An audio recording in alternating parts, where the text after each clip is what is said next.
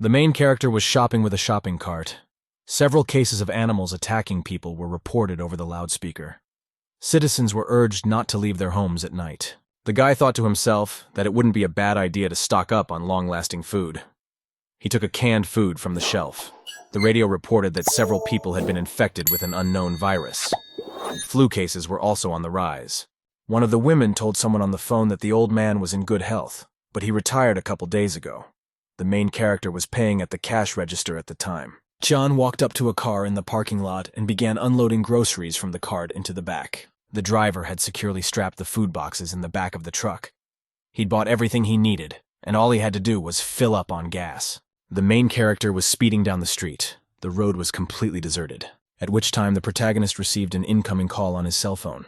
He answered it afterwards. The interviewer asked Tian-Ren if he agreed to go to work. The boy agreed, but said he did not agree to send his sister Li-Han to the orphanage. The interlocutor told the guy that he and the girl were not blood relatives. The woman said grudgingly that she would not raise someone else's child. Tian replied in an important voice that Han was his younger sister and an important member of the family. The female companion yelled at the guy that if he didn't take him seriously, they might not get married, but break up. Tian shouted angrily to the girl that he agreed not to marry her. At that time, there was the sound of a heavy impact. The car hit something on the road. The driver nearly hit his head on the steering wheel after a powerful impact. Tian was really freaked out. He didn't realize what had hit his car. The driver took a closer look. He realized he'd just hit a goat in the road. Suddenly, the wild animal came to its senses and jumped to its feet. It began to come to life. The wild goat's eyes glowed red. It looked predatory and unnatural. Tian was very unpleasantly surprised. The wild animal's head was crushed and the goat was still alive. The animated beast rose from the pavement and walked calmly away from the road. The goat leisurely approached the forest bowl and began to hide in the bushes. The protagonist was very surprised. He stared at the animal in silence. He thought to himself happily that he didn't have to call the police now, since the goat had gone. The main character drove up to the house. He stopped his truck outside the gate. Pulling, he walked over to the car and began unloading boxes of groceries from it. The boy heard a joyful shout from behind him. It was his little sister running. The girl ran full speed ahead with the dogs. She was glad her brother was back. Han was very happy. She told her brother that she could help him carry the groceries. The joyful dogs galloped nearby. The main character gave the girl a package of various goodies. She got very excited. Han ran joyfully and held the bag in her hands. She told his brother cheerfully that she had done everything he had told her to do. The girl was tired and wanted to eat the stew. Tian suggested that she taste the venison stew. The main character was carrying a large box in his arms.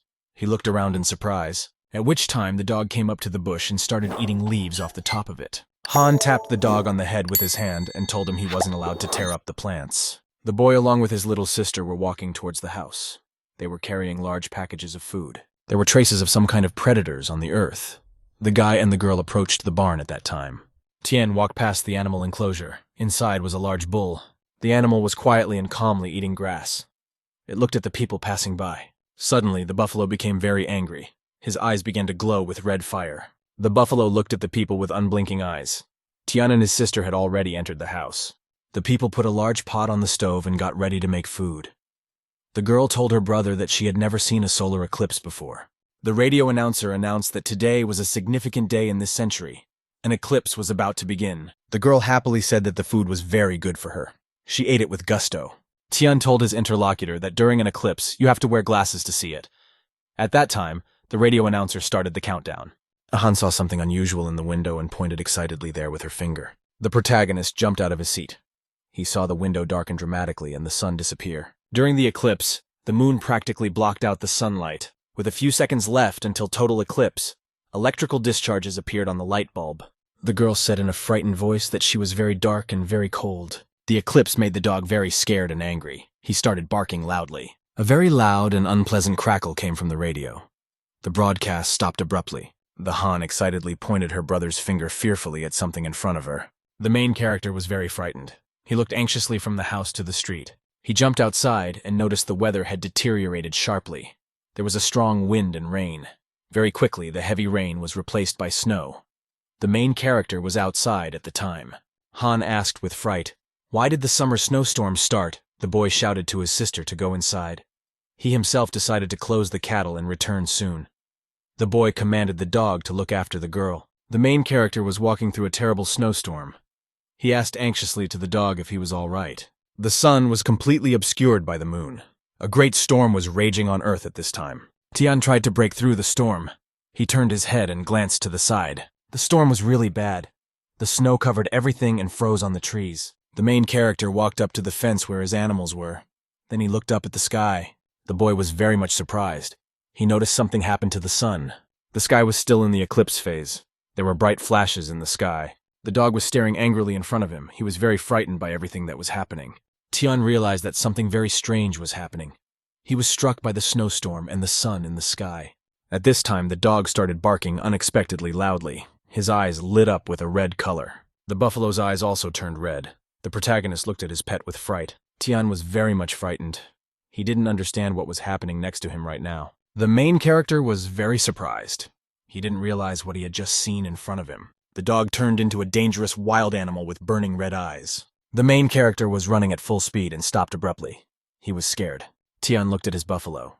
He noticed that the buffalo had become very predatory. A dog was standing nearby barking loudly. The guy ran very sharply to the side. He knew his bow had to be somewhere nearby. The main character noticed his bow lying on a stump. Everything around him was covered with snow. The guy very sharply launched the arrow and sound in the direction of the dog. The wounded predator howled. The protagonist then decided to hit a rampaging buffalo with a shot. He looked at the buffalo with great attention through the scope. The animal's eyes were burning brightly. The protagonist took a close look at the target. He prepared to attack it. The guy grabbed several arrows at once and immediately launched them at the buffalo. The arrows flew at high speed towards the angry animal. The buffalo shouted unhappily and angrily after the arrows hit him in the head. He realized that he was able to finish off the predator with a powerful bow shot. The buffalo was very angry. His eyes were glowing red. The protagonist was not happy. He realized the animal was still on its feet. The buffalo was rushing at him. Tian carefully examined his bow. He realized that everything had gone wrong for him somehow. The system informed the surprise guy that he was out of shells. There were 3 living organisms around him. Tian decided to fire another shot. He reached out his hand for the quiver, at which time the buffalo bumped the man with its horns at full speed. After a powerful blow from the buffalo, Tian flew off to the side. The protagonist looked at the horned beast with great consternation. A dog barked viciously at the side. He realized that the animal wanted to warn him about something. The dog was barking very loudly. He was staring angrily in the direction. Tian looked apprehensively at his house. He figured things must be pretty bad there. The main character was startled to realize that Hanhan was in danger. At this time, the girl stood looking at the dog with frightened eyes. The little mistress frightenedly asked the Xiaobai dog what had happened to her. The dog was very angry.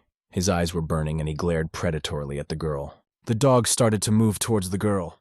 He prepared to attack her, at which time the protagonist swung around and kicked the dog with all his might. Tian realized with great excitement that his dog Xiaobai had also dangerously mutated. The main character shouted to the little sister that he would take her to the safe place. It's very dangerous outside. The girl, frightened, remembered about the dog. He explained to her that Xiaobai was very dangerous right now. The protagonist jumped outside. He wanted to take the girl to a safe house.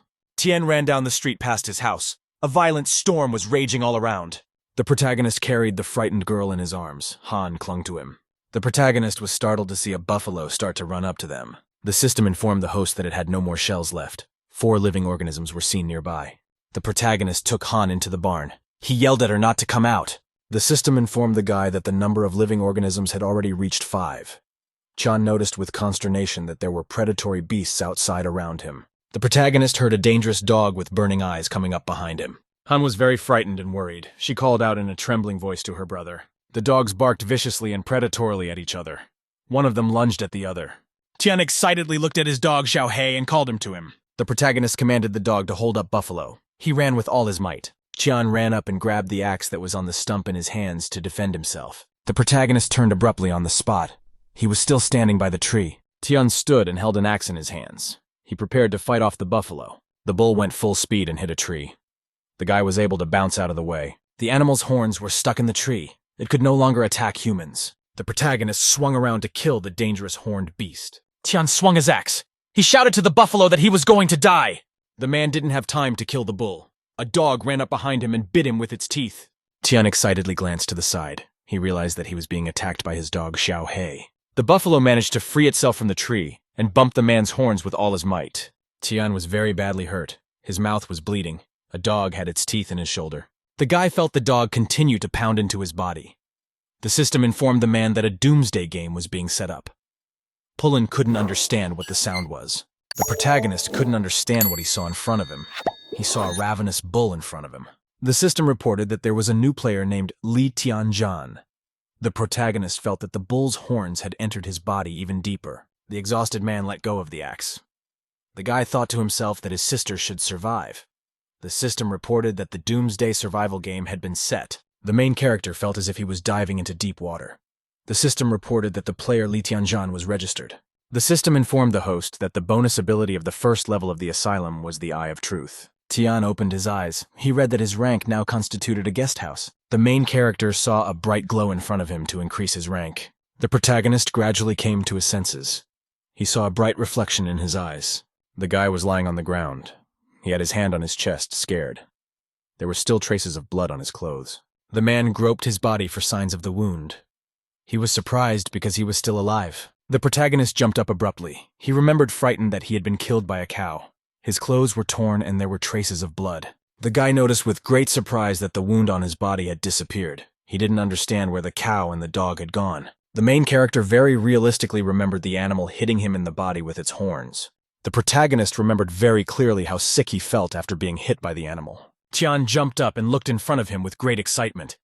He couldn't understand exactly what had happened. The guy looked away with great attention. He realized he was still outside his house. The protagonist looked up in surprise and saw the body of an animal lying next to him. Tian looked around with great excitement.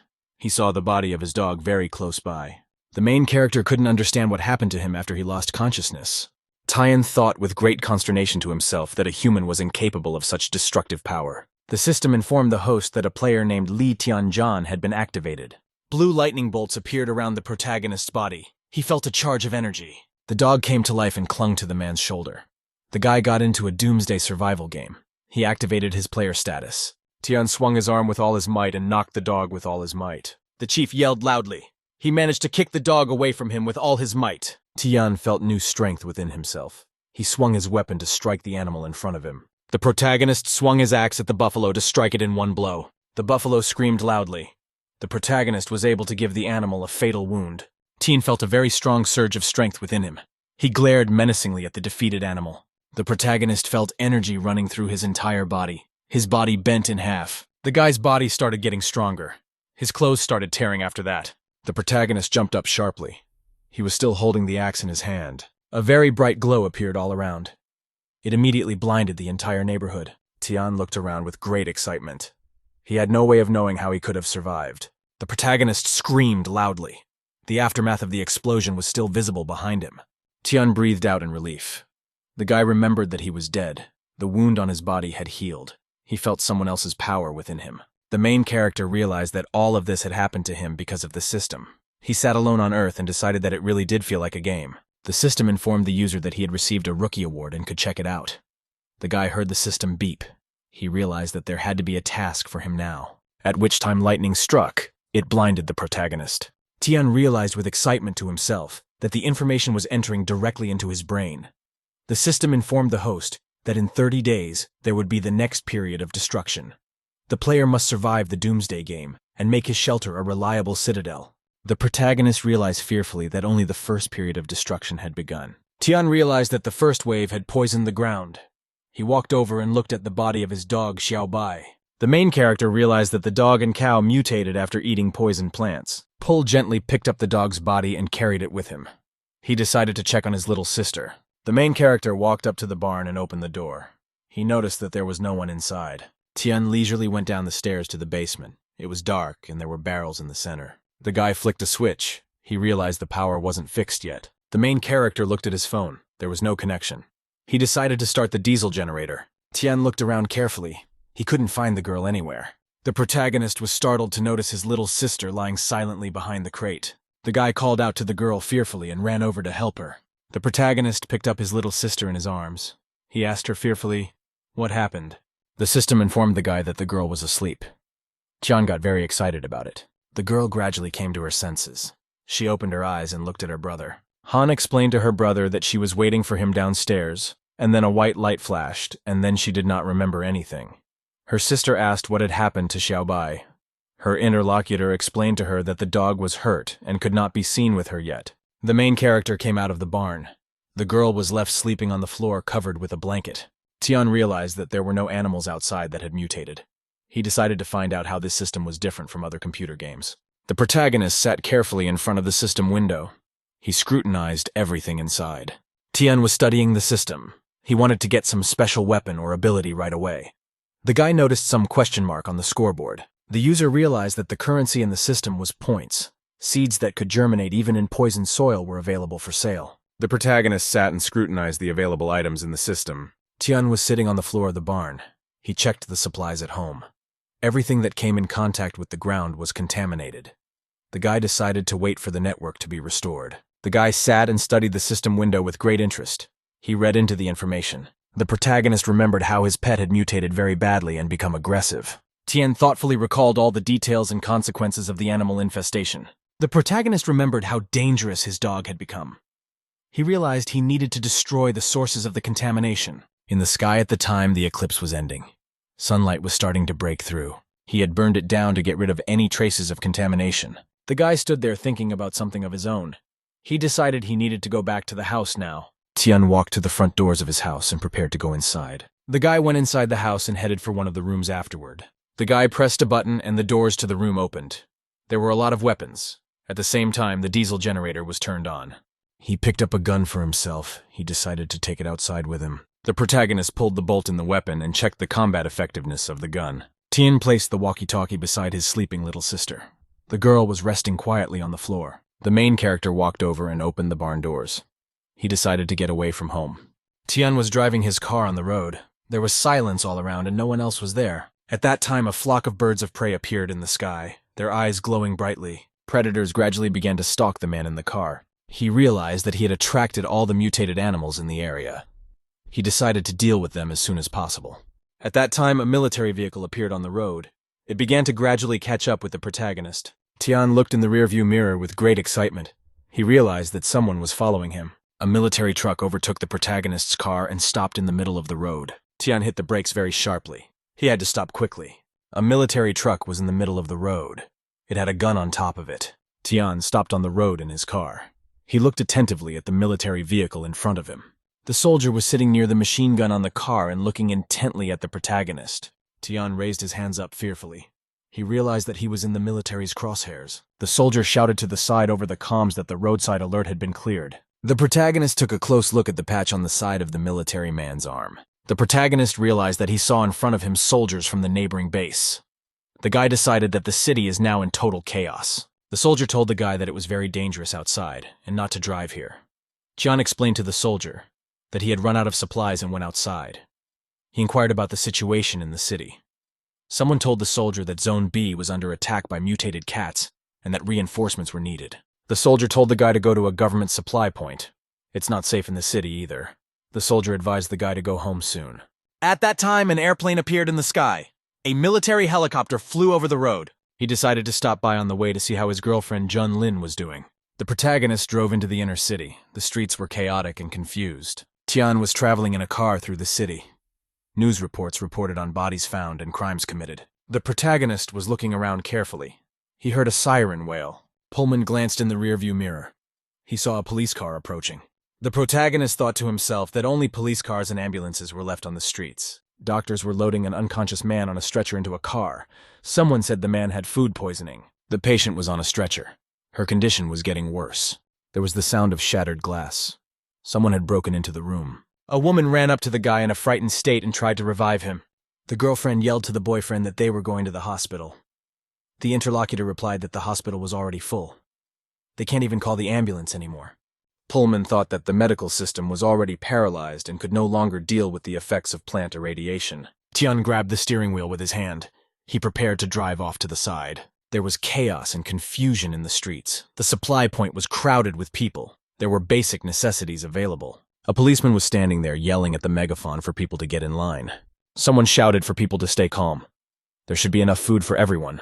There were boxes of food on the shelves. Each citizen could buy a certain amount of food for himself with an ID card. People stood in line and tried to get through. There was a woman sitting against the wall.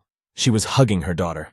The girl was screaming for food. The protagonist looked around carefully from the car, at which time someone ran up and tried to take the citizen's food from him. People crowded around the food distribution point. Conflicts arose between them. The main character pulled up to the corner of the house. He was on his way to see his girlfriend. Suddenly, a minivan pulled out in front of the guy, pulling sharply to the side and stopping to avoid hitting another car. The protagonist stopped in his pickup truck. At that time, the doors of the van opened and a stranger got out. The man was carrying a bag of some kind. He looked around with great suspicion. The stranger asked the protagonist, "Is he coming from a supply point?" The man asked with interest to the guy, "Did he manage to buy food?" The stranger showed the guy a bag of vegetables. He offered to buy them. Tian glanced anxiously at the food in front of him. He realized that it might have been contaminated. The guy studied the vegetables in the bag with great excitement. He decided not to buy them. Tian slyly told the stranger that if he ate any of his vegetables, he would buy everything from him. The man was frightened. He asked the protagonist, doesn't he believe him? The stranger kept insisting that the protagonist buy food from him. Tian shouted at the man to get out of the way. The protagonist glared very menacingly from the car at the stranger in front of him. Without thinking, the guy pulled out his gun and pointed it at the man. The startled stranger shouted to the boy that he was an obedient citizen and offered to talk. Tian explained to the man that if he shot him, no one would even say a word to him for it. The man was very frightened. He decided to run for his life. The stranger ran up to the car with his package and began to load it. The man was not happy. He did not like the fact that he had come across such a man. The stranger slammed his automobile shut and sped off down the street in it. The main character drove his pickup truck off to get to his girlfriend's house. Tian stopped near the entrance to the house. He decided to try to get inside the building. The protagonist slowly climbed the stairs. Inside the entrance, everything was smashed. Tian went to the door and knocked. He called his girlfriend Zhang Lin by name. No one answered the knock at the door. The protagonist lifted the mat and found the key there. The main character opened the door to the apartment. He called the girl's name. No one answered him. Tian looked around the room carefully. Everything around him was scattered. The guy looked over and noticed how the things near the bed were scattered. The protagonist looked closer and noticed a medicine packet lying on the table. Tian realized to himself with excitement that there was contaminated fruit or medicine lying in front of him. The protagonist examined the package and realized that it contained the antibiotic that Tianjun had used. The protagonist looked around and realized there was no trace of blood in the room. The guy realized his girlfriend didn't eat the poisoned food. He saw a picture on the wall. He remembered that the lock showed no signs of forced entry. It was all too suspicious for him. He didn't understand where his girlfriend could have gone in the midst of all this chaos. The protagonist was in his guest house. The system informed the host that all objects and living things would be digitally displayed to the host. The host could also control the shelter in real time. The main character looked at his greenhouse. So far, he had no income and only losses. The guy decided that after he got enough points, he could improve the facilities on the farm. Tian was pounding the ground with his pickaxe with all his might. He was cultivating his plot. Sis joyfully told her brother that the seeds had sprouted. Tian glanced carefully to the side. The dog approached and studied the green sprout from beneath the earth with great excitement. The girl sat up and looked at Rostock with joyful eyes. The system informed the guy that he could see tomatoes in front of him. He thought to himself joyfully that he had succeeded in planting a plant. Tian thought rather to himself that the seeds were maturing very quickly. The girl said that the seeds they had planted earlier did not grow in the end. She was already afraid that they would have nothing to eat.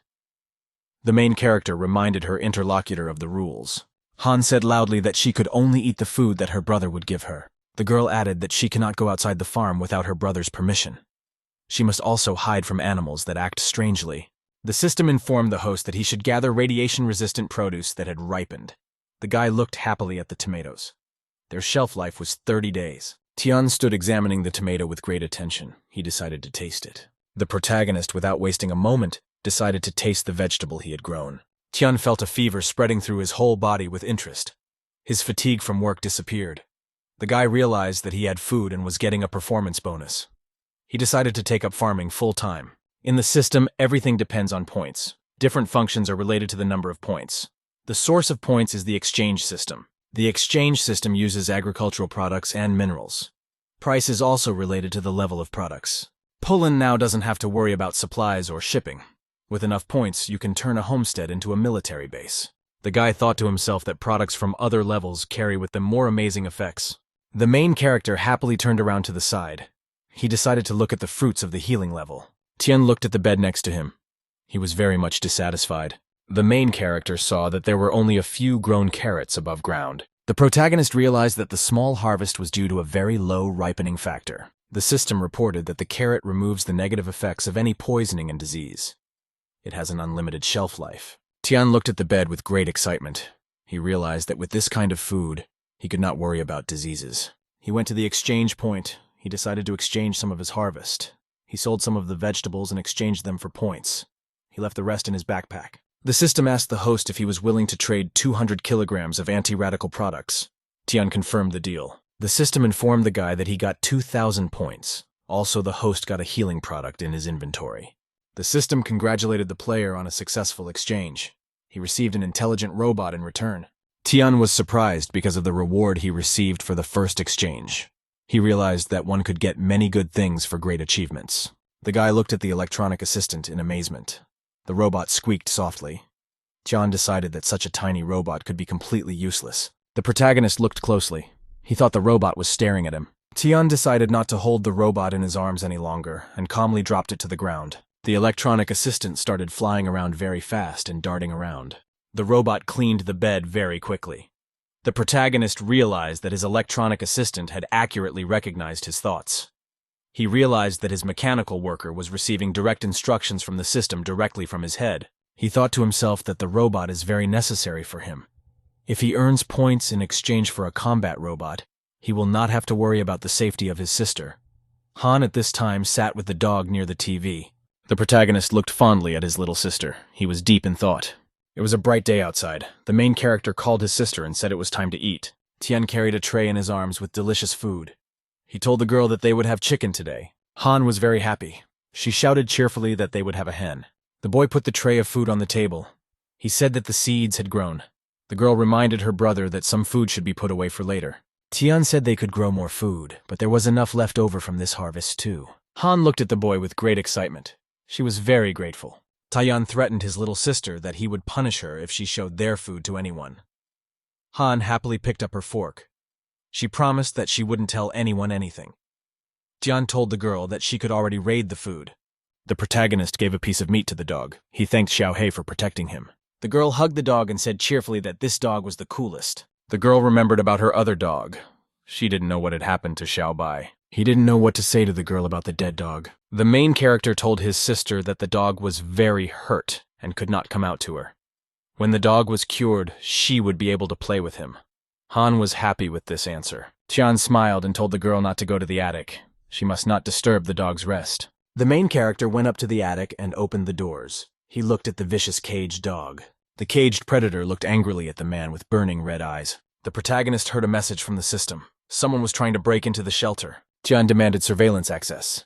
The girl, along with the dog, sat excitedly at the table. The system reported that an unarmed man of 42 years old came to the station. The boy realized that Uncle Nan came to them. The man stood outside and smoked excitedly. The boy asked Uncle Nanya what happened. The guest was very excited. He threw his cigarette on the floor and ran up to the guy. Nan turned to the protagonist and said that he wanted to ask him something. The guy replied to Man that he could talk. The man asked the protagonist if he had any extra food on the farm. He explained that his house had been burglarized and all the food taken away. Nan asked humbly and fearfully of the guy to share his food with him. The protagonist fell silent. He looked at the man for a long time, wondering what to say to him. The guy told the guest that he had no supplies. Everything he grew was contaminated. The man looked desperately at his interlocutor. Nan said that he had already gone to a lot of relatives, but none of them had extra food. The protagonist told his interlocutor that he could give him a ration, but a very small one. This would be a thank you for the nanny's care in the past. The man was very happy. He thanked the boy profusely for his help. The guy told the guest that he could share instant noodles with him. Nan thanked the benefactor. The guy wished the man good luck. The man happily grabbed the package and started walking away. The main character realized that the man in the bag had enough food for 5 days. John thought that he should learn to hide his feelings now. He no longer needed the usual vegetables from the freezer. The main character was traveling in a car with his sister. The girl asked where they were going. The guy told her that they were going to their grandfather, who used to help them. They were taking him some food. The little girl held the bag in her hands. She said that her grandfather had a boyfriend at home who often gave her candy. Tan grudgingly told her sister that she could eat no more than 1 candy a day. The main character pulled into a deserted street. He noticed with excitement that not even dogs were barking around. Tian looked around carefully from the car window. He realized that all the animals had mutated and the humans had killed all the livestock. The main character drove up to a large building. He stopped the car near a wall. The girl handed the guy a bag of snacks. The guy got ready to go inside. At this time, a loud scream came from the house. The man was yelling to his son not to scare him. The protagonist looked at the building with great excitement. He realized that something was happening there. The guy inside the house was very sick. He was vomiting blood. The man grabbed his son's arms with his hands. He asked him anxiously what had happened to him. The father continued to call out to his son in a frightened voice. A blood stain appeared on the floor. The young man continued to vomit very badly. Nan was very frightened and agitated. The main character was looking out the window with great excitement. He didn't understand what had happened to the guy. The sister asked her brother, "Did the young man spit out a lot of blood and is dying?" Tan replied to the girl that the young man is doing fine. The protagonist realized that Uncle Nan's son had symptoms like after ingesting irradiated vegetables. Tien couldn't understand if the man's food had run out so quickly. Tien hesitated and realized that he saw an excellent test subject in front of him. We could see if the young man would survive. The father helped his son to lie down. He said in a frightened voice that there was no room at the hospital. Nan was very frightened and confused. He had absolutely no idea what to do. The guy was lying on the bed. He felt really bad. The whites of his eyes were red. Someone threw a huge rock into the room. There was the sound of shattering glass. The stone fell to the floor. The man then looked carefully out the window. Nan stood near the broken window. He didn't understand who it was that had thrown the stone to them. A man demanded of a stranger on the street that he hurry up and go to him. The son was frightened and wanted to say something to his father. The boy told his father to look closely at the stone. The man replied that he would look at it now. Nan unwrapped the bundle and noticed that there were a lot of vegetables inside. The man inside the house shouted joyfully that they had gotten food. Jian held his little sister in his arms and stood outside. The man examined the food inside the bag with great admiration. He noticed a note inside. The carrot was wrapped in a piece of paper. The message said for the man to give his son the carrot to save him from death. Nan was disappointed. He knew the guy couldn't be cured in the hospital and someone was offering carrots for treatment. The boy told father in a haggard voice that even with fresh vegetables there was no difference. Nan tearfully told his son that he was a useless father to him. My father covered his face with his hands. He was crying and feeling very upset. The son called out to his father. The man looked at the lying boy with tears in his eyes. The son grabbed his father's hand with his own and said he wanted to try it. The boy explained that if he just lay there he would die. He wanted to live. Nan looked sadly in front of him. The man cried and said that the boy would not be cured in the hospital anyway. He did not want to watch his son die in his arms. Nan cut off a piece of carrot and wanted to give it to his son. He shouted to the boy to bite the vegetable. The guy started chewing the healing carrots and gradually swallowing them. A man noticed his son changed a lot after consuming vegetables. Nan was frightened. He called out to his son in an excited and frightened voice. The guy started vomiting blood on the floor. The man was screaming for him. The young man continued to vomit very badly. Gradually, he felt lighter. Nan was very happy. He calmed down and looked at his son cheerfully. The protagonist stood outside the house. He listened joyfully to his father's shouts of joy. In the evening, sparks began to appear near the street lamp. Street lamp turned on and brightly illuminated the dark space below. The protagonist decided to himself that the power had been restored, so there must be a phone signal nearby. The guy decided to call his girlfriend Zhang Lin. He picked up the machine and started the call. The protagonist listened as the phone buzzed with the sounds of a call. There was no answer from the caller, at which time the phone rang in the girl's pocket. She was lying in the car at the time. The stranger in the passenger seat wasn't happy. He didn't realize whose phone was ringing. The guy grabbed the device in his hands. He yelled that there was a connection. The driver told his accomplice to turn the phone off. The perpetrator asked the driver how much food they would get for the girl after delivering her. The driver cheerfully replied that they would have enough food for several months. The van was speeding down the street. The bandit told his accomplice to keep quiet and do his job. The main character was racing in his car with his little sister. The girl shouted to him that he was very good. The girl said that Xiaotian's boyfriend spit out a lot of blood, but after he ate a carrot, he recovered immediately. Hun recalled with admiration that the young man first was gray and then turned blue. The girl was sitting on the chair and waving her arms happily. The guy thought that the sister really likes cartoons and was behaving like a fairy tale character. At that time, something appeared in the evening sky and flew over the car. The girl was very frightened. The main character looked excitedly in front of him. Tian couldn't understand why the hard impact had hit him on the roof of the car. A huge paw of a ravenous mutant descended on the roof of the car. Tian looked out the windshield fearfully. He saw the burning eyes of the monster. The mutant descended to the windshield and glared angrily at the humans with burning eyes. The main character looked anxiously at the mutant on the roof of the car. He shouted to the girl to hold on tight. A car on the highway was thrown sideways. The car crashed into a guardrail. The monster screamed angrily. It glared at the humans with burning eyes. The protagonist shouted to the girl to get down. He grabbed the gun himself. The guy started shooting at the roof of the car to drive the monster away. The mutant bounced on the hood of the car after the shots. The car kept going. The protagonist frantically gripped the steering wheel. He stared fearfully in front of him. The monster was barely held from the front on the hood of the car. Chan continued to rush at top speed. The girl clutched her hands to her head in fright. The protagonist stretched out his hand in front of her to protect her. A car with a monster on the hood smashed into a tree. The guy pulled out a gun and held it in front of him. He looked at the mutant intently. The protagonist shot the mutant with a gun. The monster's body was pierced through. Tien walked over to the hood of the car. He looked at the body of the slain animal with great attention. The protagonist looked closely and noticed that there was a number written on the body of the dead mutant. He couldn't understand where a mutant with a number could have come from. There were no kennels or zoos nearby. The main character remembered a packet of medication he found at his girlfriend's house. Tian remembered clearly that there was a pharmaceutical company building nearby in the city. The building of the Tanjun Pharmaceutical Company was visible in the city. The building was tall and dark. Bright lightning flashed around it. The main character came home to his house. There was a very bad thunderstorm outside. Tian told Sis to watch cartoons. He added that he still had his own things to do. The guy went up to the attic to check on his infected dog. Tian knelt down in front of the cage with the animal. The dog looked at him with burning eyes. The dog glared viciously at the man with red eyes through the bars. Pulling gloves on his hands, he decided to try to heal the dog. The main character decided to use a healing carrot for his pet. He put the vegetable in the dog's mouth. The main character covered the dog's mouth with his hands to help the beast swallow the carrot. Tian looked at his pet excitedly. He wanted the dog to recover. The animal's eyes burned with a bright light. The dog looked at the man with a demonic gaze. The dog growled very menacingly and prepared to lunge at the man. There was a very strong storm raging outside. Lightning strikes lit up the neighborhood. A girl was sitting by the TV. She felt sad and bored. Han thought the thunder was very strong. She was getting scared. Sis didn't know why her brother hadn't come back yet. The girl ran outside. She decided to find her brother in the yard. Han went up to the barn. She noticed that her brother was sitting there with his back to her. The girl approached the guy from behind and very slyly decided to scare him. The girl screamed very loudly. The main character was frightened by her appearance. The protagonist turned around fearfully and noticed Han behind him. Sis giggled softly. The sister told her older brother that he was scared. She wanted to say something else to him. Han was very frightened. She saw the body of her dog in front of her. The dog's body was lying on the ground. There were bloodstains all around. The girl felt very ill. The protagonist rushed to her frightened. Tian excitedly held the girl in his arms. He shouted for her to come to her senses.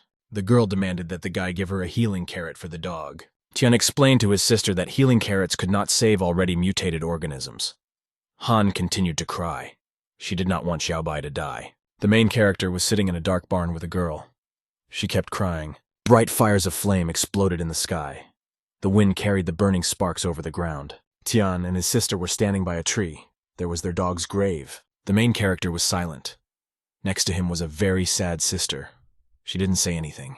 Tian took his little companion by the hands. They prepared to leave. The guy looked at the dog's grave.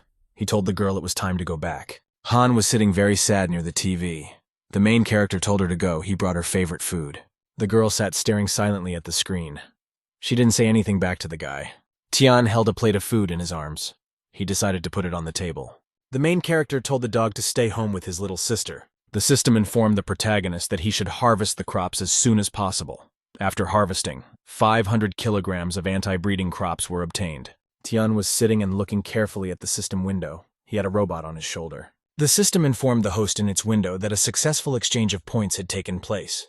The protagonist took a close look at his dilapidated greenhouse. The guy glanced over and saw that inside an ordinary greenhouse on a garden plot, vegetables were ripening. The system told the guy that he needed to create a new defense system as soon as possible. Tian thought to himself that he needed to increase the security level of the farm. For now, he couldn't earn many points from the crops he was currently growing. The system informed the guy that the fence reinforcement had been increased to level 2. A live wire appeared around the protagonist's property. With the help of points, the protagonist bought a mobile radar for protection. Tian thought to himself that he needed to get a job protector for his sister. The protagonist looked out the system window with great excitement and interest. The guy saw the dog was worth 3,500 points. He didn't have enough points. The guy thought about it. He realized that if he sold food from the warehouse, he should have enough points. Pulling himself through the system window to order a protection dog for his sister. The main character got a level 1 combat hummingbird for himself. He also bought a level 2 combat dog. Tian ordered the hummingbird to knock down falling leaves on a tree nearby. A bird flew past the tree at great speed and knocked down a falling leaf. The protagonist looked at the tree with satisfaction. He realized that the bird was very accurate. A metal hummingbird could patrol from the air and take sniper shots. The protagonist ordered his dog to blow up a rock on the property. The dog opened his mouth and devoted a bright flame from his special flashlight to the stone. Thanks to the bright beam from the dog, the stone shattered into tiny shards. Tian looked happily in front of him. He was now completely calm for his little sister. The girl was sitting at home sadly by the TV. Her brother came in and called out to her. Han was very sad. She was still thinking about her dead dog. A robot dog came up behind the girl. He looked at her. The main character told the surprised girl that the new dog would protect her. Tian suggested for the girl that they could name the new dog after Xiaobai. The girl tearfully hugged the robotic dog and agreed to name it. Inside the corporate building, a subordinate told his supervisor that out-of-control samples had been eliminated. The worker reported that the number 7 specimen had increased its performance. It could now crush a plate with a thickness of 5 millimeters. The supervisor asked the subordinate what about the other question. The employee said that Vice President Zhen was very unhappy. She didn't like that the company donated medical equipment. A subordinate told the boss that if the boss reported to head office, they would be in trouble. The president of Liangtianyu Corporation sat down in his chair and looked at his subordinate with a smile. The president said that Zhen is just a silly girl with few connections. Also, all information is kept secret. The employee wanted to tell the boss about the head office. The president said Chen Nan should definitely follow up with Zhen. The vice president must not spoil his plans. Subordinate. At the boss's direction, he left. The man turned around in his chair and looked away. Liang thought to himself very cheerfully that a great fortune must be awaiting him. A woman was running down the company hallway. She wanted to find Liang. A subordinate shouted to the supervisor that Liang was now out of place. Zhen ran up to the president's office and opened it sharply with her hand. She was very displeased. Zhen shouted to man that the medical system of the entire South City was paralyzed. They must now cooperate with the hospitals and donate equipment. A man told a woman she had no right to just barge in here. Liang explained to the woman that he was making the best of every situation. He added that modern medicine could do nothing in such circumstances. The president rose to his feet and approached the woman. He explained that they could get a big reward if they offered a way to solve the problem. General asked the president if he has made any progress on his research. Woman said that even the federal government Yang Huang could not provide information on an effective cure. She decided to walk around the laboratory. Liang explained to the interviewer that if she cooperated more with them and provided workers, progress would go faster. The woman told the man that she would go into the laboratory and check everything out. She could only start cooperating after she had checked how the work was going. The president promised the woman that he would send someone to bring her up to speed. The employee told the supervisor that the entrance to the secret lab should not be in the office. Zhen asked the staff member if he recruited the experimenters that were caught. The employee replied to the supervisor that they were able to get a pass. Zhen was very happy. The guy held out an access card to his boss. She took it in her hand. Zhen decided to herself that the lab must be in this location. A woman was walking with a subordinate in the laboratory. A scientist named 2ZE decided to tell her details about the study. Zhen demanded that the employee inform her about the progress of the test subjects. The scientist led the woman to the capsule where the mutant sat inside. He explained that this beast was labeled number 7. He was the only one of the test subjects who had not gone insane. The mutant's strength had increased tenfold. He was still unstable and a little aggressive. At that time, one of the workers ran up to the manager and shouted that there was trouble. The subordinate whispered something frighteningly in the ear of the boss. The latter listened excitedly to the employee. Zhen listened intently. The scientists beside her were talking about some unforeseen event. Tu told the woman that there was an emergency, so he would now be replaced by a colleague. Zhen explained to her interlocutor that she would look around for a while and then leave. The woman told the scientist that the area was under video surveillance and there was nothing to worry about. The workers replied to the woman that they would continuously monitor her safety. Zhen was left alone near the large glass capsule. The woman pressed her finger on the small earpiece in her ear. She needed to contact a coworker. The vice president told a subordinate it was time to start. The guy started on the computer. The guy was able to shut down the lab's surveillance system very quickly through his laptop. The subordinate told the supervisor he'd done everything. The woman asked him to find a hidden entrance. The guy informed the woman that the entrance was on the northeast side. Zhen went to the wall and pressed a small panel. The subordinate informed her that she had 30 minutes to spare. A small remote appeared in front of the woman. She prepared to move on. Zhen saw a large door open in front of her. Behind it was another laboratory. The woman looked excitedly in front of her. She was very amazed. Inside the lab were capsules containing human bodies. The woman told the guy on the comms that things were much worse than she thought. The subordinate asked her, "Do you need support at headquarters?" The woman stopped. She told the guy to wait. Jen noticed something interesting. The vice president stopped. She looked away with an attentive gaze. Jen saw that inside the glass capsule was a half-mutated woman. The vice president carefully read the plaque at the bottom of the pod with the subject. The system informed the host that his anti-radical corn was ripe. The guy asked his little sister to help him. The sooner they finish, the sooner they go out to eat. Pulled a cob of corn out to the guy. She said she wanted it roasted. The main character smilingly told the girl that she was getting hungry very quickly. Han replied grudgingly to the boy that she had no energy to pick corn. Tien asked his sister to bring him some dry firewood. He wanted to cook her some buttered corn. The girl was very happy. Han was sitting by the fire. She told the guy that she could eat a lot and become a fat pig. The main character explained that such special plants improve their fitness. The guy looked at the corn on the fire. He told the girl that when the body grows, it needs more and more nutrients. Han will grow, but it won't get fat even if it eats more. The system informed the protagonist of the detailed indicators of the girl. The guy thought to himself that for a couple of days, his along with his sister's characteristics have increased noticeably. The guy happily imagined that the girl would get as big as a bodybuilder with a big meal. Tian happily thought to himself that he was making up a lot of unnecessary things. Han told her brother that the corn was very tasty. Tan replied to the girl that he would fry her more corn with spices. The system informed the protagonist that a visitor had arrived. Tian was consuming corn and could not understand who was visiting him. The protagonist saw Xiao Tian standing in front of the gate of his mansion. Tian realized with surprise that the guy near the gate had brought the food he had given to Nan before. The protagonist approached the gate. He asked his guest what was wrong. A guy near the gate greeted the protagonist. He was holding a sack in his hands. The guest said that Tan had brought them home noodles a couple of days ago. Now Nan asked his son to bring the groceries to the protagonist as a thank you. The protagonist stood pensively near the gate. He thought to himself that he was being helped by his acquaintances. Tian inquired of his interlocutor where on earth did he get so much food from. The guy said that they found a bag of food in the yard of their house. He thought that it was one of the relatives who wanted to help them in this way. The guest told the protagonist that he wanted to ask him for a favor. The guy said that a new supply station had opened up in the suburbs and had a lot of supplies. He wanted to borrow a car to go and buy some supplies. The protagonist told his guest he could borrow his car. The guy said he never passed to get his driver's license. The supply point is far away. Tian asked the guest, "Does he need a car and driver?" The guy waved his hands cheerfully and said that the journey is not a long one. The guest shouted to his host that he wouldn't keep him long.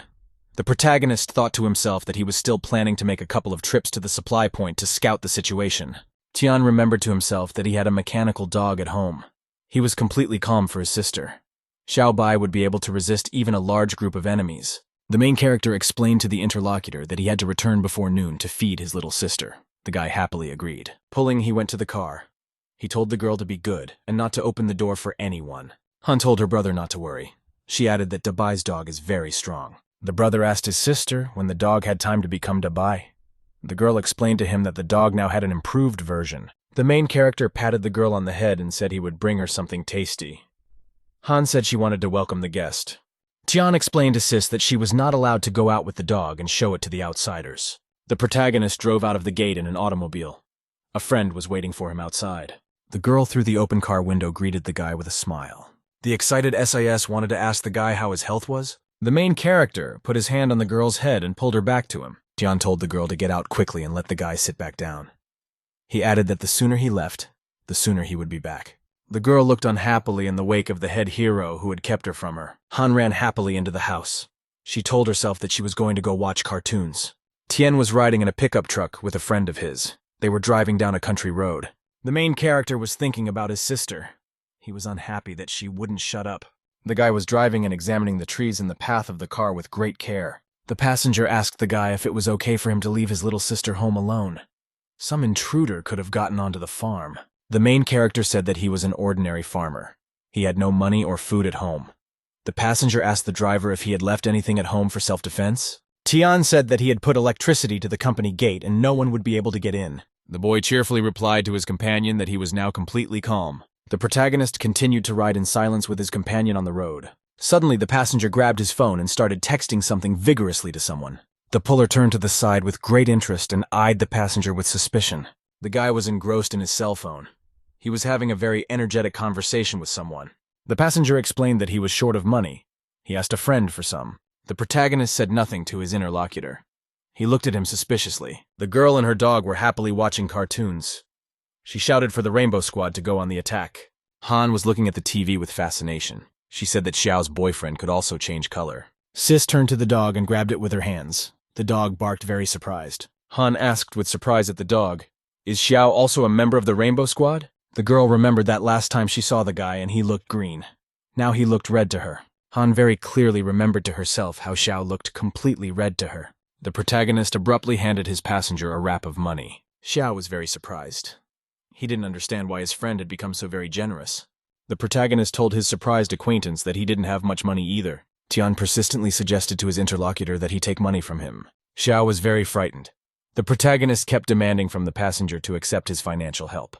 The protagonist told the passenger to keep his eyes on the road. Xiao was holding a package of money in his hands. Xiao promised the protagonist in a broken voice that he would definitely repay him for his help. The protagonist was traveling in an automobile accompanied by his companion. The system told the driver that he had to turn right in 400 meters. The system reported that there were 200 meters to the fork. Xiao became very excited. Xiao grabbed the steering wheel with his hand.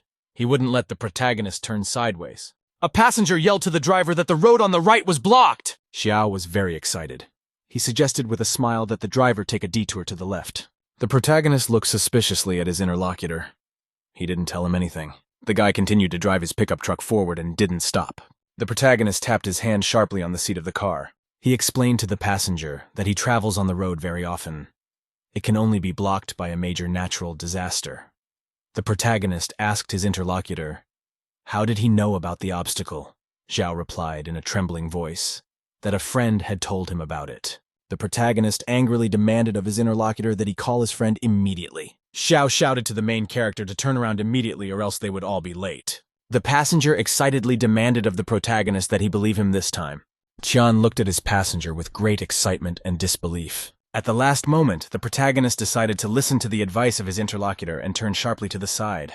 The car, along with the protagonist and Xiao, abruptly turned around and drove sideways on the road. The man was watching the car's movements through a device. He was very unhappy. The watcher got angry. He slammed his hand down on the monitor with all his might. The man was very displeased. He pounded his fist on the monitor and shouted that he knew something was going to happen. The boss told his subordinates that the guy dared them to cheat. Monday asked the Nani what will they do now. The boss grabbed his earpiece with his hand and said that he was very well prepared for this. The boss commanded his subordinates that they should catch up with the target and stop. Their president Liang said the passengers were needed alive. The commander commanded the fighters to block the guy from the front and back with the second group. The main character was speeding down the road at full speed. He angrily demanded the guy to explain everything to him. Xiao was very scared. He pleaded and asked the guy to forgive him for his betrayal. The passenger said he had no choice. The attackers grabbed his father. The protagonist asked the passenger what the intruders wanted. The guy said that the people from Tanjin were behind everything. They found out that the protagonist had a cure for the infection. They wanted to lure Tanj out of the farm and kidnap the girl for blackmail in his absence. The main character was angry. He didn't realize that his sister was very young and only 6 years old. Pullman was angry that someone decided to kidnap a 6-year-old child. The passenger shouted fearfully for the protagonist that his father had been kidnapped and he had no choice. Tian looked fearfully in front of him, at which time an unfamiliar white SUV pulled up behind the protagonist's car. Xiao was very scared. He shouted that the criminals had caught up with them. The main character shouted to the passenger to shut up. The protagonist was very excited. He realized that was why Xiao came to his house. Tian realized that the guy had come to him before to find out all the information. Xiao came to the protagonist to ferret out the situation at the farm for the criminals. A girl was sitting with her dog in her house. She noticed that the dog was agitated. Tian realized that his passenger took out his phone while driving to give the intruders information. At that time, a group of armed criminals drove up to the protagonist's farm. Xiao tearfully justified himself to the protagonist. He shouted that he no longer had a way back, and they were already being overtaken by criminals. The protagonist gripped the steering wheel with all his might. He clicked the passenger that he would deal with him later. Tian thought angrily to himself that the intruders could blame themselves now. They wouldn't get out of the farm alive. The father was sitting next to his son. The man shouted to the boy that he had finally come to his senses. Nan told his interlocutor that he had eaten something incomprehensible. Xiao replied that he was hungry and had found an apple in the cellar. It did not look infected. The boy said that he had only eaten porridge for a couple of days, and so he decided to take a risk. Otherwise, he would have starved to death anyway. The father shouted happily to the boy that he had borrowed some food. The man told his son that other products had been planted on them as well. They received a magical cure for healing. The father decided that the boy's recovery was a divine blessing. The gods decided to save him. Nan excitedly told him that there were many dead bodies of people on the street. They died because they ate infected things. Xiao survived. His father added that they should go and worship the ancestors. Nan said joyfully to his son that they should give thanks to the gods properly. The boy looked at the bag of food. He realized that some stranger had left the food. The father asked his son if he was hungry. The father told his son that he would make him something to eat. Xiao thought to himself that their family was doomed to starvation and could only provide themselves with basic things to survive. He realized that this was an injustice. The boy jumped to his feet. He had an important thought in his head. The boy ran outside and shouted that he would be back soon. The father told his son that he should still recover and rest. The protagonist reached his acquaintance's house in the evening. He knocked insistently on the door. The door opened, and the owner looked at the guest with surprise. Xiao called his friend by the name of Miao. Miao asked his guest in surprise what had happened to him. Xiao told his friend that his house had been robbed and he wanted to see the security footage. The guy pointed to a camera on the roof of the house. It was a 360-degree view. Xiao sat watching the video on the camera with great attention. He wanted to catch the intruder. Miao told his friend to hurry up. He was about to go to bed. Xiao worked at the computer with great attention. He realized that the camera was only recording the area of the entrance to their alley. The guy sat by the computer with great attention. He really wanted to find the stranger. Xiao saw a familiar pickup truck on the video. He knew who the car belonged to. The boy returned home. His father asked him where he had gone. Xiao told the man that he knew who had saved him. Xiao said that he watched the security camera footage. He noticed the main character's car arriving. The man rejoiced. He said that Tian turned out to be a good person. He shared food with them and saved Xiao's life. The boy was silent. He looked at his father for a very long time and said nothing to him. My son told me that the Tanjin Company is now looking for a good medicine for a good reward. The man got angry. He asked the boy sternly what he was up to. Xiao answered his interlocutor that he wanted to make their life in this world easier. Xiao explains to his father that they won't have enough food for long. They can't ask the protagonist for more. The father smacked the kid in the face. He yelled that he had raised a worthless son. The father threatened the kid that if he went to the company, he'd break his legs. Xiao explained to Man that if they wanted to survive, they had to rely only on themselves. The protagonist was in his pickup truck trying to evade the pursuit. He realized that the pursuers were getting close. The protagonist increased the speed of the car. He realized he couldn't outrun his pursuers. Chan noticed two SUVs on the highway in front of him. He realized that things were bad. The protagonist braked sharply in his car to slow down a bit. The pickup truck with the guy stopped near the obstacle. Tian got ready to get out. Another SUV pulled up behind the protagonist's car. Tian opened the door and got out of the car. He grabbed his passenger by the neck. The protagonist stood and listened as he was approached by one of the intruders. Chen Nan said that he worked at Tanjun Company. He only wanted to talk to the protagonist. Chen told his interlocutor that he had a cure for extracting the infected. They wanted to offer him a partnership. John gives the company the cure, and they contribute and share the profits. The protagonist looked at his interlocutor with interest and said, what would happen if he refused? Chen told the protagonist he had a choice. He could start cooperating with them and make money. The intruder got a knife. He threatened the guy that they'd make him talk. Tian said that he found the medicine by accident and used it on Xiao. The protagonist apologized to the bandits for wasting so much time. Chen, with a phone in his hand, told the evil protagonist that he didn't understand something. The leader called his subordinates outside the farmhouse. He told them to break in and feed the girl the contaminated fruit. Chen told the protagonist that they had sent real experts to the farm, and there was no way the electricity would protect the farm. The ringleader glared angrily at the protagonist and demanded that he cooperate with him. The intruders saw a blue glow appear next to the protagonist. Tian told the vicious attackers that he hated being threatened by anyone. Chen couldn't understand how some sodbuster could have such an intimidating look. The protagonist told the evil ringleader that he should be glad he didn't go to the farm himself. Chen will be able to live a little longer here. Chen said with a smile for the protagonist that if he cooperated with them, the girl could survive. The protagonist stood the hostage by the neck. He looked at his attackers in silence. The ringleader held the knife in front of him. He told the guy he didn't want to talk to him.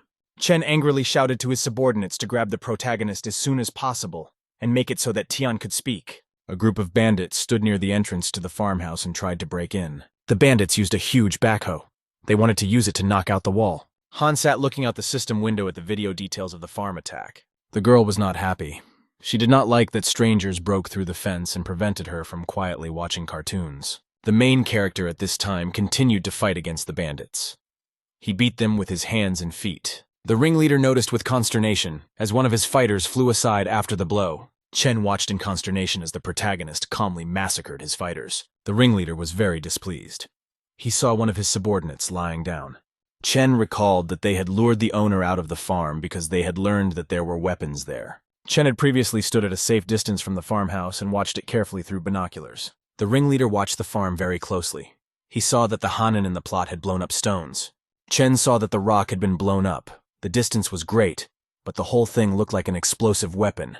The leader ordered the fighters to lure the guy out of the farm and grab his sister. Tian beat the bandits with powerful blows. He didn't expect the effects of the anti-radical plants to be so strong. The protagonist remembered that he had been eating special plants for the past few days. The main character's stats have increased. Strength and speed have increased. The protagonist realized he had a stronger skeleton. His reaction speed also increased. Tian thought to himself that in ancient times, a warrior could take the path of the sword or the path of the fist. The protagonist quickly and cleverly dodged the gang leader's attack. Tian thought very happily and cheerfully to himself that he had gotten himself into the path of eating. The protagonist bounced the bandits back. He said he had to increase the distance. He drew his gun and pointed it at the intruders. He prepared to shoot. The ringleader realized they underestimated the guy. They thought he'd only have a hunting rifle. Chen told the protagonist not to anger the one above him. He warned of the dangerous consequences. The protagonist looked at the bandit calmly and said he agreed with him. Chen shot the attackers. He told the ringleader he might still need him. The main character yelled that the rest of the bandits could be gotten rid of. He kept shooting. Chen was very scared. He looked at the guy very worriedly. The protagonist was hitting the bandits. After the shots were fired, they fell to the ground. Chen ran away. He decided to hide in the woods before Tian used up all his ammunition. The protagonist fired his gun at the ringleader. Chen managed to hide behind a barrier. The bandit was sitting fearfully behind a rock. He could hear the bullets hitting the rock. Chen suddenly heard silence fall around him. He figured the guy was out of ammunition. The ringleader thought the guy was unprepared for the constant interference in the forest. Chan was studying the system window at this time. The protagonist decided to pick up his inventory in the system for further battle. Pull inside the system window opened his backpack. He scrutinized everything. The protagonist pulled another gun out of the system. Chen looked away fearfully. The ringleader was surprised to ask the protagonist where even he got another gun from. The protagonist hit Chen with his gun. While outside the firm, the fighting hummingbird was hitting the attacking bandits. Under the orders of the junior mistress, Colibri destroyed the last intruder. Han was scared. She realized that if her brother saw dead bodies around, he would think she was a cruel child. The girl realized she couldn't let the main character see it. Han decided to clean up as soon as possible. There was a pile of bodies lying at the entrance near the farm. Chen told the guy in a frightened voice that he shouldn't have threatened him and it was his own fault. The ringleader asked the protagonist not to torture him. He promised to tell you everything. Chen was sitting on a rock. He said in a haggard voice to the protagonist that he would tell him everything. Tian looked angrily at the bandit. He told him menacingly that he could make his death quick. The protagonist threatened to beat him up and then cure him and go on like that. Chen asked the criminal who his boss was. Chen told him that he worked for the president of a Tianjun company named Liang Tianyu. The protagonist angrily said that Liang is raising the prices of medicines. He asked the bandit, who else is involved besides the president of the company? Chen said that the project is fully managed by the president. No one knows about the attacking criminals except for high-ranking officials. After that, the ringleader reported the disagreement between Liang and the vice president at the head office. Tian realized that Tianrong Company in Nanchen City was only a subsidiary. The protagonist tapped the bandit's face and asked, "Did Liang report the project to the head office?" Chen said in a sad voice, "The vice president has support in the head office. Liang doesn't tell anyone about the project. If the information leaks out, Vice President Zhen will spoil his plans." The protagonist glared angrily at the ringleader. He had another request to make. Tian very sternly demanded Wu Bandit to take him to Liang Tian. The president was sitting in his office. The phone rang on his desk. He prepared to answer it. Liang asked his subordinate if he had completed the assignment. Chen informed his boss that Oni had captured the target. Also, the subordinate told him that the guy would only cooperate after meeting with the president. The president was not happy. He realized that he would have to do everything himself. Chen told the boss that the guy was very stubborn. They lost several people before capturing him. Liang ordered a subordinate to bring the prisoner to the warehouse. The angry president tossed the phone aside. He didn't like the fact that his subordinate had dropped the connection. Liang headed for the exit. He decided that as soon as he got to the head office, he would immediately replace Chen. The main character held the phone near the boss's head. Chen finished talking. Xiao thanked the protagonist. Tian replied to the guy that he was only picking up Uncle Nan on the way. The protagonist in his car sped down the highway. They all drove towards him. Xiao came to the meeting at the abandoned warehouse. He was carrying a bound bandit. Liang sat watching the guests in the warehouse with interest. Next to him was the bound Nan. The president grudgingly and with interest asked the guest, "Where are the Chen and the protagonist?" Xiao was holding a prisoner. He said that Tian had fainted and they had left him in the car. Nan had a stomachache, so he sent him to meet him. The president looked closely at the bound prisoner. The fighter was very battered. The president demanded of the boy that he turn himself in. He explained that he would let his father go after he told him everything. Nan shouted silently to his son not to say anything. He wanted the boy to realize that Liang would never let them out of here. The president angrily tapped the old man on the head. He yelled at the man to stop mooing. The president threw Nani hard to the ground and started beating him with his feet. Xiao looked angrily at the bandit. He was angry because Liang was beating his father. The president sternly demanded of the lad that he bring the prisoner to him. The main character jumped down from above. He kicked one of the attackers in the head. Tian jumped down from the ceiling and started kicking the bandits. He took them by surprise. The bandits were very scared. Nan looked silently at the protagonist. He was waiting for help from him, pulling the president to the floor and pointing a gun at him. He said it was uncomfortable to climb the wall. The bandits got scared. One of them called out to the boss. The protagonist shouted to the fighters to stay back. Liang turned around and angrily asked, "Where did his subordinate Chen go?" The protagonist told the president that his subordinate was just around the corner. Liang lay there and looked at the boy. He couldn't understand what he was talking about. The protagonist pointed to the bound prisoner and told the president that he was his subordinate. He threatened the boy that the old man would die if he dared to touch him. He pointed the gun at the ringleader. He said it would be better to kill him than a worthless man. One of the fighters rushed at full speed to the boss and wanted to help him. Another of the bandits was also very worried about his boss. Liang was in the crosshairs. The president ordered his subordinates to kill the hostage. The protagonist pointed a gun at the president and prepared to shoot. Tian pointed his weapon sharply to the side and fired it at the bandits. Xiao rushed joyfully to his father. Tian stood with a gun in his hand. He put his foot on the president's back. The protagonist fired his gun and killed the president. Liang fell to the ground. Lian's bloody body was lying on the ground. Father and son decided to thank the protagonist. Nan, along with the boy, bowed to the mountain hero and asked for his forgiveness. They thanked him as well. They also thanked him. Tian told the man that he didn't have to apologize to them. It wasn't his fault. Nan said in a frightened voice that he couldn't stop his son, and it was his fault. The protagonist replied to the guy that he wasn't worthy of forgiveness. Chen explained to Xiao that he would not touch him just because there was no need to. The protagonist told his companions that they should know for themselves what they would do next. Nan asked the protagonist with consternation, "What will they do with the bodies of the bandits?" Tian said he would go and open his car. Nan asked the guy fearfully, what was he going to do? The protagonist calmly replied to the interlocutor that he was going to dispose of the corpses. Nan and his son gathered groups of bandits and put them on the same pile. Xiao asked his father, "Does the protagonist really want to burn the corpses?" The man told the boy that they were in the middle of nowhere, and no one would just solve the case. The man was pulling his head. He wanted to pull Chen to the common pile, at which time the leader suddenly came to life, a shard of glass in his hand. Chen swung around and tapped the man's leg with all his might with the glass. The shard stabbed into the man's leg. Chen shouted in a disgruntled voice that Nan had dodged after all. The son was very frightened. He fearfully called out to his father. The boy decided to help the man.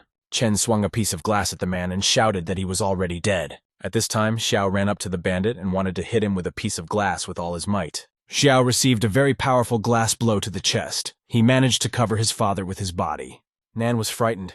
He realized that his son had just been very badly hurt. At that time, the protagonist in a car drove into the warehouse. He hit Chen. Tian drove up at full speed and knocked the bandit down. He drove him to the wall. The protagonist jumped out of the car and tried to run to the aid of the man and his son. Nan was very scared. He was holding his son in his arms. He realized the boy was dying. Xiao said in a dying voice to the protagonist that he never became a good person. Tian listened to the guy with great attention.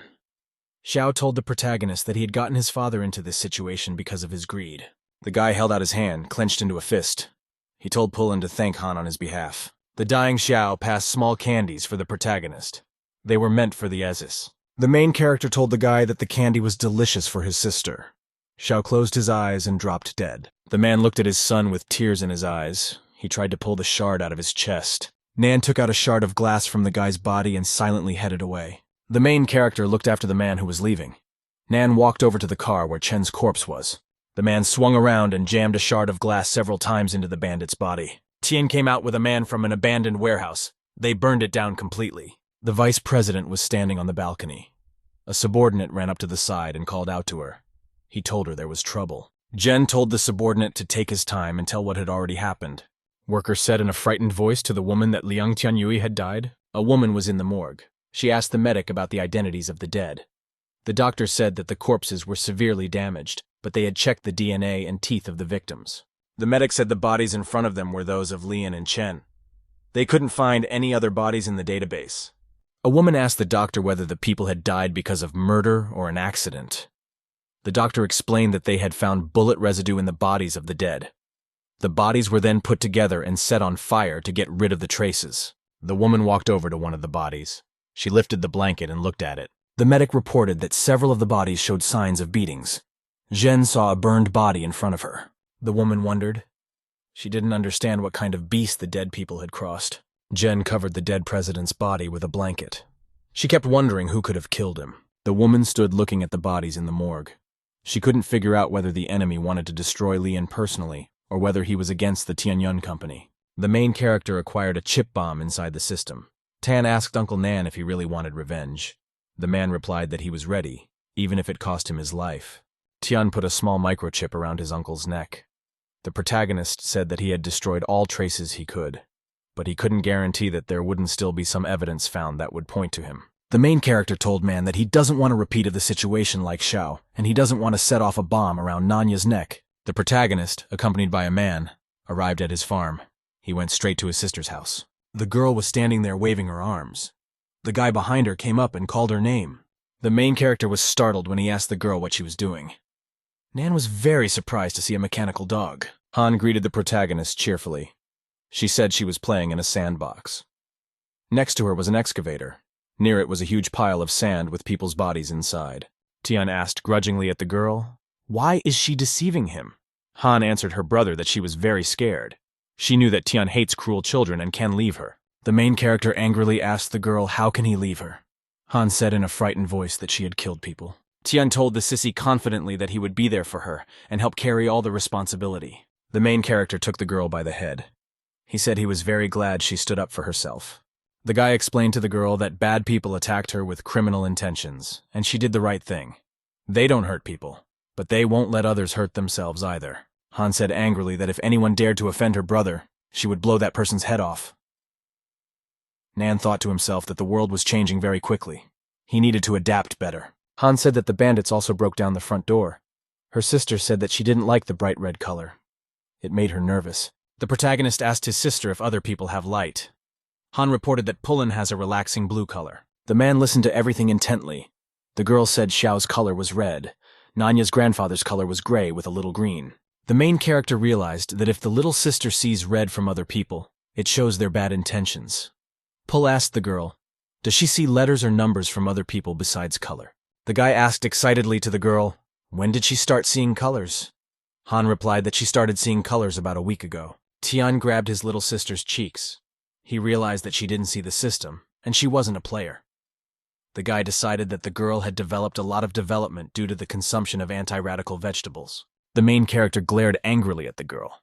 Han told him that he looked very scary. He realized that the effect of the products from the system was different from the same effect of irradiated crops.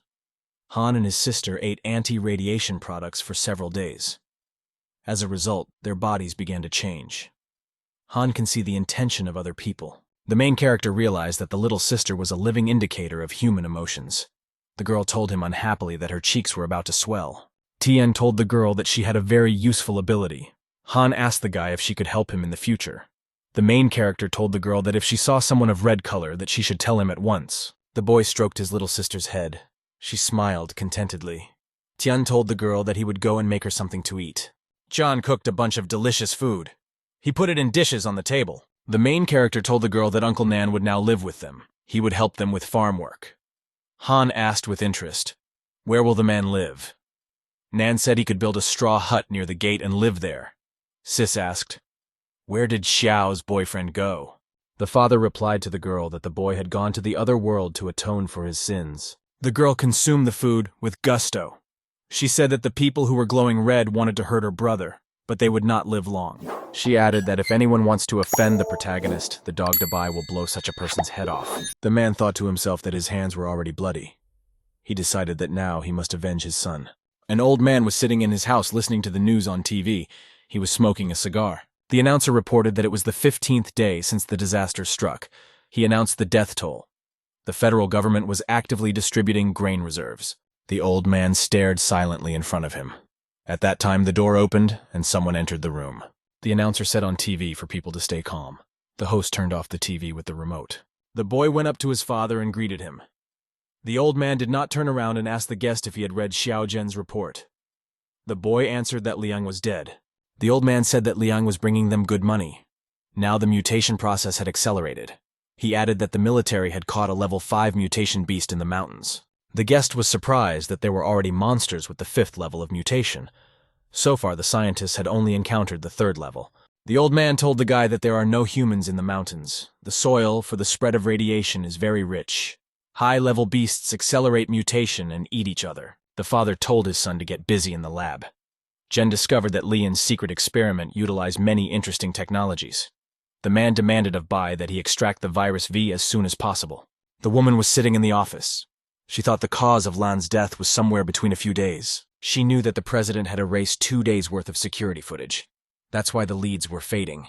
The woman decided that it was useless to think about it. It was necessary to decide on a new location for the research institute. Jen stood up and realized she still had to meet her new supervisor. She headed for the door. At that time, a car pulled up to the building. It was a young scientist.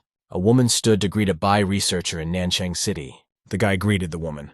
Jen extended his hand and greeted him back. Jen Pose inquired excitedly who had arrived along with the guy. Bai explained to the woman that his assistant named Dakui was standing next to him. Guy asked his interlocutor to give him a tour. The main character scrutinized the system window. There was information about different fish.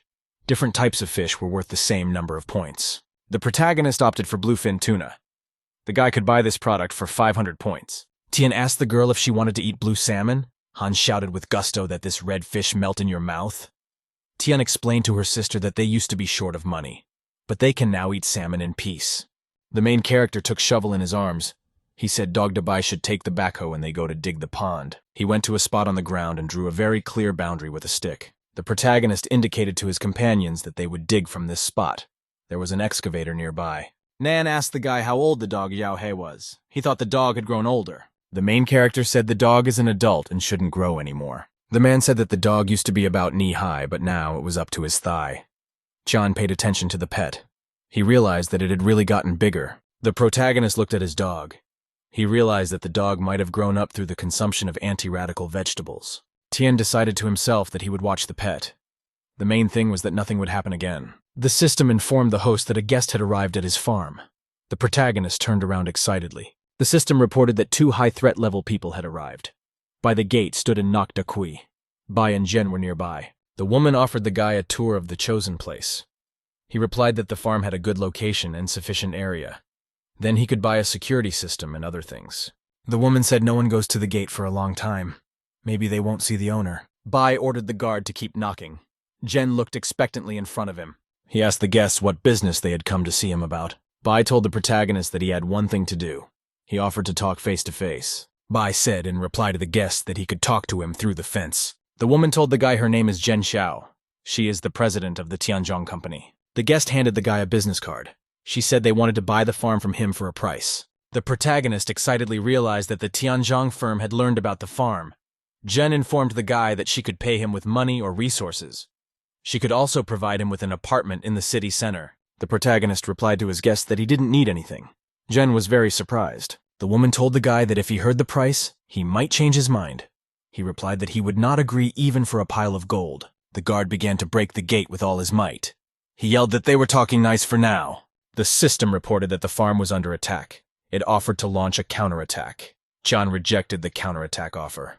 The protagonist thought excitedly to himself that the man was able to trigger the system's alert with a single blow. Bai was very displeased. He called the guard by name in a very angry manner. Dakui stopped. He looked at his master with a frightened look. The guy swung around and punched the guard in the face with all his might. Kuk didn't see that coming. Bai warned the man that if he allowed himself any more liberties, he would slide back to where he had crawled out of. Dakui apologized to the Lord. The main character watched everything that was going on with great interest. The guy explained to the owner of the company that his subordinate didn't understand anything. John suspected the guard.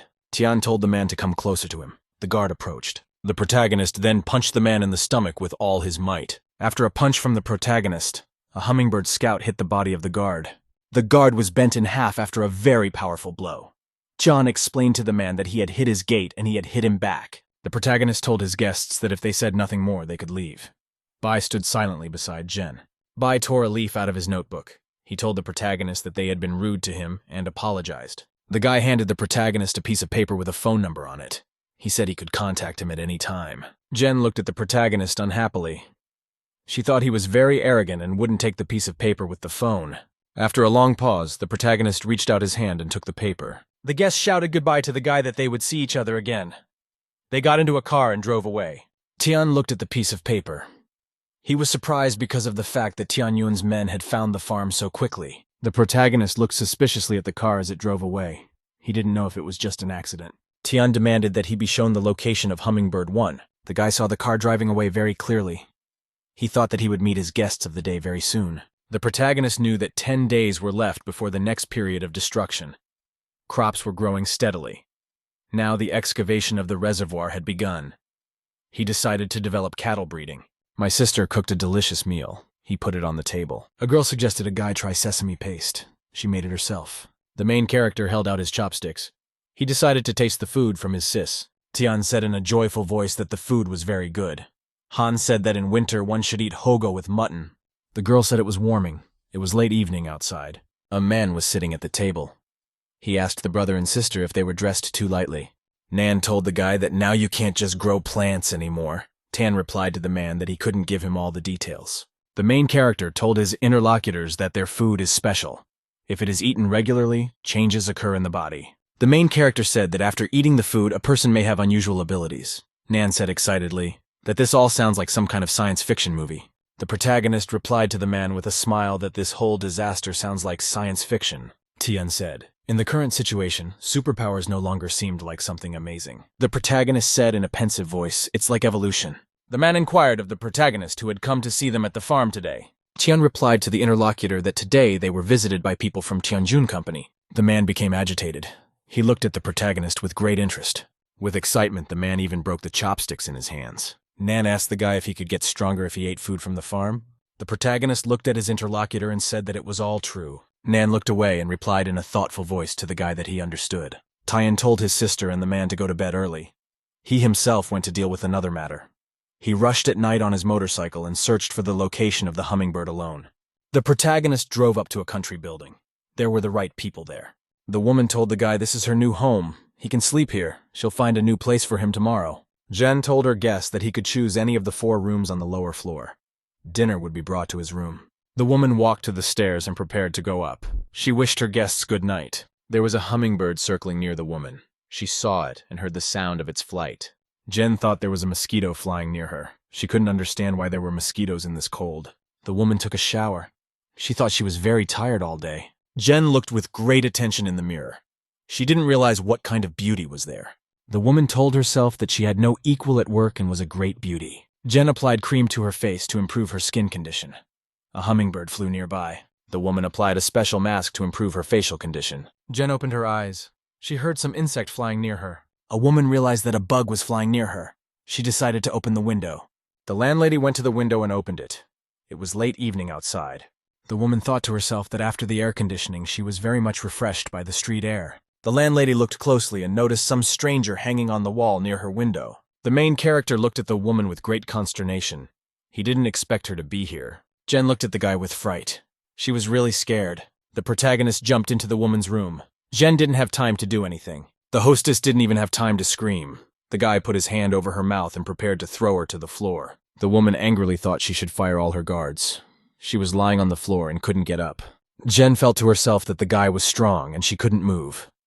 Tian shouted to the mistress that he would let her go and that she shouldn't scream. The main character told the woman that if she screamed he would attack her with a knife. The woman told the protagonist that she had money in her nightstand and had some jeweled gold. Pul asked the hostess if she was willing to cooperate. Jen told the guy that everyone in this world wants wealth. She added that the stranger could take the money and leave. It would be enough to buy food. The protagonist told the surprised hostess that he hadn't come for money. The woman was very frightened. She looked angrily at her attacker. Jen shouted at the intruder that he was a horny and moral freak. The protagonist reached his hand forward and covered the girl's mouth with his fingers. The guy asked the woman if she had sent people to assassinate President Liang. The hostess realized that the uninvited guest was not a rapist. Tian released the girl's mouth with his hand and gave her a chance to respond. The woman asked the stranger if he was Liang Tianyu's man. The main character replied that President Liang had once helped him, and therefore he should avenge him. He demanded from the interlocutor all the materials on the case of Liang's death. Jen explained to her interlocutor that she and the police are now trying to figure out everything that happened, but the evidence is abruptly cut off. So far, they can't establish who the killer was. The main character said that a woman took over as president after he was killed. She could have been involved in the crime. Jen explained to the guy that Lian had a lot of enemies, so he could have been killed by someone in the confusion. Jen told the hostess that he didn't believe they had no suspects. The woman said that the president himself destroyed all documents and camera footage. She doesn't even know who he communicated with before his death. The protagonist hesitated. He looked at the woman incredulously. The hostess demanded that he let her go. Tian listened carefully. He heard someone approaching the room. There was a very heavy knock on the door. The man who had come demanded to be opened. The protagonist thumped the woman with his hand and prepared to run away. The housekeeper shouted to the guard that the alarm had gone off. He must now save President Jen's life. The guard kicked in the door with all his might and broke inside into Mistress's bedroom. Jen was lying unconscious on the floor. The housekeeper called out to her with great excitement. A maid ran up and picked up the mistress. The guard was looking out the window at the time. Kyui looked out the window and noticed the stranger had escaped. They missed him. The main character landed on the ground after jumping from a window. He prepared to escape. Pullman thought to himself that the scarred guard had actually managed to break down the door. The main character thought it was very rude to break into a girl's bedroom at night. Tian turned around fearfully to the side. He realized that someone was standing next to him. The protagonist asked the Bayan how he could find him. He left no trace. The guy said that when Chan jumped out of the window and activated the gravity sensor, it immediately sent the guard to the door. The protagonist didn't want to face the people in the house, and so he jumped out of the window. Tian looked at the guy with interest and realized that the man was very intelligent. The protagonist rushed forward. He realized that no one could stop him. Tian accelerated and tried to knock his opponent down with all his might with a fist strike. The protagonist banged his fist against Bai's arm with all his might. The protagonist was surprised. He realized he couldn't take his opponent down with his punch. Tian bounced backwards on the ground after a failed punch. Bai remained standing on his feet. The guy's knee was smoking. He used it to fend off the main character's attack. Bai said in a sly voice that the arm bones could not equal the knee joint. He added that the protagonist's elbow joint and radius bone should have been broken now. They received a load of 700 kilograms. The guy said with a smile to the protagonist that he didn't use any special fighting technique. He demanded an explanation.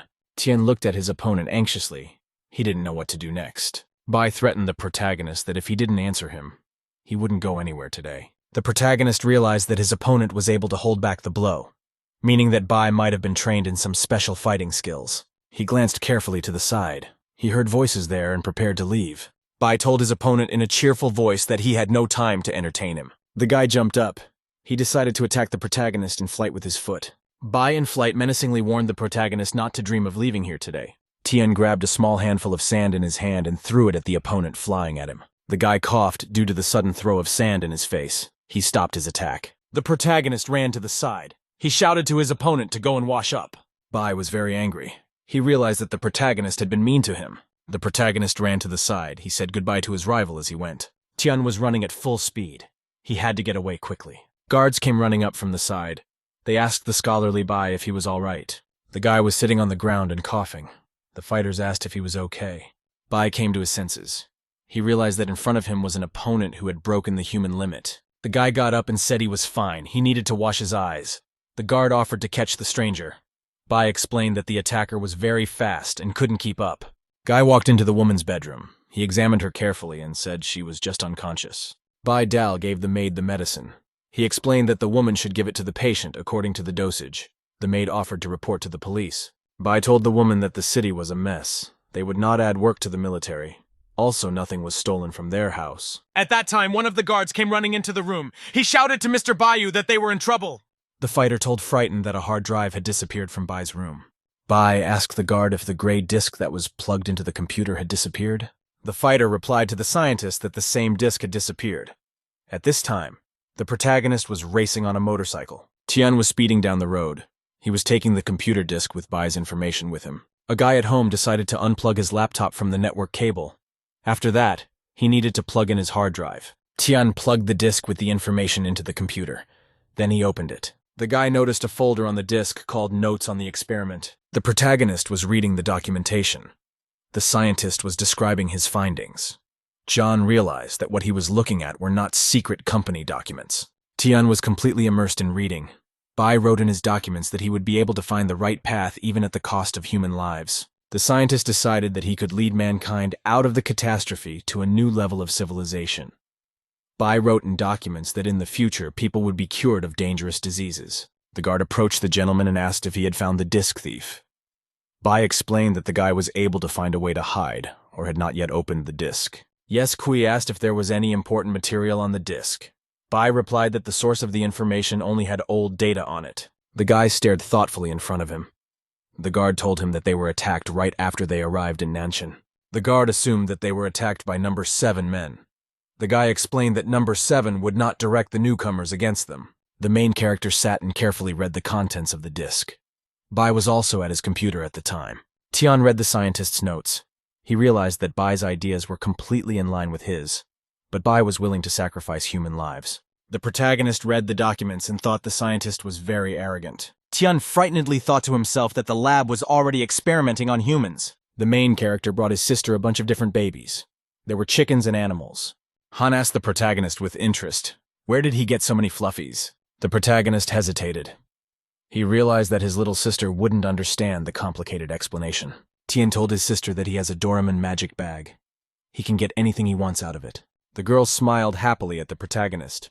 At the same time, she was coloring a rabbit. The main character warned the girl not to tell anyone about their secret. The boy looked closer and noticed that the little sister was holding a painted rabbit. John angrily told the girl not to play with the precious food. He demanded that she put the cub in its place. Sis shouted that the rabbit was very cute, and she wanted to raise it. Tian explained to her interlocutor that the animal could be used to make spicy rabbit meat. The girl thought about it. She immediately thought of a huge number of dishes with rabbit meat. The protagonist thought that now his little sister should become a vegetarian. Brother told Sis she should be grateful for the food. It's hard to grow. Tian explained to the girl that if she became attached to the rabbit, it would hurt later. He asked that Han pass the animal for him. A little girl was holding a little rabbit in her hands. She didn't want to give it away. Han handed the boy the animal. She said she would then eat every last bit of it. The system informed the guy that he had to harvest a rare product called white corn. The main character told the girl to play with the animals. He'll go and check the beds himself. The system told the guy that white corn was bred from anti-radiation corn. This product gives a person an increase in speed and reaction strength for 30 seconds. The protagonist staggered back and looked at the cobs in front of him with great interest. Tian took the corn in his hands. He realized that he had only gotten 1 cob at harvest. The guy walked carefully looking for more corn. He couldn't find it anywhere. The protagonist was walking through a field. He noticed that there was nothing there for him. Tian crouched down in the shrubbery. He realized sadly that there was no white corn here either. The guy thought that such a rare product is not often found. A cob like this can only grow if you're very lucky. Tian thought he needed to get serious about farming. He decided to increase the density by 1.5 times. As a result, there would be more rare foods. The protagonist thought he could simply increase the likelihood of rare fruit. The quality and yield of the crop might also decrease. Dead and weak risers would appear. The woman was sitting in her cottage. She was studying the computer videos with great attention. Jen sat looking at the laptop with great interest. She was eating chips at the same time. The woman looked at the tape of the guy attacking her with great scrutiny. Jen said angrily to herself that she would be able to find the intruder from beneath the earth. Woman asked grudgingly, what was the security guard doing? A lot of people couldn't catch some thief. Jen realized that she wouldn't be able to figure out the identity of her attacker by normal means. The woman looked at a small hair in a plastic bag. She realized that this hair belonged to the attacker. The woman recalled with great attention all the details of the attack on her. Jen told herself that she didn't need to think about the intruder anymore. She was determined to catch him by all means. The woman came down and told her guest that she had business to attend to. Bai was sitting on the sofa drinking tea at the time. The scholar closed the book and asked Mrs. Wren if she was feeling better. The woman told the guy that thanks to a special massage technique, She no longer had any pain. Jen told the guy that she had found a place for the research center. It was near where the factory had been. The guy asked his interlocutor what else she wanted to talk about. A woman told a guy that he was an expert in biological research. She needed a DNA test done. Jen wanted to find a person in town whose DNA test matched her hair. Bai explained to the interviewee that looking for a DNA test with every resident of the city would be tantamount to looking for a needle in a haystack. It would be impossible to get DNA samples from every resident. The scientist asked the woman, "Is that man really that important to her?" The woman said she really wanted to find the thug who attacked her. Bai stammered with great interest and looked at the woman in silence. The guy replied to the interviewer that it wouldn't be hard to find a person on a DNA test. The protagonist told the woman that he was willing to help her. Jen told him that she relied on him. Scientists were experimenting in the lab. They injected a reagent into a test animal. The subject animal's muscles thickened. Increased cellular activity. Scientists were recording data. The animal mutated very quickly and very badly. It had multiple eyes that lit up. Scientists explained that the animal had developed faceted eyes. The subject's genes had been contaminated with genes from other creatures. The beast got angry, it got aggressive and broke the chains. The mutant screamed loudly. The scientists watched him very closely. One of the workers said that experiment number 34 was a failure. The beast ran up and started banging on the capsule. The scientist said the outer glass was broken. Bai looked at the beast and realized that the monster would soon break the outer glass as well. There was a meeting of people in a big and fancy mansion. There were a lot of guests. There were many guests walking around inside the building. Men and women chatting among themselves. Two guys asked Jingming why he left his brother. Jingming asked his friend, "Which brother are we talking about?" The guy looked away and said that his brother was illegitimate. One of the young guests stood near the wall and stared boredly in front of him. One of the guys said they'd come over and tease the brother. The kids ran up and shoved the guy into the fountain. A young man almost drowned. The other guys had his head in the pool. One of the kids put a foot on the guy's back. The other was still holding his brother's head in the pool. Jingming walked over and shouted to his friends not to leave any marks on his brother's body. The boy still has the last name of Bai, which should be respected. The younger brother jumped out of the water and asked the older brother to let him go. One of the friends shouted cheerfully to Bai Jingming that the guy had called him little brother. The guy was angry with himself. He could hear some laughter coming from outside. Bai abruptly woke up abruptly on his bed and opened his eyes. The nightmares released him at once. The guy jumped up and yelled at his invisible assailants to stop hitting him. Bai calmed down. He sat on the bed and thought about his nightmares. The boy was immersed in his memories. He was still thinking about his teenage years. The scholar sat on his bed. He sadly remembered his brother Bai Jingmin. Bai thought to himself that the stability of the V-virus was now increasing. Once he could create a perfect sample, he would be one step away from defeating his opponent. There was a dangerous predator on TV. It was a bloodthirsty mutant. The announcer reported that carcasses of mutated livestock were found in the village of Nanshi. The announcer said the carcasses were piled up. No one knows where they came from. The girl and her dog watched the program attentively. The announcer said that the epidemic prevention department had already processed all the carcasses. The protagonist asked his sister, "Why does she watch cartoons instead of the news?" Han replied to his brother that she watches what's going on. The girl told her brother that she couldn't hide behind his back forever. Tian explained to her sister that she could see other people's intentions, and that was already a big help. Sis said the dog has grown even more. She wants to grow up too, so she can help pull more. The protagonist thought that the dog Xiaohai is absolutely not prone to aggression. The dog became bigger through the consumption of anti-radical products. Tian thought to himself that he was completely calm. Aloud, he told the girl that he would be digging the pond together with Uncle Nan. An hour later, the girl was lying on the dog. She said in a disgruntled voice that she was a little hungry. Han looked at the table with great interest. There was a luminous plaster standing there. In the box were divine seeds. They glowed with a bright light. Han opened the box and said she saw glowing nuts in front of her. The girl showed the dog 2 seeds. She decided to give one of the nuts to the pet. Han swallowed one of the nuts with gusto. The other seed she put in the dog's mouth. The nut seemed to the girl very much unpalatable and very much bitter. The dog swallowed his nut whole. The girl said it didn't taste good and decided to rinse her mouth. The dog felt very weak. He also felt very sleepy. The animal fell to the floor. After that, the dog fell asleep immediately. The dog was lying on the floor, unmoving. He'd lost his strength after eating the nut. It was late evening. The residents of the estate were asleep. A man was resting in the annex next to the house. Nan heard a very strong and unpleasant creaking sound. He woke up immediately afterward. The man jumped up. He couldn't figure out what the sound was in front of him. He turned on his flashlight. He saw a large furry animal sitting in the corner of the room. The man was very startled to see a bloodthirsty mutated predator sitting in front of him. He was frightened. He noticed the ravenous dog immediately lunging at him. Nan was very frightened. He saw a rabid dog preparing to maul him. The ravenous dog lunged at the man. Nan didn't expect the attack and fell to the floor.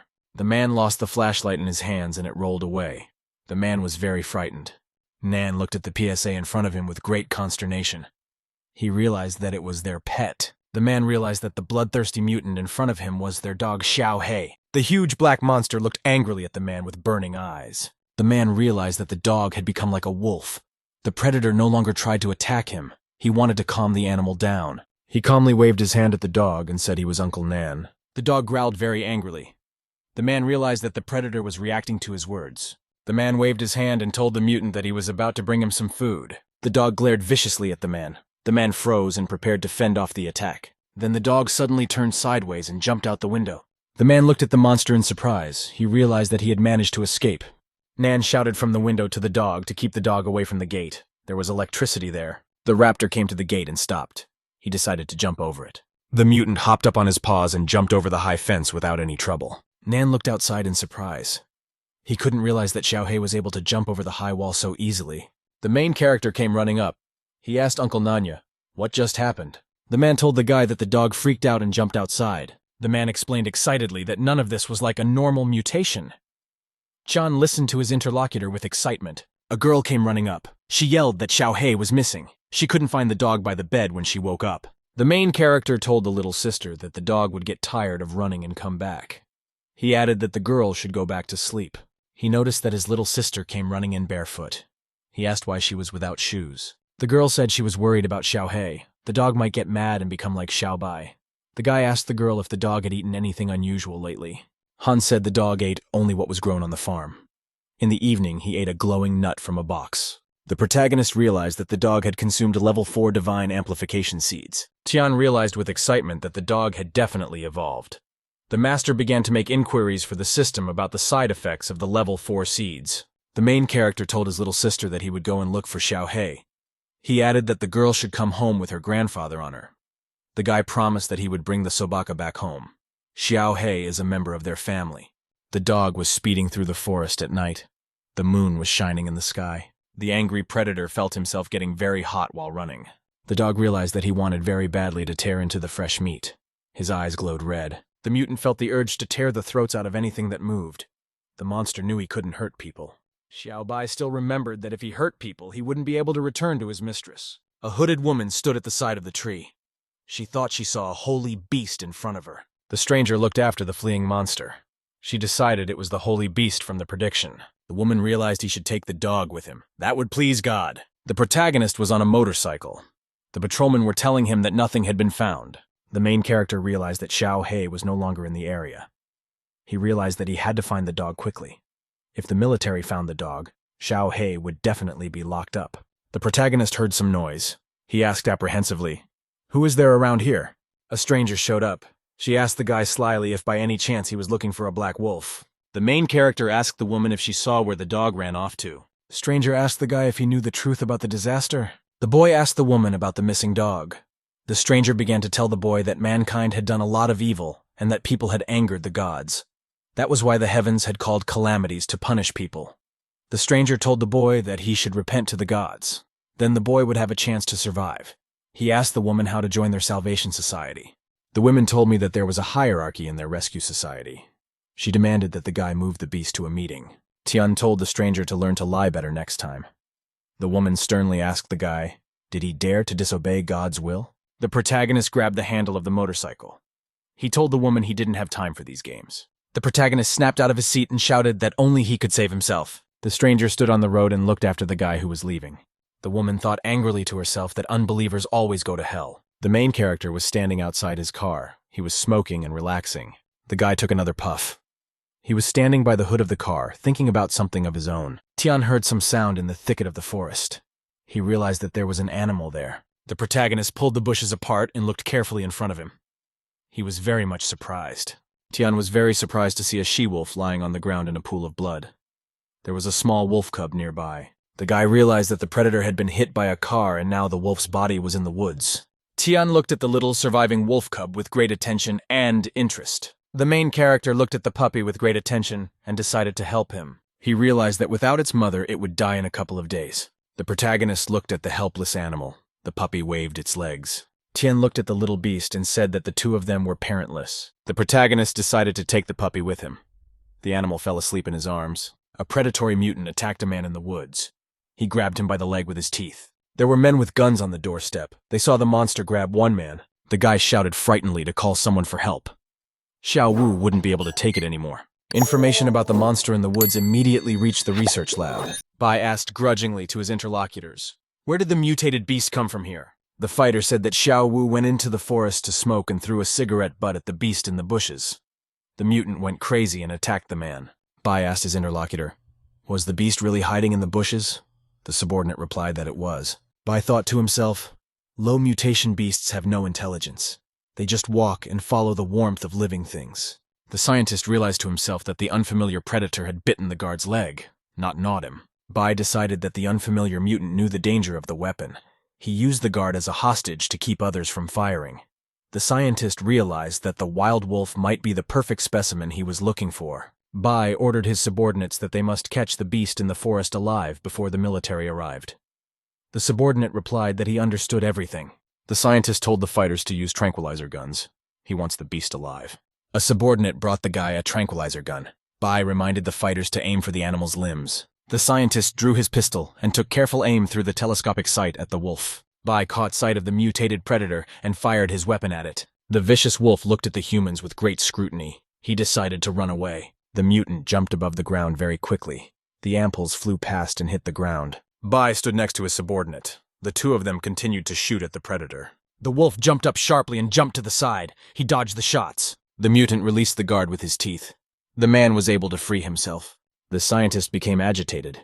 He realized they couldn't hit the mutant with the weapon. Bai sighed in a disgruntled voice that things were very bad. The monster prepared to run away. The guy commanded his subordinates to go after the predator. The protagonist received a report from a hummingbird. Large dog tracks were found 700 meters away to the southeast. The protagonist turned on the motorcycle engine and raced at full speed to the right place. He scrutinized the traces of blood on Earth. The protagonist realized that the blood on the footprints was still fresh. He knew for sure that it was his dog, Xiao He. Tian wondered what could have happened here. Bai was speeding down the road in a car. They were chasing the predator as a group. A guy leaned out the window with a gun. He thought he'd never met such fast mutants before. The scientist was excited. He was looking forward to catching a very important specimen for himself. Bai watched the fleeing predator. The wild dog seemed like a perfect creature. The main character was riding his motorcycle. He wanted to find his runaway dog as soon as possible. The hummingbird informed the host that the target had been located. He gave the command to transmit the image. A guy was riding a motorcycle and getting a detailed image from a hummingbird. The protagonist looked closer. He saw the scientist in the car almost catching up to the wild dog. The owner demanded that the hummingbird zoom in. He was looking at the people in the car. The protagonist saw very clearly the face of the man in the car. He recognized him immediately. Tian realized that he saw a mad scientist in front of him. Bai was rushing after his prey. The protagonist could not understand why the scientist was chasing Xiao He. He decided that the guy wanted to capture the dog as a test subject. The host gave a command to the system to extract the white corn. The system followed the command. Tian looked at the cob in his hand with great attention. He prepared to accept it. The mutated dog was running at full speed. He was trying to get away from the humans. Scientists in cars chased the dog. The predator continued to run with all its might. The scientist commanded his subordinates to drive the loot to the old factory ahead. People in cars were chasing a running dog. They were squeezing it from all sides. The mutant ran and watched carefully for the people who were chasing him. The dog decided to take a detour. He jumped up at full speed and kicked away from the tree. While jumping, the mutant abruptly turned around and rushed towards the humans. The dog jumped on top of the car and pounded the roof with his paw with all his might. The driver was terrified. He couldn't understand where the predator could have come from on the roof of his car. The driver of one of the cars shouted that the second car had been hit. The dog continued to be held on the roof of the vehicle. One of the drivers stopped the car and started shooting at the animal with a gun. The mutant grabbed the man's arm at the same time. The dog turned around at the last moment. He saw several bullets flying towards him. The mutant glanced up and realized that he wouldn't have time to run away or somehow defend himself from the flying ammunition. The main character jumped up from the side. He reached out and stopped all the bullets near the dog.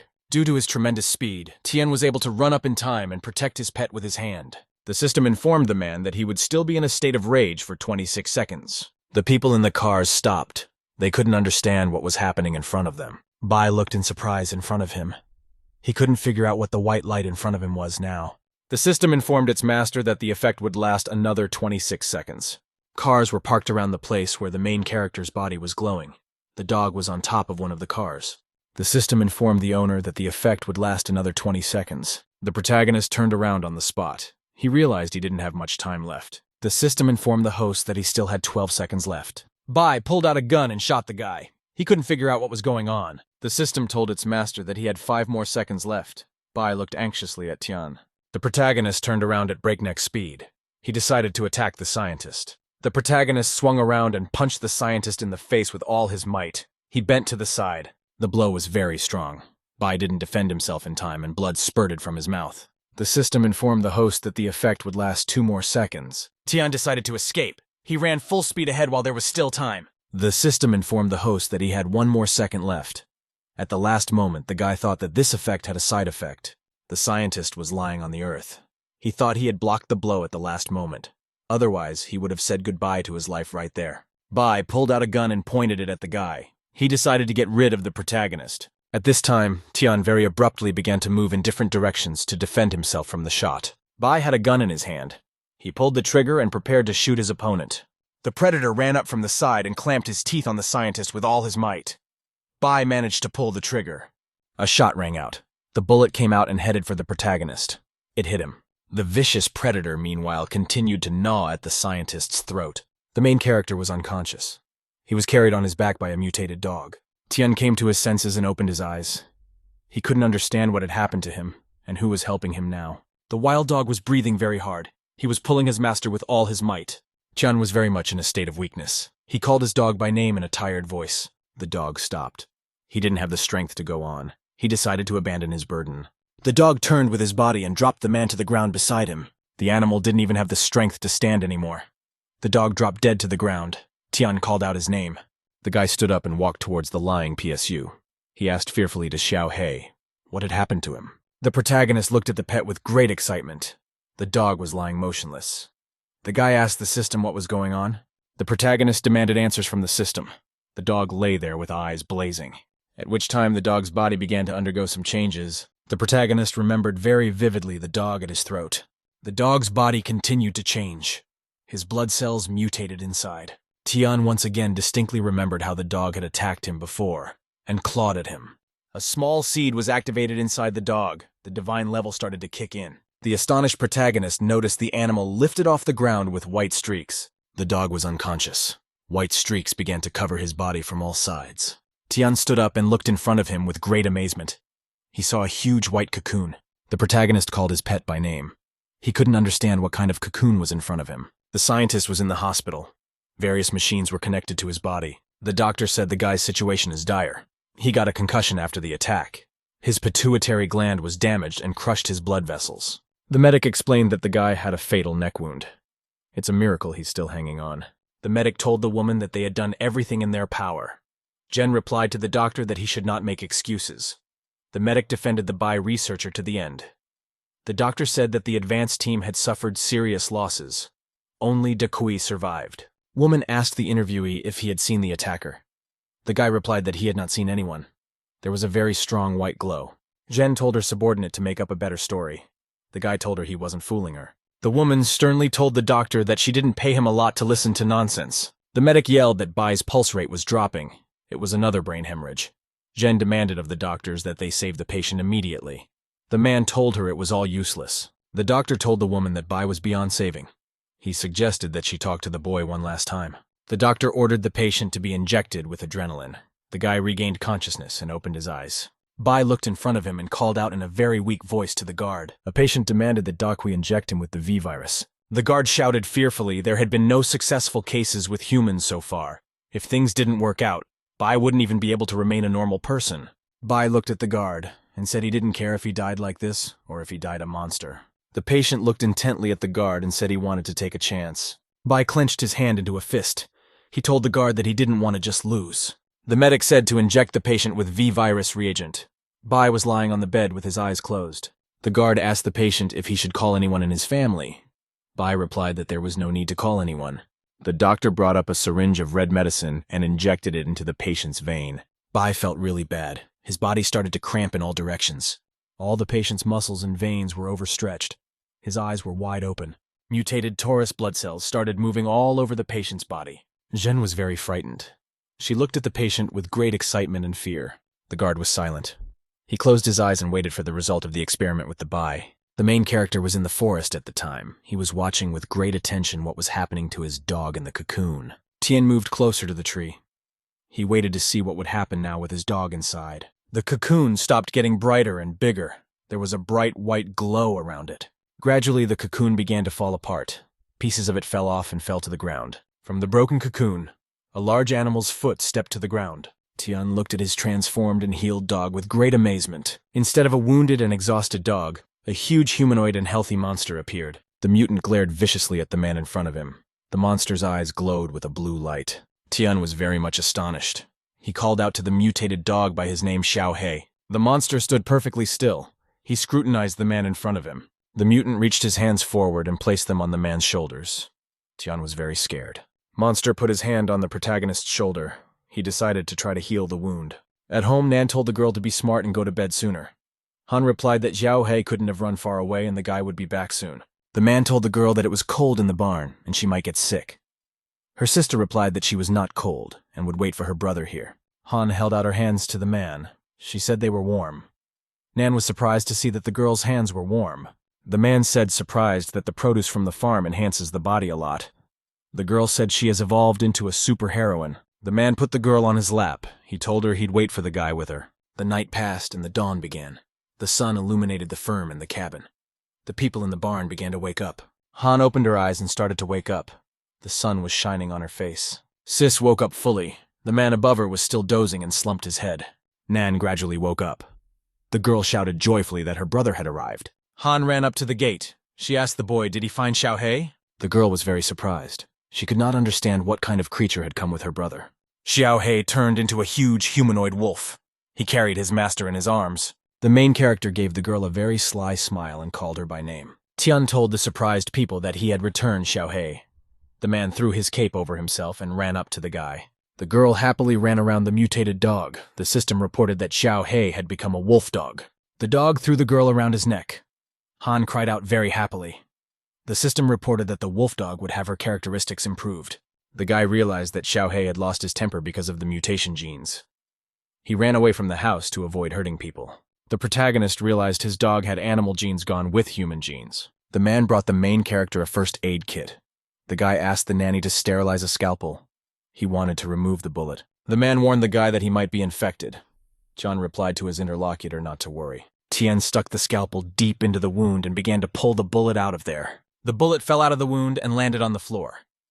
The protagonist commanded the system that he needed the healing carrot. Nan stood with a first aid kit in his hands.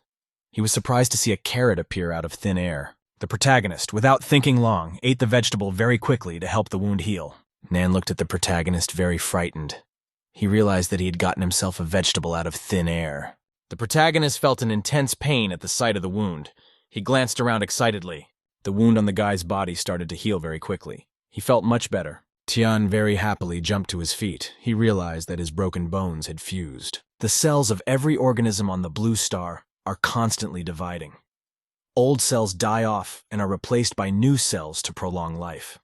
During the process of division, the cell is largely stable and can fully reproduce all of the elements of the old cell. Under certain conditions and at a certain point, a new gene can appear that replaces the original gene. This is the mutant gene. Han rode happily on the dog's shoulders. There can be two ways out of a gene mutation. Favorable development is possible. It can also be called evolution. Also, a mutation can end in unfavorable development. The protagonist looked away excitedly. He watched his mutated dog carefully. He remembered that the mutated beasts in the world had terrible strength, but they had a fatal flaw. If they became conscious, they wouldn't live for long anyway. Guy Bai came to. He woke up from a major surgery with a Gina insertion. The patient felt a very strong surge of energy. He decided to break the shackles on his hands. The guy jumped up sharply on the medical bed. At his side, the bones of an additional skeleton were sticking out. The medic said cheerfully that Bai was awake. The guy was very amazed. His heart was pounding hard. He realized he'd made it out alive. Bai sat up on the bed. The medic said a miracle had happened to him. No human had ever kept his sanity after being injected with the V virus. The doctor explained that this victory marks the transition to the next stage of the study. Bai pressed his hand to his heart. Jen, along with the guard, looked at the explorer with excitement. The guy said he survived, but the Via virus kept him from mutating perfectly. Bai explained that his mutation had failed. He gained strength and speed. Negative changes appeared in his body. The scientist said he could live for a week at most. They need to find the perfect mutant and take his DNA. The guard and the woman listened to the guy carefully. Bai Jinyan leisurely buttoned up his shirt sleeve. He knew that a new spine, stronger and more flexible, had grown on top of his clothes. Dakui worriedly reported that military officer Yuan had arrived. He wanted to talk about the recent incident in the forest. The researcher boastfully listed all the types of Eastern martial arts he was proficient in and added grappling techniques. The man stated that there were few men who could fight him in battle. He had to admit that his attacker had great strength. Jin Yan assumed that the source of that guy and the wolf's mutation was the same. In addition, he had recently met a person with a similar technique. Dakui remembered the incident with Vice President Ren Xiao. Back then, he had failed to catch up with the kidnapper. The guard worriedly said that he needed to return the research results. The researcher leisurely headed for the exit. He said the mutation would help find those two. They might have the hard drive. Da Kui escorted the boss to the door. Jin Yan said that time was working against him, so he needed to find the missing person as soon as possible. Officer Yuan was already waiting for the researcher in the lobby, turning to leave. The man approached the visitor with a quick step. He said a loud hello to the girl. Hearing his voice and the stomping of feet, the officer immediately turned to the staff of the complex. Jin Yan apologized in advance. His current appearance could frighten an unprepared person. Seeing the ridge on the explorer's back, Yuan Wen froze, but still pretended that even with this, the military couldn't be interested. Shrugging, the man politely apologized and began to slowly undo the buttons on his shirt. The officer watched him perplexed. Outwardly, the man resembled an ordinary man, but he looked strange under his clothes. Jin Yan opened his shirt, exposing his torso. Instead of a human spine, he found himself with many sturdy bones. He declared that he wouldn't be able to live with this for long. Those bones from the mutation will reach his heart in a week and pierce it through. We need to act fast. Researcher Bai took out a bag of the night kidnapper's hair. He asked for help with it as soon as possible. Yuan Wen thought for a moment. She quickly estimated how long it would take to analyze the DNA and search the databases for the right person. The terms of the deal seemed good to her. Officer Yan smiled kindly. She agreed to go along with it. Tianzhan still couldn't sleep despite the late hour. After his unexpected success with Xiaohei, he decided to buy divine enhancement seeds. The mutant dog was also busy. He was putting the tiny Han Han into bed and gently covered her with a blanket. The young man asked the system for information on divine seeds. It turned out that they remove negative effects and promote evolution. The man immediately smiled. He had a great wealth in his hands. Thanks to the seeds, a new era of humanity would become available. They provided immense power. Everyone would be able to become a god. Tianzhan exclaimed that he would become a supreme deity. In reality, everything turned out to be not so simple. To make the seeds grow, it was necessary to spend a lot of points to buy fertile land. The young man took a closer look at the plot. Visually, the land was a little different. He wondered what benefits had become available. The system readily told me that the black soil here made it possible to grow crops of the 4th level and higher. Looking at the countdown timer, the man realized that there wasn't much time left before the 2nd period of destruction. He needed to evolve faster. The price of fertilizer seemed very high to the guy, but he decided to buy 12 tubes of reagents. In addition, you should add some farming robots. With them, the process will go much faster. Tianzhan frowned as he looked at the robot plot, folding his arms on his chest. The 3 robots were quickly planting seeds. The man knew he had to sow the plot as soon as possible. Before the 2nd wave of destruction arrived, he had to be able to harvest his crops. The city center was bustling with life. On almost every floor of the skyscraper owned by Tianyun Company, employees were hard at work. 2 men in white robes met at the main entrance to the complex, which the staff dubbed the Citadel. The woman smiled ingratiatingly. After listing all the titles of her interlocutor, she asked to see her face. The Lord frowned and demanded to be told. If the information proved true, she would be rewarded with gifts from the deity. The 2-meter-thick armored gate began to slowly open. The woman muttered that the family could hold out for another month. The Lord led the old woman down the corridor. She followed, trying to keep up, and kept muttering to herself. When the companions were in the huge light hall, the woman told them about the appearance of a new, sacred beast. The information was reliable, first-hand. When they reached the sacred well, a man in a black suit came out to meet the Lord. They said hello. Upon hearing the amazing news, the man in the white robe asked for more details. The The man asked for more details. Chen Shen was overjoyed and applauded admiringly. He said that this was exactly what everyone had been waiting for so long. Folding his hands in a lock, the Lord smiled and informed that, with that beast, the power of their own god would increase many times over. The man in the business suit congratulated his interlocutor on his success. If you sacrifice a beast to the god, he will come soon enough. He hinted cautiously that he'd like to know about the latest batch. The cap of a prestigious pen gleamed in the breast pocket of his jacket. The Lord nonchalantly informed that he was not interested. The sacred beast must be brought back and sacrificed as soon as possible. There was a strange hissing sound in the well behind them. He listened, and then he heard a series of words. The creature in the well clearly hinted that it wanted to eat the puppy. The man hastily shouted that he understood. Tianjin remembered that tragic day. The TV in the living room was on, and a breaking news report was broadcast. The announcer told about a tragic accident in the mountains. There were 2 adults and a child in the car that crashed off a cliff. The young man sighed sadly. The story was just awful. The girl reported that both adults were deceased by the time the firefighters arrived. While chopping vegetables for dinner, the young man listened absent-mindedly to the continuation of the story. The girl was saved by getting stuck on a tree branch. Tianjin felt genuinely sorry for the girl. It was very hard to lose parents at such an age. He wondered what time it was. It was already 26 on the wall clock, though his parents had promised to be back by 3. The boy couldn't understand what had delayed them on their way. Tianjin put the knife aside, feeling uneasy in his heart. He grabbed his phone and started dialing his parents' numbers. The mother's number was switched off and unanswered. The customer service offered to leave a voicemail. It was the same with my father's cell phone. After the dial tone, the system informed me that the number of the called party was disconnected. The young man didn't want to believe it and dialed the numbers again. The dinner he was preparing was completely useless. My mother's slim cell phone could not answer. The screen had cracked and shattered into many pieces when it fell from a height. The fire brigade could not cope with the blazing car. The fire was spreading too fast. The whole interior was engulfed in flames. It was impossible to get any closer. The man called for additional crews. Fortunately, they were able to remove the baby girl who was stuck on a tree branch. She was immediately taken to the intensive care unit. As the crew drove by the site of the downed vehicle and the destroyed fence, they noticed that the fire had engulfed a large area of woods. Han was small and couldn't remember anything. The doctors were able to establish that the parents were foster parents. The gossiping orderlies were so engrossed that they didn't notice the babe open her eyes and stare intently. As she sat up on her bunk, Han heard that the relatives of the deceased foster parents should be arriving soon. A stern voice asked to show the way to the morgue. The girls looked around and were surprised to see a police officer with a guy. The man wanted to see the bodies of the dead and asked the nurses to show them. One of the girls said she would show everything. The orderly and the officer entered the room first. Tianjin kept behind, still hoping that it was a coincidence. The man froze in surprise. It was unlikely that anyone could have recognized their relatives in the creatures on the tables. When the shock had passed a little, the young man moved a little closer and took a closer look at the charred bodies, but he couldn't identify them. These black silhouettes visually resembled humans. Tianjin couldn't confidently recognize them as his parents. Officer Yuan Wen turned to look at the boy. She herself had tears coming to her eyes. The girl asked to accept her condolences. The young man stared dazedly at the black bodies. He could not believe that this was happening to him and said that there had been a mistake. Trying to smile, the boy told the officer that it was definitely not his parents. They had been out for a while, and he didn't know the girl. Yuan Wen suggested a DNA test to be sure. Tianjin immediately agreed.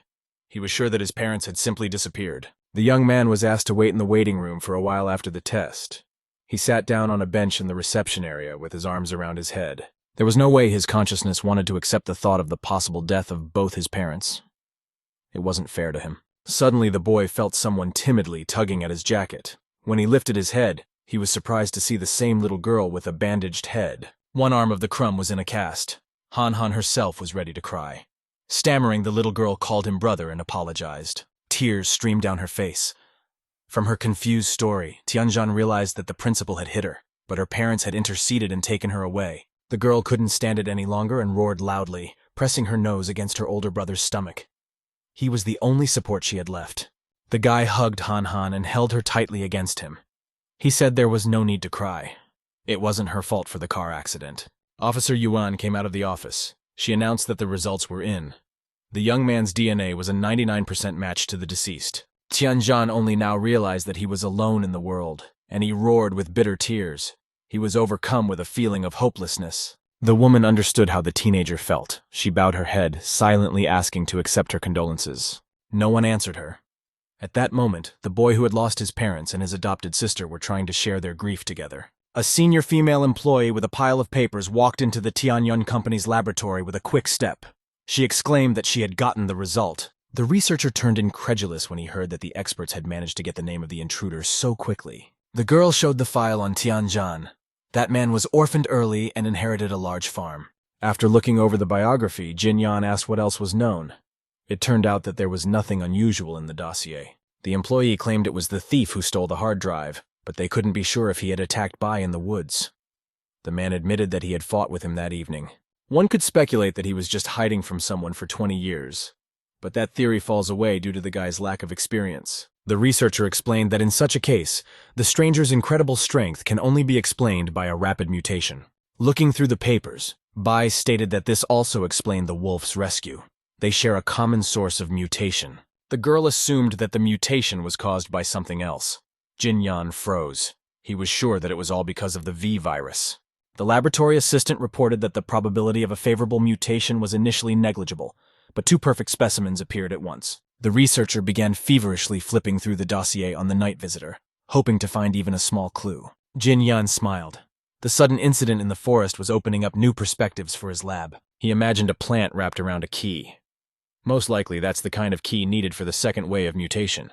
Li Tianzhang's identity was not only of interest to Tianyun Company. The same file was on the table at the police station. The inspector said thoughtfully that the person who interested Bai would be useful to them as well. He demanded that Yuan Wen organize a surveillance on both of them. Tianzhan woke up early in the morning and immediately continued his agricultural work. After harvesting the crops, he bought 4 more vials of fertilizer. The man abundantly watered his beds with fertilizers. Together, they shortened the ripening time by 50 hours. When little Han Han came running to the plot, she saw a huge thicket. It was 128 hours away from full maturity. A few minutes later, a worried old man ran up to them. He excitedly reported that Xiao He was behaving strangely. Nan said that the dog has been sitting on the roof constantly for the past few days and climbed down at the first call. But today he did not respond. Tianzhan looked up. His pet was still standing on the rooftop now, gazing into the distance. He didn't seem to be interested in the farm. In addition, Xiao He growled unhappily. The young man remembered that the dog had already behaved like this before the first period of destruction. The man suspected that he smelled someone and was therefore acting erratically.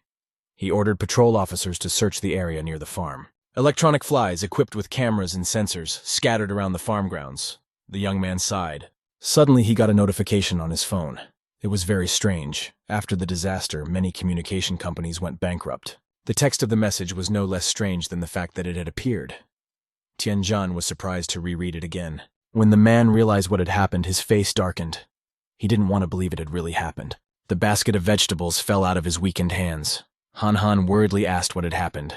Old man Nan didn't understand anything. The young man stared in astonishment in front of him. Tianzhan still hoped that someone wanted to play a prank on him. Not getting a response, the little girl excitedly asked what was going on. The man didn't say anything this time either. He silently ran to his SUV and drove outside the farm. This moment was captured on the external surveillance video cameras. The operator called for researcher Bai. Jin Yan glanced glumly at the SUV. He was glad that he could get revenge on the guy for stealing his designs. One of the video cameras monitored the gate at the farm. The second monitor showed the house where the occupants lived. The operator suggested using drones for reconnaissance. The explorer refused. He had a better idea. A man asked to zoom in on an image from the plot and pointed to strange spots above it. The operator asked what it was. Jin Bai assumed that they were scout drones. This is too good equipment for an old farm. Also, the plants here are grown naturally despite the contaminated soil. It all seems very strange. The man added that Tianzhan had already injured him once. One should be careful with him. The operator assumed that it was a hidden military base. The researcher smirked. The microwave blast would destroy any weapon on the farm. He demanded to take the sacred beast alive. A few minutes later, a formation of attack helicopters appeared over the farm. They hovered high in the clouds so as not to give away their presence. The squad commander ordered the pulse particles to be activated 3 times in the farmyard to be sure. After a deep scan, crews from all the helicopters launched electromagnetic radiation throughout the area. There was a subtle crackling sound. The computer and the peripherals attached to it were the first to fail. A second later, the blades of the desk fan stopped spinning. The second electromagnetic pulse reached it as well. The interference was too strong. The electricity connected to the fence was also cut off by the intrusion. Researcher Bai opened the helicopter door, preparing to attack. He was told that all the electronics had failed. At the commander's signal, the entire squad jumped down, following Jin Yan's example. He jumped out of the helicopter first. Tianjan didn't know anything about the attack. He was in the cemetery at the time at a grave vandalized by vandals. The notification on his phone wasn't lying. The tombstone really did belong to his parents who had died in a car accident. The young man couldn't bring himself to move from his seat and stared silently at the empty grave. There wasn't even a coffin in it. The man's face grew darker and darker. Now he was convinced that this was no joke. It remained to be seen who would dare to do such a thing. A new notification came to his phone. The guy didn't care about that. He was looking at the picture of happy parents on the tombstone. The text of the new message amazed him even more. The strange man was offering to exchange his parents' ashes for a sacred beast and the boy's own limbs. Tianjan no longer doubted that this was just a lunatic. Only an insane person would demand someone else's arm and leg. It was only unclear who he was calling a sacred beast. Xiao He was the first to come to mind. The young man remembered chasing him through the forest. The man smiled involuntarily as he typed a reply. His pet had only been out for a walk once, and already many people had taken a liking to him. After sending the rejection, the young man wondered who could have tracked down the dog. The Tianyun Corporation was unlikely to use such methods. A system notification came in. It turned out that someone had attacked the farm while he was away. The alert level was very high. The heavily armed fighters walked slowly through the farmyard, feeling like masters. The thermal imager detected a target inside the building. Explorer Bai ordered the soldiers to surround the building. The squad cordoned off the farmhouse, taking aim at all the windows and doors. The squad leader stopped suddenly, signaling for everyone to follow suit. It turned out that the signal from the thermal imager had disappeared. The man looked around perplexed. There were only his men around. The beast couldn't have gotten away so stealthily. In fact, Xiao He didn't even think of running away. He stood on the rooftop, holding Han Han on his shoulders. The eyes of both of them were burning with hatred towards the uninvited guests. The little girl examined the attackers with her magical vision. An ominous red aura surrounded all the guests. She exclaimed that all men were bad. Han Han demanded that her orders be carried out. All uninvited guests must go to fertilize their vegetable garden. Xiao He roared. The SWAT team wasted no time. One of them threw a light grenade right through the window. The glass shattered with a clang. Not a minute later, all the windows in the house were shattered, with about a dozen light grenades lying on the floor. A few seconds later, the first charge was activated. Bright rays illuminated the room, bursting out of the holes in the grenade. The all-penetrating light was so blinding that the soldiers crouched under the windows, bowing their heads and covering their eyes with the brushes of their hands. Searcher Bai waited a few seconds and ordered the house to be searched. He knew that no one would resist anymore. Taking advantage of the commotion, Nan jumped out the window and ran away. Fortunately, there was no one under the window. Jin Yan was quite distressed. He had hoped to catch the sacred beast, but the house was completely empty. Researcher Bai stood in the bedroom across from the fighters. He had a bad feeling that something was wrong. He wasn't the only one who thought so. The new backbone was signaling that they should not be in this room either. The commander demanded they clear the room as quickly as possible. They needed to get downstairs to the safe zone immediately. The order came too late. Light beams penetrated the room through the broken glass, shattering the enemies. Only Bayu managed to dodge them. He shouted that it was all a trap and rushed for the exit. A powerful beam struck the back of a fighter who was running beside him. Immediately afterward, there was a deafening explosion in the room. 2 soldiers were thrown against the wall by the blast wave. Jinyan was determined to escape despite the huge losses. He realized that it was impossible to stay on the farm. The man jumped out the window, breaking the glass with his elbows in the jump. One of the soldiers managed to jump out after him. The entire squad had turned from hunters into victims. Jin Yan assumed on the run that the pulse weapon didn't work. Around the corner of the house, they were in for an unpleasant surprise. 3 special forces were lying on the ground in pools of their own blood. The worst part was that the guy they were looking for was behind the bodies, and this guy was grinning too suspiciously. Researcher Bai turned pale with fear. He couldn't figure out where the battle robots had come from on the dilapidated farm. They were all equipped with the latest technology. Not every military base could afford such specimens. Stopping smiling, Tianjan frowned and said that he understood everything. Jin Yan had only started this whole thing to get back at him. Researcher Bai admitted that he was really looking for information about him, but tonight had exceeded his expectations. He confessed that he had long ago come to terms with death. It didn't make much difference whether he died on the farm or in a hospital bed. Old man Nan was fed up with this idle chatter. He shouted angrily that it was high time to kill the bandits from Chenyun Corporation. The young man was silent. The old man could not calm down. He exclaimed angrily that the company had bad people working there. The master held out his hand in a commanding gesture, letting him know not to jump to conclusions. The man looked at him in surprise and fell silent.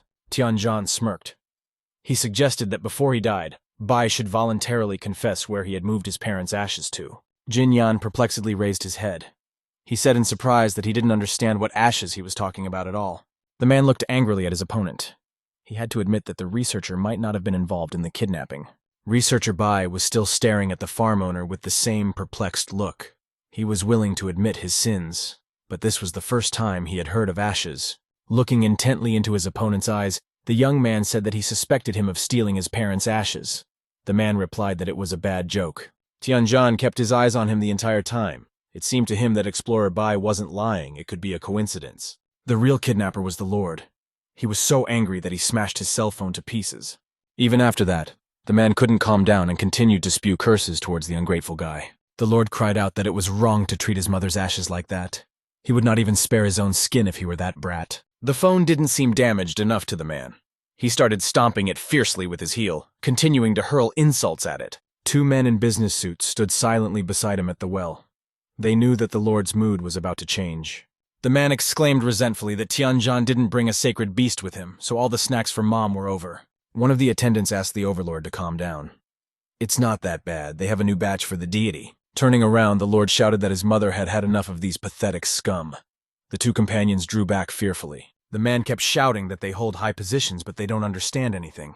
They can't even catch the sacred beast. A hissing voice came from the well. Hearing his name, Xiao Sheng immediately changed his face and turned warmly towards the well. He was no longer interested in the two men. The supreme deity wanted to see the Lord. That was more important. Falling to his knees, Xiao Sheng called out to his mother. The attendants looked at each other. Just a moment ago, the overlord was behaving very aggressively. The man smiled happily. He confessed to his mother that he missed her very much. The woman gently called him baby. The Lord saw the supreme deity in the form of a tall, naked female figure with long blonde hair. He was glad to see his mother again. Nestled against her chest, the Lord burst into tears. The man promised to bring that wolf cub back as soon as possible, as long as he wasn't punished. His trembling voice was heard through his sobs. The Lord said she would be satisfied with the treat and stop being angry with him. The creature turned into a dark, tall, shapeless mass before the men's eyes. The overlord was still roaring and did not see it. The supreme deity leaned over the man and hissed that his speeches were very commendable. Everyone needs a good meal. The young man decided to clarify just in case.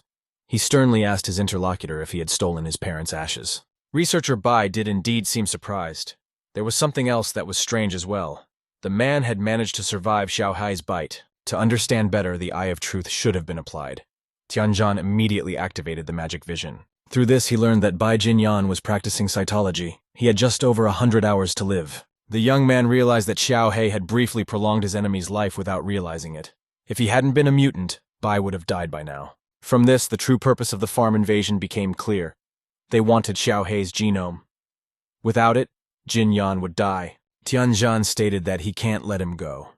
He knows why the group attacked the farm, and it displeases him very much. The photocells of the combat robots flashed their blue lights menacingly. The explorer realized he was going to die right now. Trying to buy at least a few minutes of time, the man shrieked that there was no need to be in such a hurry. They could do each other a favor. The young man didn't utter a word, but left the robots in a fighting stance. The only thing left to do was to give the order to destroy them. Jin Yan exclaimed that he could try to bring back his parents' ashes. He understands how important it is for a guy. The researcher exclaimed that he wanted to propose a deal. All he wants is the perfect gene, no need to antagonize each other. The man stared intently at the intruder. He figured he could always kill him. Bai without the gene would die soon enough. Tianjin waved his hand carelessly, canceling the robot's combat mode. The sensors of the armored units immediately reacted. The muzzles of the weapons lowered and the photocells went out. The robots now seemed like lifeless monuments to civilization. Jin Yan looked at his master gratefully and suggested that we exchange resources to begin with. The young man shoved his hands in his pockets and asked if he could help retrieve the ashes. The researcher proudly said he had many connections in technology. Tianjin said that it was of little interest to him. He asked his interlocutor what his connection with Tianyun Company was. After a short pause, Jin Yan admitted that he was an independent expert. He didn't even belong to the company.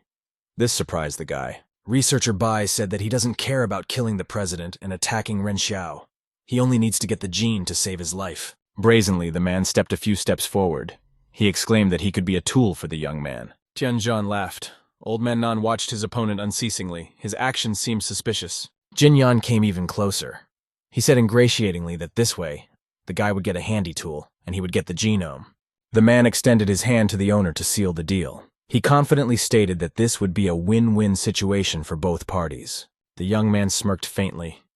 He knew it was a trap, and he wasn't going to shake hands. Without taking his hands out of his pants pockets, Tianzhan took a step forward and walked past the puzzled guest. His hand remained hanging in the air. The man demanded that all the fighters drop their weapons and sit in the corner with their hands folded behind their heads. Bai sighed. That wasn't part of his plan. The young man led the guest into the room, where Xiaohei was already waiting for him with the little girl on his shoulders. The dog was also standing with his paws in his pockets. There was a light source beside him. Han Han immediately activated the Eye of Good and Evil. She saw a green aura around the uninvited visitor. Researcher Bai stared dumbfounded at the upright beast. He couldn't believe that this was the sacred beast. Tianzhan discreetly glanced at his little sister. She also furtively let him know that everything was fine. Turning to the researcher, the man informed him that there was no need to be nervous. This was the genome he needed. Jin Yan perplexedly exclaimed that this was completely unbelievable. That mutated beast had turned into a humanoid creature. The young man explained that his dog had gotten a perfect mutation. In the process of evolution, his genes had merged with Bai's own. The cytologist said admiringly that he had never seen anything like it. The beast still has consciousness, and it obeyed human commands. He enthusiastically reported that he had to unravel the secret of this genome. After that, mass production could begin. Tianzhan clapped his palms together loudly. He exclaimed that that was enough for today. The researcher had already seen everything he needed to see. The young man stated that he had fulfilled his part of the obligation, so he would like Jin Yan to help him with something as well.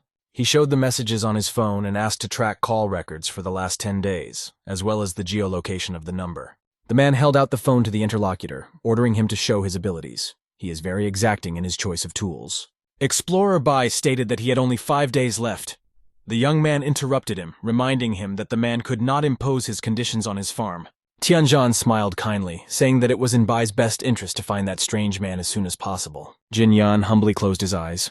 He sighed heavily and obediently bowed his head, agreeing with his master. 2 hours later, another helicopter appeared over the farmhouse. By this time, all the windows in the building were already glazed. The pilot chose a small lawn for landing and flew closer to the house. A boy with a backpack got out of the helicopter. He went straight to his supervisor and bowed, saying he could do everything remotely from his base. Lan Ning considered himself a cult hacker. He even had a laptop lid stylized as a circuit board. Researcher Bai asked him to shut up and recognize the geolocation of the number.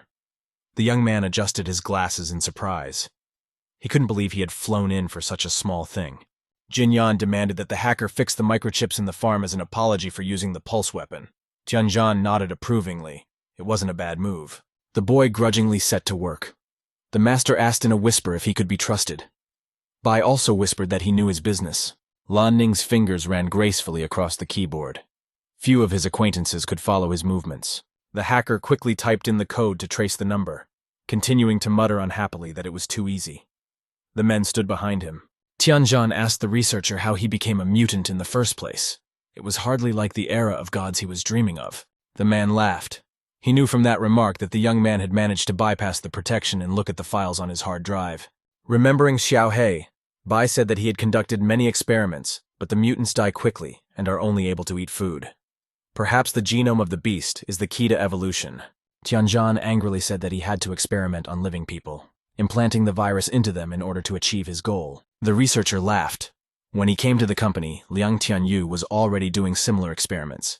He himself was willing to become a test subject if needed. The man smiled himself. He said that Bai was just crazy. The cytologist only laughed even harder in response. He stated that science has only been able to reach its current heights by walking over countless corpses. The researcher smirked and added that in the new post-apocalyptic world, all the more nothing would change. Lan Ning took a few more minutes to extract the required information while continuing to mutter to himself. As he worked, he nonchalantly shouted that he had found all the required information and had already forwarded it to the post office. Tianzhan incredulously took out his cell phone. Its screen was indeed glowing. A new notification had arrived. The young man couldn't believe it.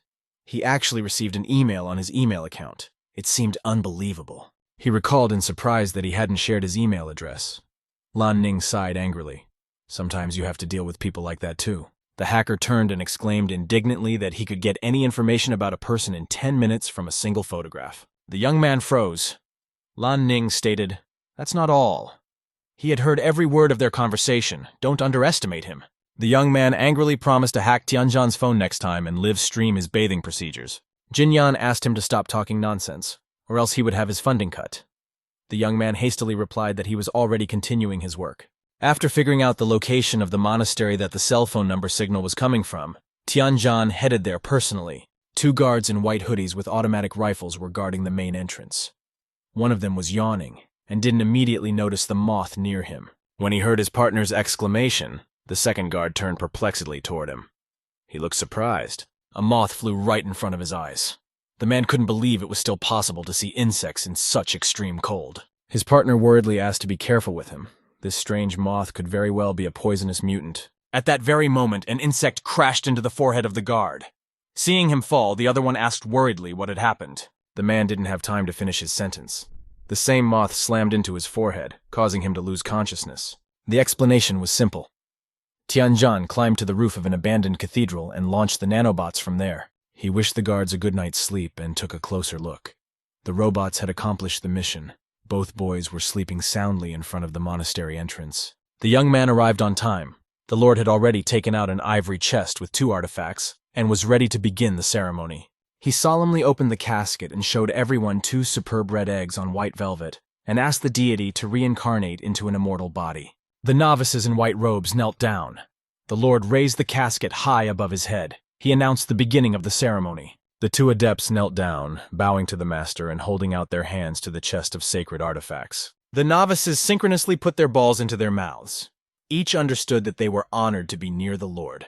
With a careless wave of his hand, the man demanded that the fruit be sprinkled with the nectar of the sacrifice. The adepts turned to the altar. A naked girl lay on the wooden table.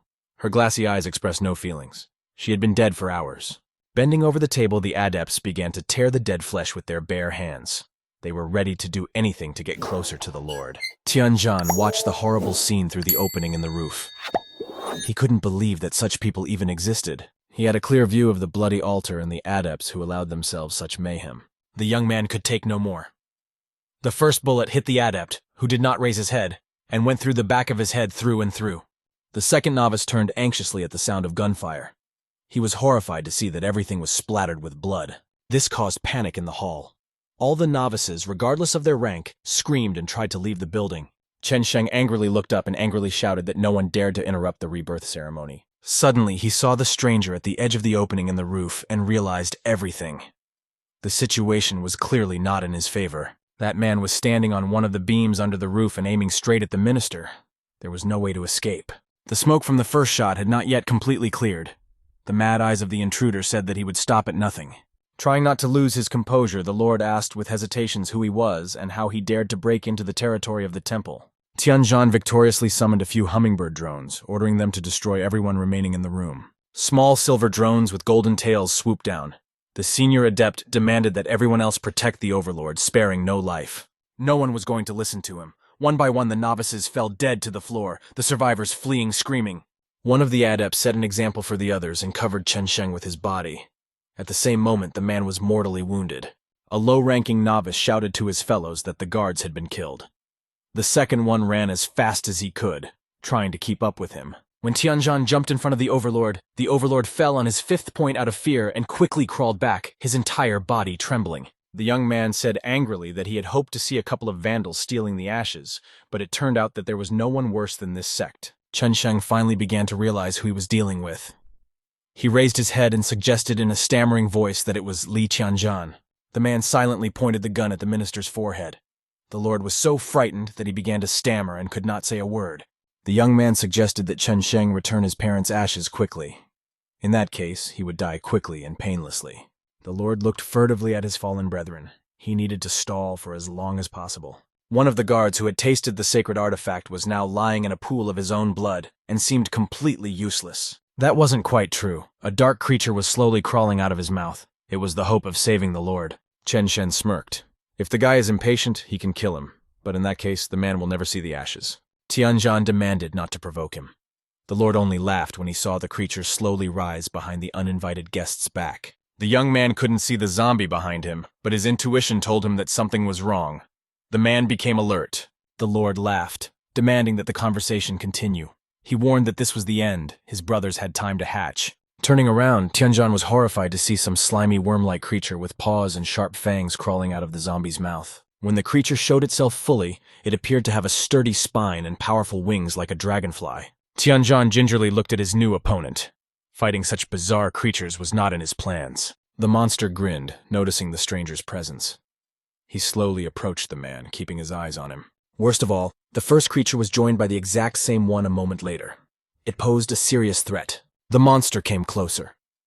Now you could see the many paws on its torso. The tail ended in a massive trident. The creature's back seemed enormous. Its spine jutted outward, giving it a resemblance to some dinosaurs. The man grabbed his pistol from its holster. He no longer hid his anger and looked at the ugly monsters with hatred. Taking out a second gun just in case as well, Tianjan smirked disdainfully and told the overlord that they were disgusting. The jaws of the creature closest to him opened, revealing a multitude of bloodthirsty, sharp teeth. The monster was anticipating the pleasure. When the distance between the opponents had shortened slightly, both creatures suddenly soared into the air and swooped down on the man. Tianjan was alert and immediately opened fire with both pistols, hoping to deal with the mutants quickly. To his surprise, the monster's shell was as strong as their armor. The bullets bounced off the creature's tail.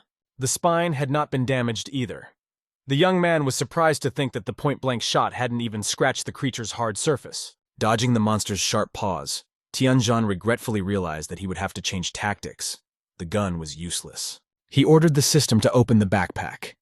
A different kind of gun appeared in the guy's hand. Of course, it wouldn't save him. The young man wondered with annoyance if the system could provide a more lethal weapon than this pistol. The monster was breathing directly into his back. Tianjan clarified the request. The new weapon should be a rocket-propelled grenade launcher. Unfortunately, there were not enough points to buy a new weapon.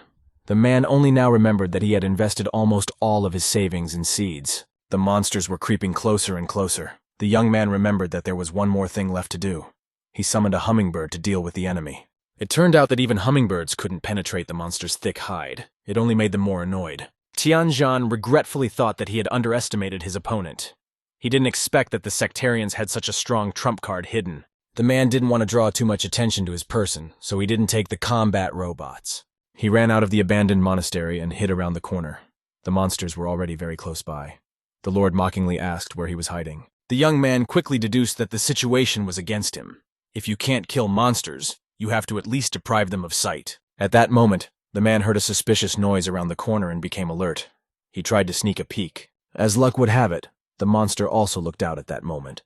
The eyes of the opponents met. The boy realized it was time to flee. When the two monsters broke the wall that Tianjan was sheltering behind, the young man was already busily running away from the dangerous place. The man glanced unhappily at his pursuers.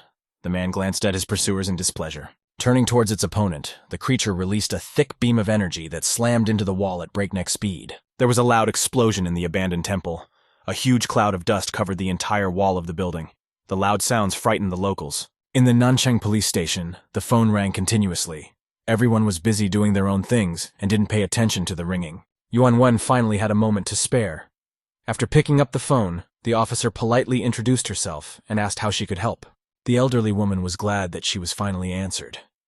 She said that she heard an explosion outside her house and strange sounds. The caller was standing on a hill with her young grandson. From here she had a clear view of the black smoke on the horizon at the foot of the mountain. Yuan Wen worriedly asked where exactly the explosion had occurred. She promised to send a squad to check it out. Gathering the sweep team, the officer warned of possible mutants. One fighter exclaimed delightedly that he would like a reward for it. The girl smirked and cooled his ardor by checking his weapons. She said that level 3 mutants were to be taken seriously. Tianjan at this time was lying in a large crater created by the fall of his body. Monsters were slowly creeping up on the guy. The man's ribs were broken, needing immediate treatment. Calling up the menu of the backpack, the young man extracted a tomato. Although the creatures had lost their sight, they knew perfectly well where their prey was, thanks to their sniffing. The Lord shouted angrily that with such wounds the young man would not last long. He would be a great snack for the brothers. Tianjan himself realized that his chances of survival were minimal. The furious monsters were getting closer and closer. Smelling the victim's scent, one of the monsters rushed after and broke through the thick wall into the next room. The blast wave threw the guy against the wall, and for a few minutes nothing could be seen in the room because of the cloud of dust. The Lord smiled happily. He hoped that the intruder was finally finished and would not disturb anyone. When the dust cleared, it appeared that both monsters had dived into the opening in the wall at the same time and were now unable to get out. Tianjin gingerly looked at the trapped monsters. If only one of them got into the hole, he would be in a bad way. Chen Shen finally realized what kind of room it was. He shouted fearfully that he couldn't go in there. There was a valuable commodity in the room. The young man finally allowed himself to catch his breath. He realized that he had been saved by a miracle. The monsters had almost gotten to him. Suddenly the man realized that he was not alone in the room. A quiet voice sounded behind him, begging for rescue. Ignoring the monsters, the boy turned away from them. This room was filled with slave girls with collars on massive chains. The slaves, handcuffed to each other, were trembling with fear. They all roared when they saw the monsters. Tianjin became angry. He now realized what kind of valuable commodity Chen Shen was talking about. That girl on the altar was also regarded as a commodity. He himself trembled at the sight of the unfortunate prisoners. No one had any idea how many innocents the sectarians had killed. The raptors behind him were jostling fiercely, trying to get into the room. They snarled at each other. At last, one of them managed to squeeze forward a little and put out a huge paw. The wall cracked, and several pieces of stone broke away. It was enough for the young man to cast one quick glance at his pursuers to appreciate the horror of the situation. He stood just in the middle between the would-be victims and the predators. The slaves were roaring. They knew perfectly well that nothing could stop these hungry monsters. Anticipating a large prey, the monsters clanked their massive jaws. Tianjin promised himself that he wouldn't let them get in. He looked around for some massive object to stop the vile creatures. Suddenly, the man turned his attention to the pile of crates behind the girls. A large statue of a deity stood in the middle. Tianjin walked closer with interest and opened a couple of drawers. There were gold bars and many antiques hidden in them. The crates on the other side of the statue were full of foodstuffs. Apparently, the sect had set up a warehouse here, and the statue itself was not easy. It appeared that she was holding a rack of swords to her chest, the blade of one of them shining brightly. The young man realized that this was not an ornament, but a chance for salvation. He jumped up and ran toward the statue. Moving in long jumps, the man covered a solid distance in just 4 jumps. Tianjin climbed onto the statue and realized that he was not mistaken. In front of him was indeed a very sharp Tang Dynasty Hendao sword. The boy looked admiringly at the sword blade. He knew that weapons of this level were highly valued. Not every master could forge such a masterpiece. Putting the sword into the scabbard, the young man kept thinking that there were not many such excellent swords left in the world. He was lucky. The monsters, meanwhile, had advanced a little further. The captives screamed even louder. The man assessed the situation. Taking the sword, he angrily thought that the situation had gotten more serious. Those creatures had managed to advance a bit. The raptors were more than halfway through the opening. Anticipating plenty of prey, they both clucked their massive jaws. Tianjin swung his sword. It was time to try out his discovery. He wondered if he would be able to cut through the enemies. The young man leaped towards the predators with his sword and brought the full force of his blade down on the nearest monster. The ancient sword met his expectations. A slash appeared on the monster's body, through which a blue liquid oozed out. Unfortunately, a single blow was not enough for such a monster. The wound he received only enraged the ugly mutants. Tianjin realized that the best thing to do was to flee and divert the attention to himself. He ran away while shouting insults. The predators had by now freed themselves and were chasing after their prey. The young man could feel their breath behind him. All 3 were moving so fast that there were 2 clouds of dust in the long corridor. One belonged to the hunters and the other to the prey. After running a sufficient distance from the room with the captives, the man suddenly stopped and turned around to face his pursuers. He was glad the monsters had fallen for his clever ruse and rushed after him. It would have made more sense to stay in the room with the prisoners. Lilac liquid oozed from the raptor's gouged eye. The pain added to the monster's aggression, and they were hungry for payback. Tianjin extended his sword with the point forward. He waited patiently for the mutants to come within striking distance. As the monster soared into the air in a final leap, the young man crouched down and held out his sword. He was ready to fight the duel. As the raptors flew over the man's head, he managed to inflict several slashing wounds on his opponents from below. The blade slipped during another strike to the torso, and so the blow was not as strong as the previous ones. The predator reached out its paw towards the sword, trying to squeeze it. Tianjin took advantage of this and struck the predator between his fingers. The enraged monster retaliated by hitting the offender with its tail. The young man didn't expect it, and didn't have time to jump back. Just like last time, a powerful blow dented him into the wall. Pieces of stone immediately fell to his right and left. Coughing in pain, the man slowly got up from the floor. He realized he needed to change tactics. The shell was too strong. He had to look for vulnerabilities. The predator turned around for its next attack. Tianjin stared intently at the monster, trying to find its weak point. The mutant's blackened eye was bleeding more and more.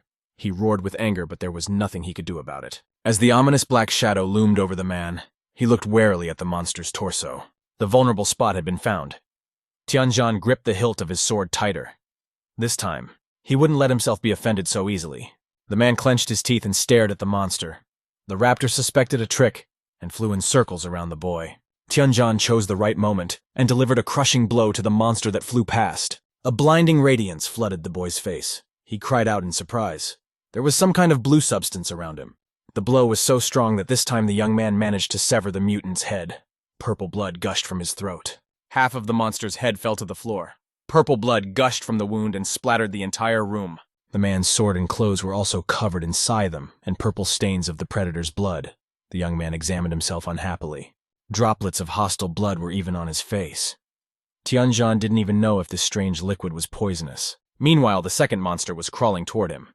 He grinned ravenously, unaware that he had less than a minute to live. The raptor swung his tail a little before his opponent and missed. He suffered the same fate as his tribesmen. The captured girls were unaware of the successful outcome of the battle. They were still trembling with fear, fearing for their lives. The Lord was very displeased when he saw the open drawers. He angrily exclaimed that the young man had dared to break in and steal a precious collector's item. Chen Shen slapped his knuckles on the crate. He shouted that it wouldn't pass so easily to the guy. His brothers would eat him and wouldn't even leave a bone. Suddenly the Lord realized that the room was suspiciously quiet. He glanced back warily, already aware that the situation had changed. When the cold point of the sword touched the man's back, he realized that now he was definitely finished. The battle was lost. Falling on his fifth point, Chen Shen started to stagger backwards. He shouted that the worker ants couldn't be killed. Yes, and it was better not to touch him. There were powerful people behind him. Tianjin muttered through his teeth that he had calmly dealt with the monsters.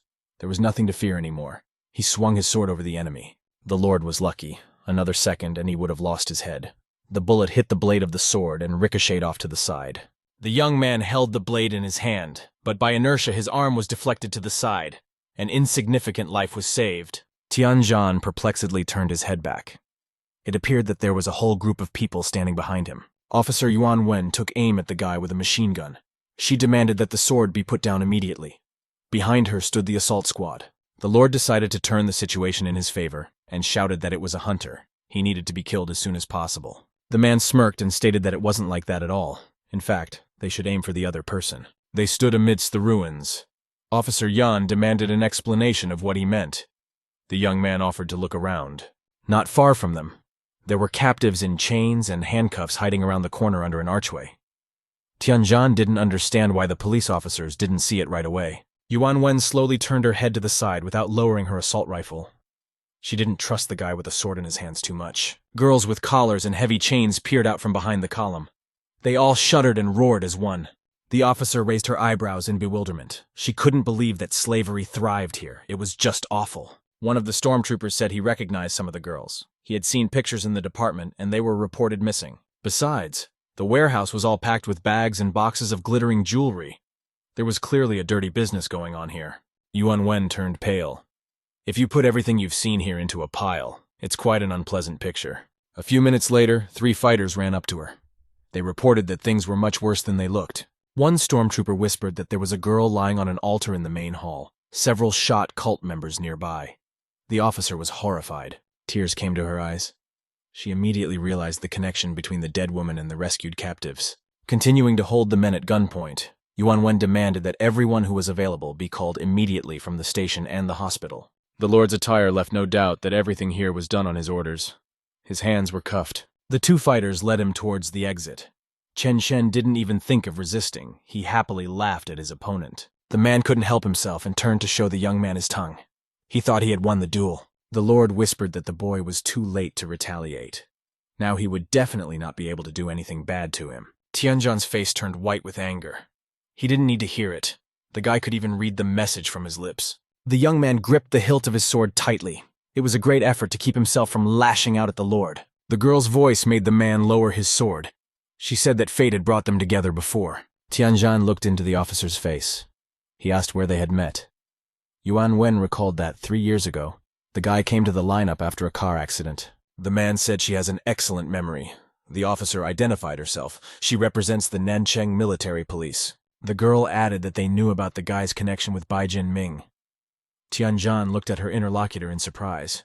She worriedly exclaimed that she understood perfectly well. Even a police squad wouldn't stop the guy from killing the overlord. The officer reminded that Yanhuang Federation is under the control of the military police, so she asks him to tell everything he knows.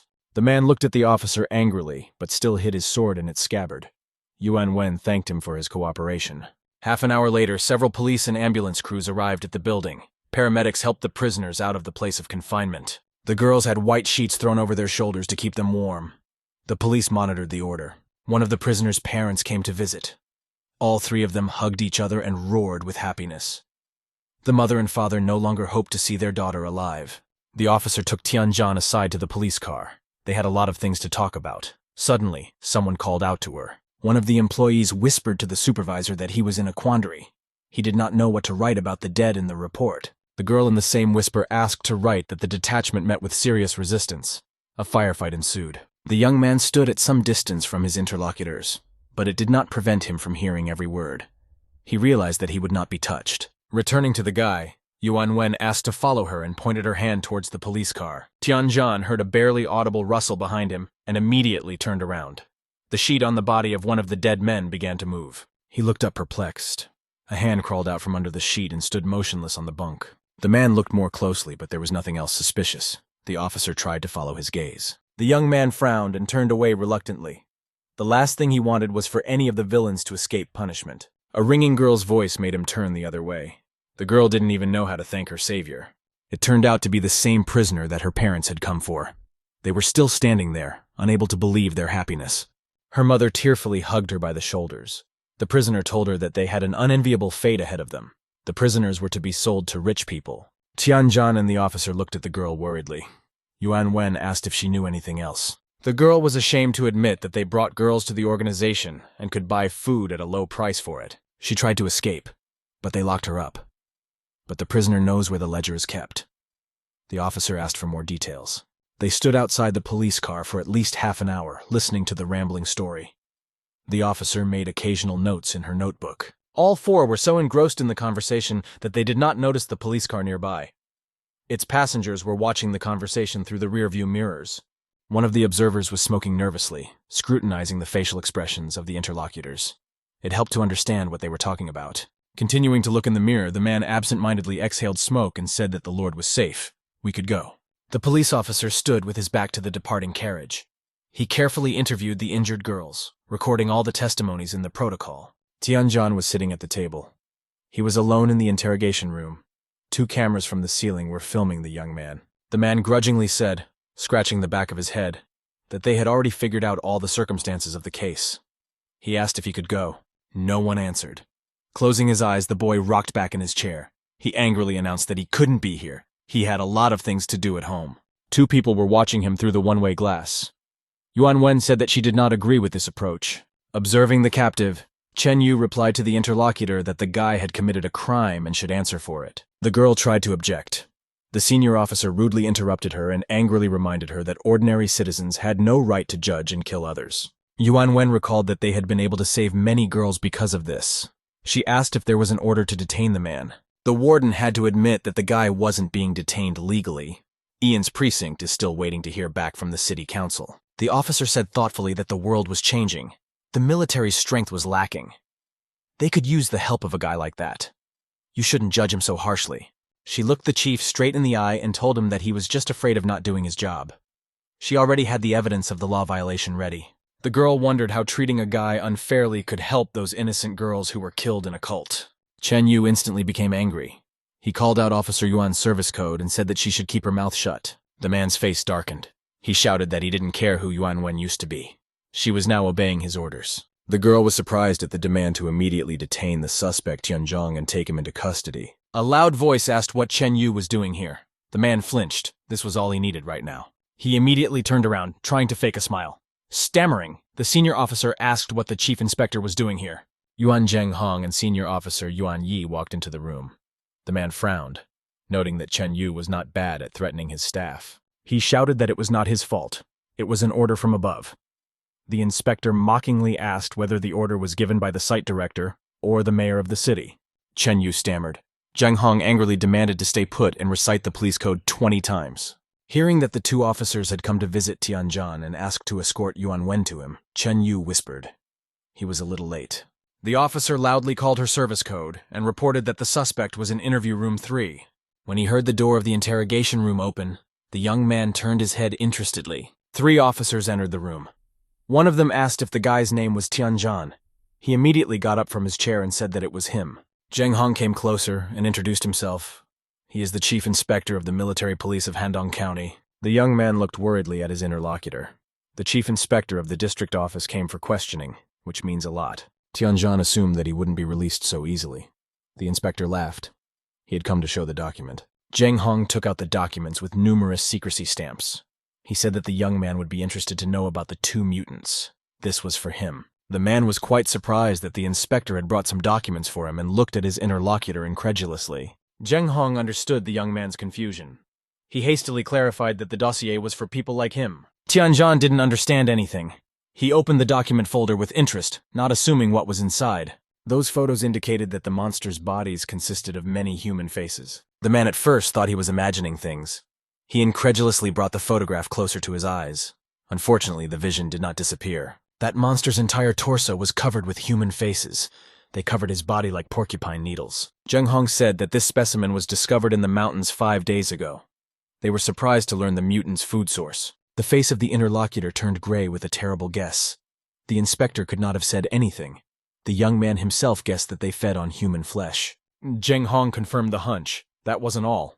It turned out that the mutants had consciousness. They even managed to fool the troops. Tianjin thoughtfully said that the intelligence is similar to humans. Perhaps they don't have mutation restrictions. The inspector corrected the boy. These beasts successfully merge their genes with human genes. They call such individuals the kings of beasts. The man reported that 5 cases of such beasts have already been recorded. This number continues to grow. The young man flipped through the documents and closed the folder, placing it on the table. He asked his interlocutor why he was telling him all this. The inspector held his hand up, and with an imperious gesture demanded that the accompanying officer come to the table. Yuan Yi, who had kept behind his back until this moment, carefully placed some kind of transparent box on the table. The contents of the flask seemed suspiciously familiar to Tianjin. He had seen the exact same eggs in the Lord's chest before.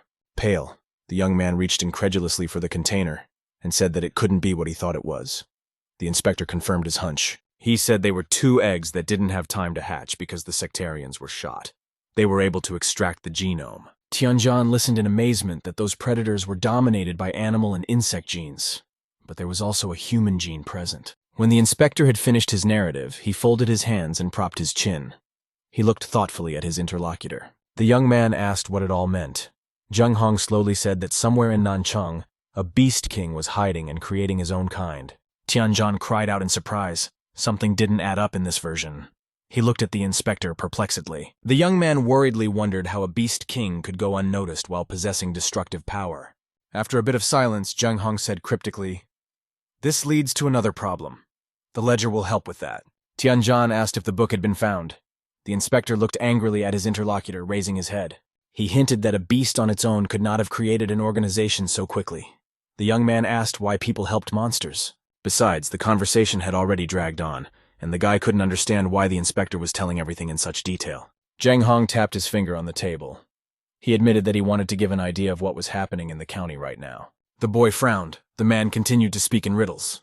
He asked the man angrily what he was getting at. The inspector said that due to the loss of many lives, the military police had been ordered to apprehend the criminal Li Tianzhang. At this moment, Yuan Wen entered the interrogation room. She tried to protest, but Zheng Hong ordered her to shut up with an imperious gesture. The young man slammed his fist angrily on the table.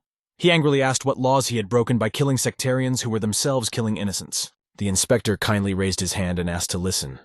He suggested that after a while the police would not be able to protect all citizens. The man explained that the military police take charge of the cities. They are ruthless and will not tolerate violations of the law. Zheng Hong offered to move to them while there was still time. The young man didn't take the hint. The inspector stated that he was offering to work for them. Right now, he has the opportunity for special status. The unique powers will remain even when the military police take over the city. Tianjin asked in surprise if the inspector really wanted him to join the military police. The man promised that in that case, the guy's entire family would be protected. That wasn't a bad status. Yuan Wen sighed. The young man bowed his head thoughtfully. He couldn't make a decision right away. Tianjin absent-mindedly said that he had to think it over. Yuan Wen held out the sword to the owner along with the slip. She said that she would like to hear his reply no later than the day after tomorrow morning. The girl warned that otherwise they would start searching for him. Tianjin stated that such a beautiful girl shouldn't say such cold words. The officer angrily pressed the form against her sword. She exclaimed that flattery was unnecessary. If he joined the military police, there would be no problem. The young man took the sword and the application form. Several handcuffed men walked past them under escort down the corridor. Tianjin looked around perplexed. He assumed that these were the same people listed in the ledger as being involved in human trafficking. The officer confirmed the boy's hunch. Tianjin couldn't get rid of the thought that he had seen those men somewhere before. Memories came to the rescue. The man remembered everything. They are both members of the Nanchang City Council and hold very high positions. One of the detainees also turned around. Their gazes met. The young man realized that he was wrong. These two were not ordinary rich men. Yuan Wen stood silently by her side. She didn't understand anything yet. Tianjin was surprised to learn that even the city parliament was involved in the crime. The only question was to understand the true role of the detainees. It is good if they were only engaged in buying and selling. It could be much worse. City council members may be on the other side of the barricades from humanity. After signing all the necessary papers, the young man left the station. Now he could finally return to the farm and get on with his business. During his absence, the cherry tomatoes had almost grown, less than 20 hours away from being fully ripe. By adding fertilizer, Tianjin cut the ripening time in half. He asked his little sister how she felt about the idea of becoming a military policeman. Han was very surprised at first. They had never talked about it. She said admiringly that she supported his endeavor. The man admitted that in that case she would have to stay home alone for long periods of time. The little girl said quietly that she understood. Clenching her fists, the girl exclaimed that she shouldn't give up her desires just because he was worried about her. She reminded him what was dragging Tianjin down. 3 years ago he had to leave his job and go to the farm. The young man stroked his little sister's head and told her that it was his decision. Han exclaimed that she wanted to grow up quickly, then her brother wouldn't have to protect her all the time. Blushing, the little girl said that she would support him in everything. She has Xiaohei and Grandpa Nan for protection. The man looked thoughtfully at the little girl. Despite her age, she was thinking like an adult. She had grown a lot in these 3 years. With his arm around his sister's shoulders, Tianjin told her that he had an important task. Han had to put the growth potion on the tomatoes, and he couldn't be distracted by the cartoons. Chen Yu slowly walked down to the basement where the detainees were kept. There was no one in the corridor. He was lucky. At the end of the corridor, the man he needed was sitting behind the bars. The officer was clutching a hard-won egg in his hand. Hysterical laughter came from the cell. The Lord knew that nothing would stop him now. If the police had arrived later, things would have been different. Seeing his man, the man was overjoyed. He knew that Chen Yu had not come empty-handed and had brought what he needed. The officer crouched by the bars and discreetly handed the red egg to the prisoner, nudging him under the bars. Chen Shen humbly sat and waited for the egg to roll to his feet. He did not give away his anxiety in any way. When the glowing egg was close by, the Lord quickly bent down and picked it up. He laughed. There was nothing the police could do now. The man looked at the egg in his hand with delight. He looked like a child who had finally gotten the toy he wanted. Closing his eyes in pleasure, Chen Shen launched the egg into his mouth. No Tianjin could stop him now. At this time, the young man met with Lan Ning and handed him a vial of dark red liquid. The blood sample was the freshest. Just a minute ago, he had hooked up an IV to the dog's shoulder and taken a sample. Hearing that this was the right gene, Lan Ning unsatisfactorily muttered that he wasn't quite sure about it. The hacker fixed his glasses and looked at Xiaohei carefully. Without stopping chewing Chupa Chups, he said that the beast didn't look much like a perfect mutant. Tianjin shrugged his shoulders and explained that perfect mutation could take different paths. There were many factors. He asked what could be considered the main thing about mutation. On the one hand, it is the increase in strength, but the change in intelligence also speaks volumes. Lan Ning corrected his glasses. He said he was wrong. The same genes in different organisms can produce unpredictable results. Taking advantage of the moment, Tianjin inquired about Bai Jinyan's situation. The hacker scratched the back of his head thoughtfully. Time was running out. The cytologist was already lying on the operating table. The surgeons tried to remove the bones that could pierce the heart, but they grew even faster. A team of doctors bent over the patient. They were all thinking the same thing. One of them exclaimed that it was no longer possible to operate. Jinyan knew this without him saying anything. The bones were squeezing his heart and chest too tightly, the man gasped. The hacker's loud shout made him forget the infernal pain for a few seconds and turn his head toward the door. The young man happily showed the diplomat. He boasted that he had returned with samples. The cytologist sat up jerkily on the operating table. The man demanded that the experts analyze the genome immediately. He only had 24 hours left. The vial was immediately taken to the laboratory. The technician carefully poured the contents into a research flask. The expert reported that the bone density is 10 times that of a dog's.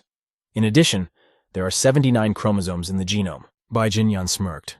He immediately realized what this meant. That guy had managed to unlock the genetic code. The surgeon said the extra chromosome increased bone strength as well as the animal's strength and speed. The cytologist listened to their conversation in amazement. It seemed incredible. The second doctor added that such a structure could be called divine. The expert stated that such genes could be considered ideal. His partner warned that they could not guarantee a favorable outcome. Jinyan didn't care. He would already be dead at this time tomorrow anyway.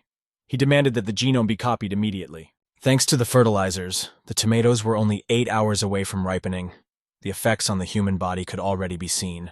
Tianjin immediately launched the system menu.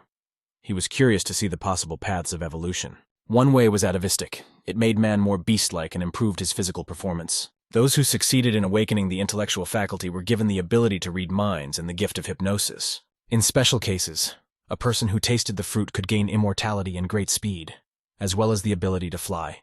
The path of the ancient deity was considered the rarest. With its help, a man was able to control any elements. The young man's eyes lit up with excitement. Each of the development paths were good. Intellectual and divine seemed pretty good. Of course, the best thing would be to evolve into an ancient deity and control the weather and all the elements. Unfortunately, there was a very high chance of turning into a bulky monster. The man sighed, the system knowing more about it. It turned out that it wasn't that bad. Even if he turned into a monster, he could continue to eat the fruit and choose a different path of development. Tianjin smiled smugly. This meant that it was all about the presence of divine fruits. One day, he would be able to evolve into an ancient deity. The inspector asked Officer Yuan if the boy had agreed. The girl replied that the young man had promised to send a questionnaire. Zheng Hong sincerely rejoiced and said that this was great news. His trip to Nanshan was not in vain. Yuan Wen asked if he was going to leave. The man stood with his back to his interlocutor. He explained that he was already very delayed. The officer worriedly admitted that she was concerned about the political department. They are not taking any action to release their congressman. The inspector asked how things were going with Dong Chuan. The girl asked him to stay in town. She felt strangely uneasy. At this time in the sectarian's ceremonial hall, a strange sound came from the well. A black mass burst out, shattering into tiny particles. Millions of bugs flew up to the man in the suit standing by the bottomless well and hovered in front of him. He said he understood. The man's face seemed to be split in half. Half of his face belonged to a creature with sharp clawed fangs. After filling out the form for the military police, Tianjin left the farm in the evening. Since Han Han didn't protest, he decided to accept the offer. The man walked thoughtfully outside his domain, holding up a statement with his fingers. He did not know what awaited him in the service. When Tianjin raised his head, he saw the terrifying sight and immediately stopped. He couldn't believe that such a thing could happen. A girl was hanged outside the gate. It appeared that she had been severely tortured before being killed, and there was a pool of blood under her body. The young man didn't know who would want to do this in front of his house. He didn't know the victim, which was strange. Suddenly he remembered those happy mother and daughter who were crying with happiness. The man couldn't believe it was that girl. Unfortunately, it was her. The stranger's face was covered in blood, bloodstains all over her dress. Tianjin cried out exhaustedly and ran towards the victim, already knowing that he couldn't help her. The blancmange scattered on the ground. Not an hour later, a solidly dressed man showed up at the police station. He introduced himself as the congressman's lawyer. After adjusting his glasses, the man said that he had been appointed by the Nanchang City Council. He had come to talk about the detention of Li Ting and Guo Xuanjun. Zheng Hong looked at the visitor incredulously. This type of person immediately seemed suspicious. The lawyer's cell phone rang. He smiled and deftly tossed it to the officer, advising him to take the call. The inspector perplexedly put the phone to his ear. He assumed that Wang Dongchuan would ask for his men. Unfortunately, it turned out not to be the mayor of Nanchang. The information he received made the man wince. He couldn't believe it. Tianjin was sitting in the reception area of the Dongcheng military police. His clothes were stained with the girl's blood. The mother roared inconsolably over her body. She couldn't believe such grief had happened. Not even a day had passed since the family had been reunited. The young man listened glumly to her lamentations. Yuan Wen approached the woman, expressing her sincere condolences. No one could have imagined that this would happen. Tianzhan raised his head, looking sadly at the woman. He felt guilty too. This was after the attack on the sect. At that moment, a cheerful lawyer appeared in the hall. He suggested that the congressman had already had a hard time here. The woman turned angrily, rivulets of tears running down her face. It's cynical to talk about suffering when someone has hanged your daughter. The lawyer promised he would take care of the case. The congressman would not have to feel pressured. One of them smirked. The other didn't hold back and laughed. It's okay, there's no pressure involved. The woman had been listening to the conversation the entire time. When she heard Li Ting's name, she assumed it was him. The mother's shoulders shook with anger. Xuanjun immediately turned aside. Li Ting perplexedly asked who she was and what she wanted. The woman lunged at him, screaming that her daughter had foreseen her doom at his hand because of the ledger. The congressman tried to push the woman away. Maddened by her grief, she demanded her daughter back. The woman shouted that she would kill him right there. Li Ting responded by kicking the attacker and saying that it was time for her to calm down. The blow was so strong that the unfortunate mother fell to the floor. An officer immediately ran up to her and asked if she was all right. Tianzhan angrily got up from his seat. The lawyer told the congressman that it shouldn't be done in the police station. Calming the woman down, Yuan Wen angrily shouted that prisoners have no right to use force in the police station. The lawyer smiled and explained that it wasn't like that. The woman had attacked the congressman herself. They were just defending themselves. Besides, she better watch what she says. The congressmen were released on bail, so they are no longer prisoners. The officer helped the woman up off the floor. She could not believe that the prisoners had been let out of the station so easily. Continuing to smile, the lawyer said he could prosecute the woman for assaulting the congressman. Yuan Wen couldn't believe that it was all in vain. She shouted that it was impossible. They couldn't be bailed out so easily. After adjusting his glasses, the man said he wanted to first warn the officer about liability, since she was going to arrest a city council member. He monotonously stated that they may have physical evidence, witness statements, and statements from the victims themselves. Hearing about the expert report, identification, and lab records, Li Ting only snorted disdainfully while adjusting his shirt sleeve. The lawyer added that none of this could be used as evidence against the congressman. The young man frowned. He realized at once that this was their accomplice. Tianzhan looked at the lawyer carefully, trying to memorize his insolent face. He too would pay for everything later. Turning black with anger, Yuan Wen shouted that they had managed to catch the leader, so all that was left was to wait for him to confess. The lawyer smirked. He reminded him that the police had exceeded the maximum detention period. He had the right to take the congressman away. Leaving the station, Li Ting carelessly threw that the officer was trying hard, but from now on, she should learn how to distinguish good citizens from criminals. He caustically added that they had a very busy schedule and no free time for their cooperation. Yuan Wen could barely contain herself. The lawyer remarked carelessly, smiling, that the person they were talking about had already been diagnosed. They have a psychiatrist's report. The man said they might as well not try to do anything about it anymore. That man's testimony would be disregarded. The girl shouted that Inspector Yuan will not leave it so easily. The lawyer laughed. Young people do not know how to behave. He proudly announced that he had just come from the inspector's office and had released the congressman on orders from the Secretary of Homeland Security. Before leaving, the lawyer reminded her that a little later, the person they needed would be transferred to the psychiatric hospital.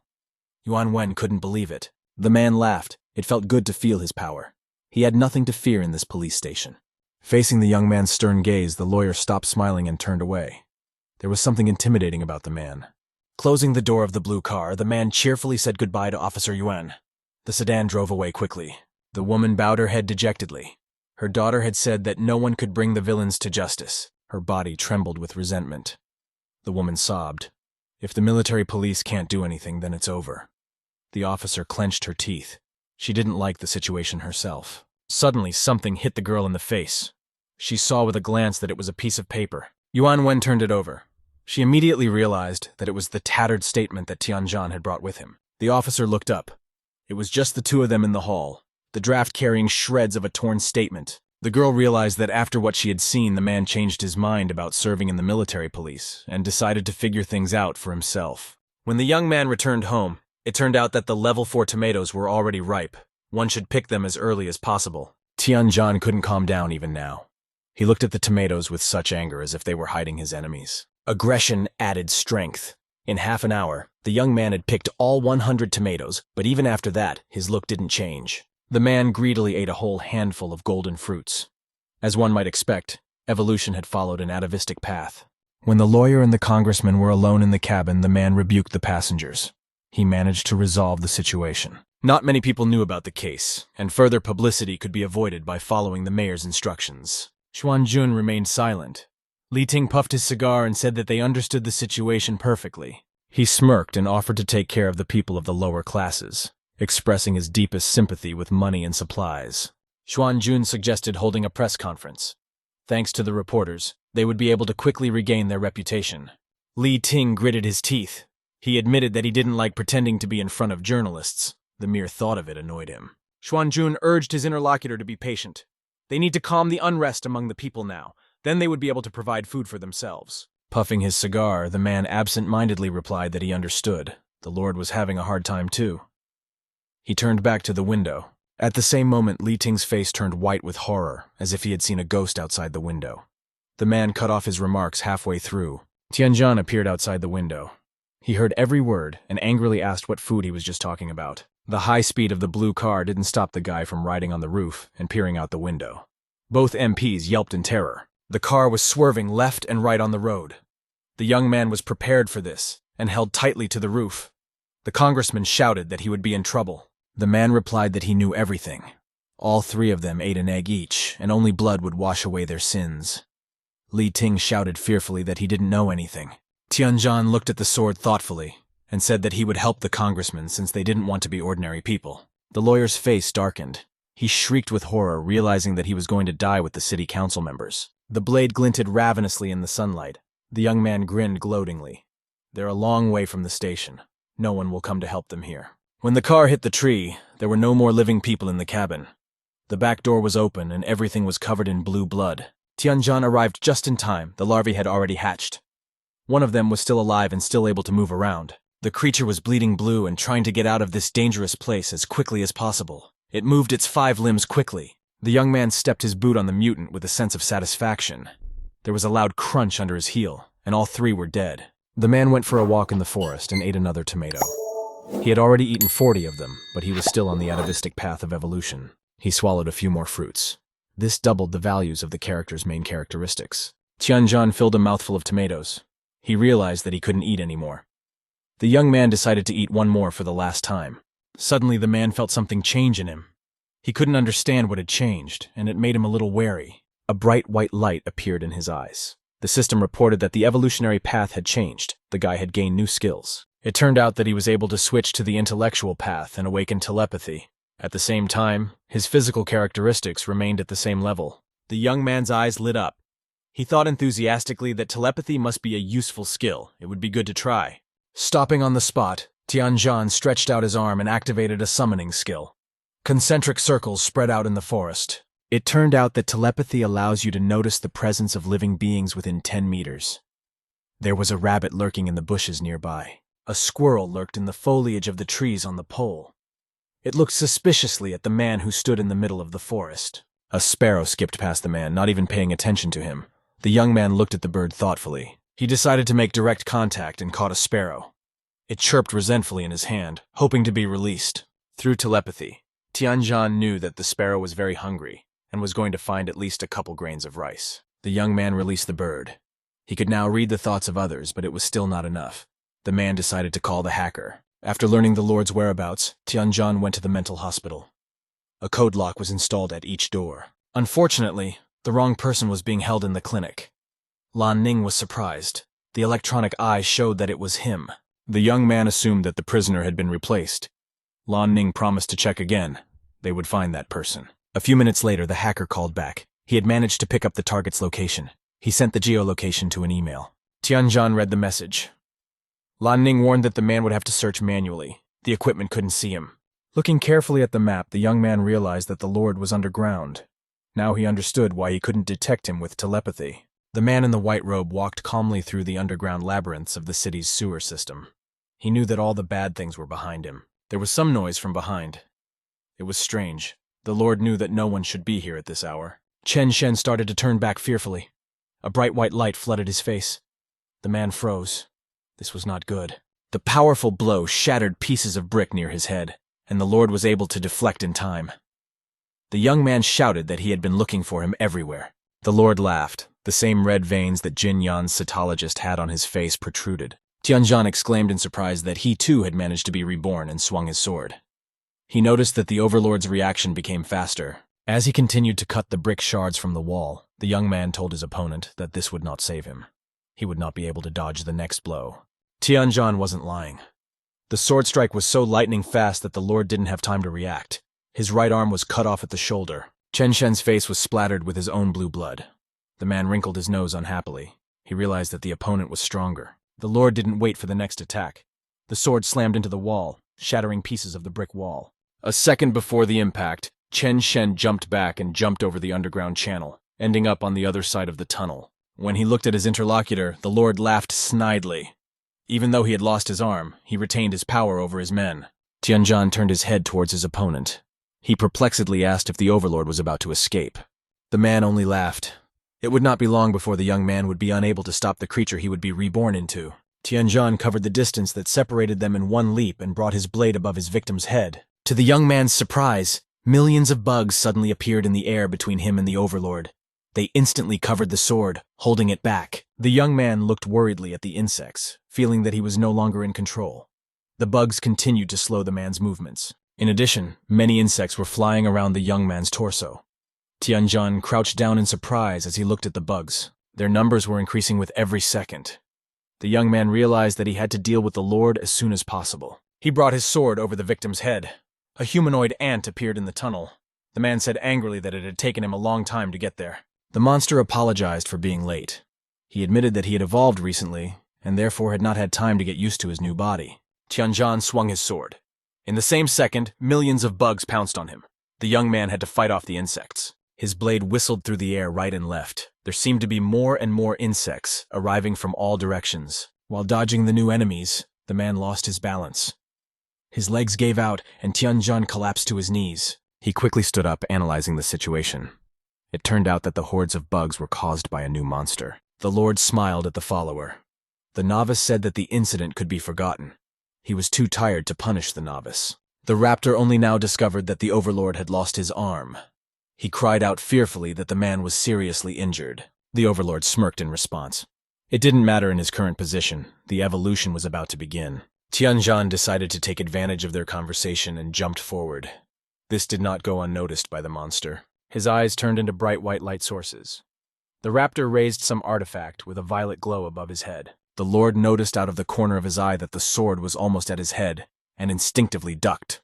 The man knew the novice would protect him. In the same instant, the sharp blade collided with a serious obstacle.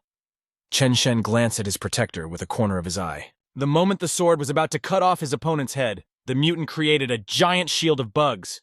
The sharp blade only sent out sparks. The monster ran towards the young man, waving the artifact. He shouted angrily that no one had the right to attack the Lord. A strong wind rose around Tianjin. He was inside a small vortex and couldn't even move. The lad tried to find even a small gap, but the strong wind prevented him from doing so. The Lord grudgingly brushed the insects off his hoodie. He said angrily, "The bugs got on him too." The monster apologized. He wasn't that experienced yet. The man turned away, demanding to deal with the enemy immediately. The predator promised that he would do everything very quickly. He ran to the young man, shouting that he would take the Overlord after killing the boy. The sect leader demanded to let him live. The Overlord turned his head, explaining with a smile that he would need to replenish his energy after evolution. Living beings have great nutritional value. The raptor obediently nodded and turned towards his opponent. Tianjin had managed to free himself and was standing on the other side of the canal. The young man stared intently at his opponent. He knew that with the latest skills he had acquired, he could easily defeat him. The man angrily stated that he couldn't stand people who bragged the most. With those words, he jumped toward the monster. The Lord was getting worse and worse. He slowly walked away through the tunnel, hoping that evolution would start and end his suffering. His shoulder was bleeding more and more, and his body was weak and trembling. The man realized he couldn't take it anymore.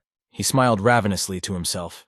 Since circumstances couldn't allow it elsewhere, he could perch here. The same white fibers that had previously entangled Xiaohai appeared in the air.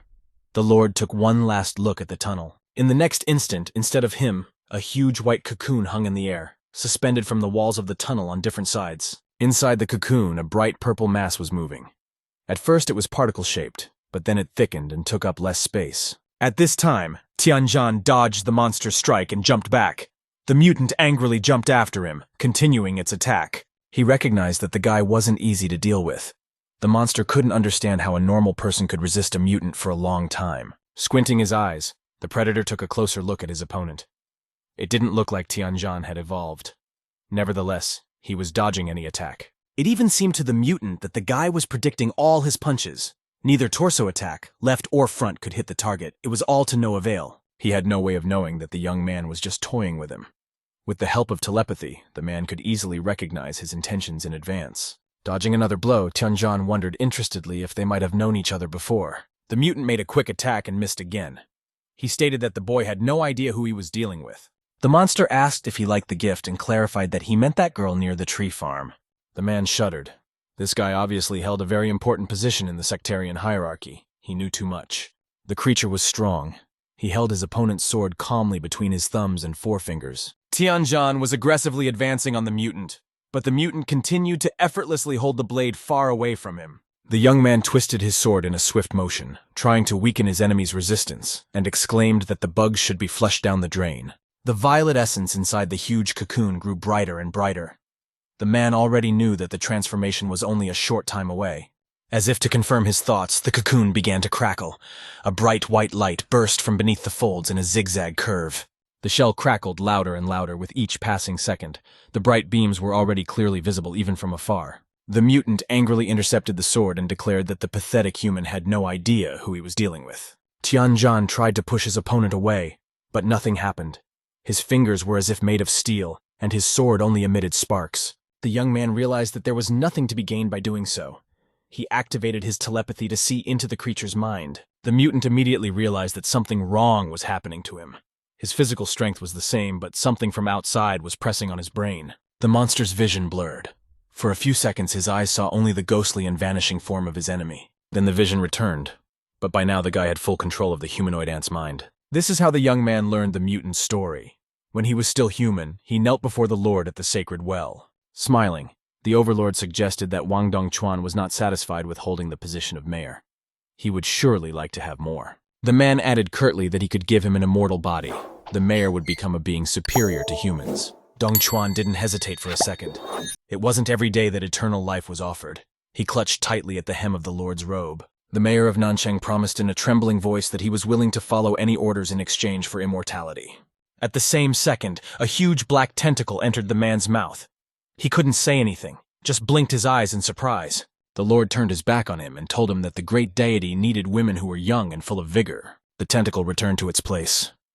The mayor coughed.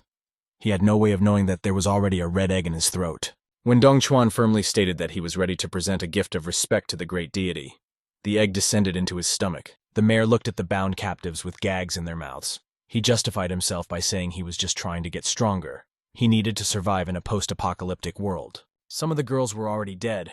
A few of the prisoners were not even bound. They had lost the will to resist. The man thought that was the way it should be. The weak have always been prey to the strong. This would help him evolve.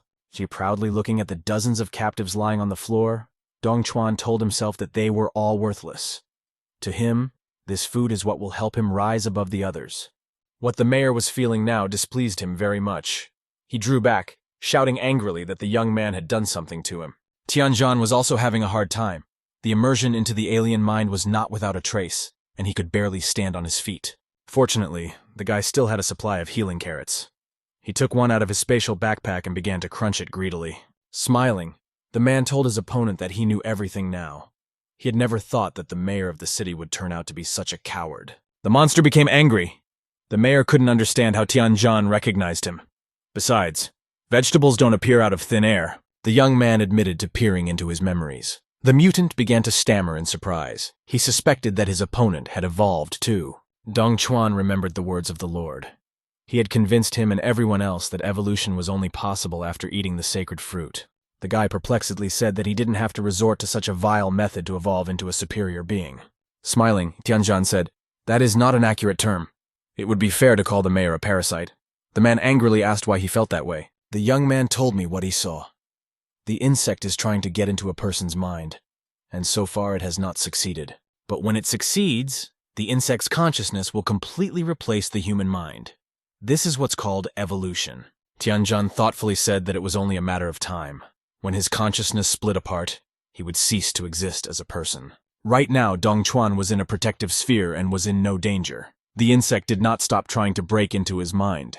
The young man remembered the ants that the Lord had set upon him in the abandoned monastery. He said that the mayor's identity would soon disappear. The monsters were only interested in food. They didn't have the brains for anything else. That's how he got his first victory. Dongchuan angrily shouted that he could not be compared to the pathetic ants. He swallowed a quality egg. In terms of strength, it was second only to the prince. The mayor proudly said that he no longer needed this frail and useless human body. He would soon become a supreme being. Tianjin looked at his interlocutor in surprise. He had been fighting mutants for a long time, but he had never heard of the prince. He was reminded of the Lord's words. The man was not disturbed by his severed hand. He had also said that living things were more nourishing than dead ones. The young man realized that the former prisoner had managed to swallow the egg. Tianjin turned pale. This could only be the overlord. The guy turned back fearfully, hoping that it wasn't that bad. A huge humanoid ant was rushing towards him. Unlike the first mutant, it had a sort of crown on its head instead of a tendril. The man glared angrily at his new opponent, clenching his teeth. This monster had hatched from an egg too quickly. The massive mutant came closer and closer. Its massive fangs glistened in the underground tunnel as if they were made of steel. Dongchuan took advantage of the man's confusion and lunged at him as well. Tianjin cried out in surprise. This blow was quite strong. The mutant managed to inflict a wound. The young man flew off to the side, screaming. The mayor continued his attack and caused a force swirl. This helped him to remain invulnerable during the attack. The monster stood nearby and looked at the falling guy. He too had lost his arm and was bleeding. Dongchuan ingratiatingly congratulated the prince on his rebirth. The Lord said nothing. He continued to watch his fallen opponent with hatred, knowing that he was not as simple as he looked.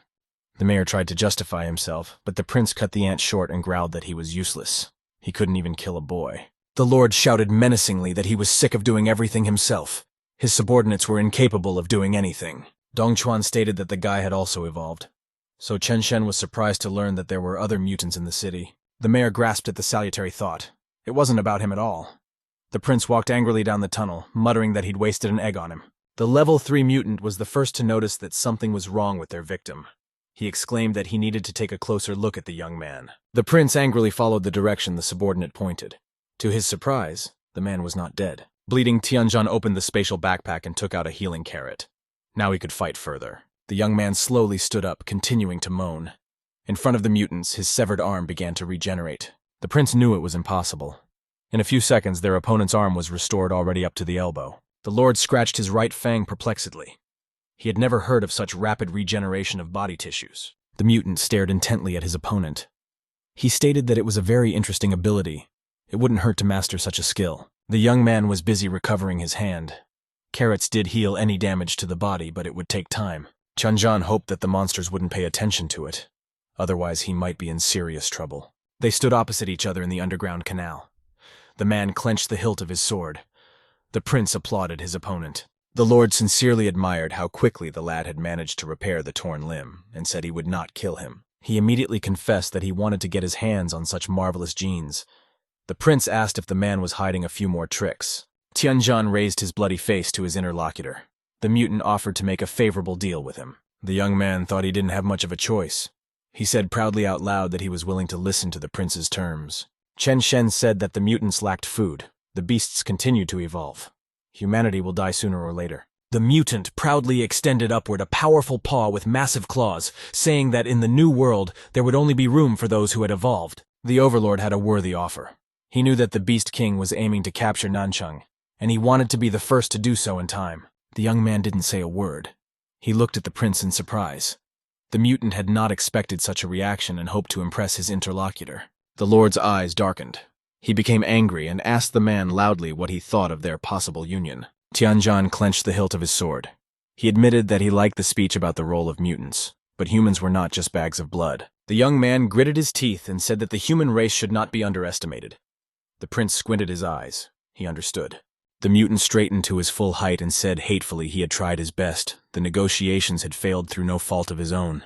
The Lord jumped towards the young man, shouting that he was primarily interested in Tianjin as food.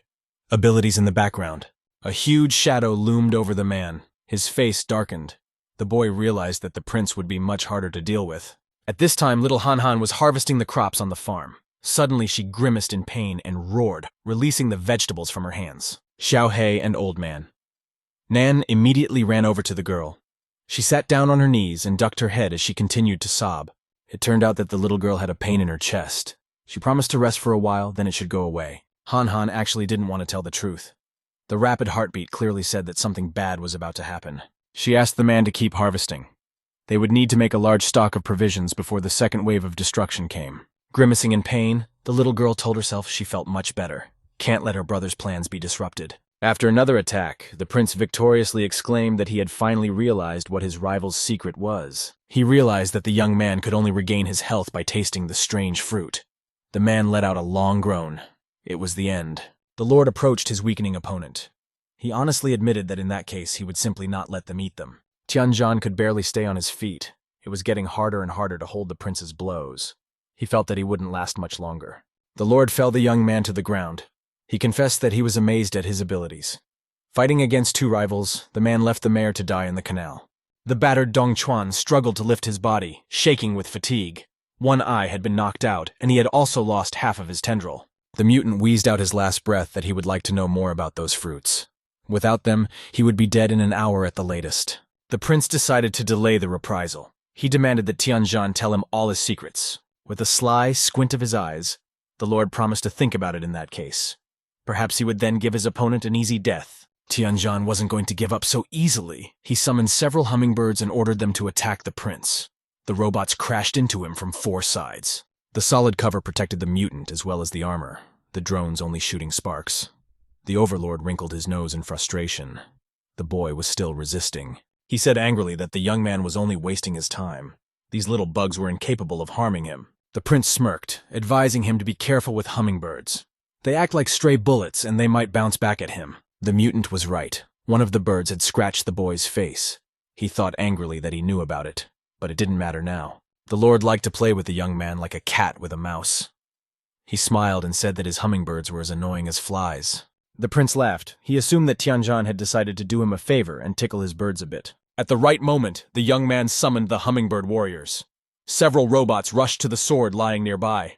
The blade rose into the air, beginning to approach in a circular motion directly towards the outstretched hand of its master. The prince looked perplexed at the movements of the sword.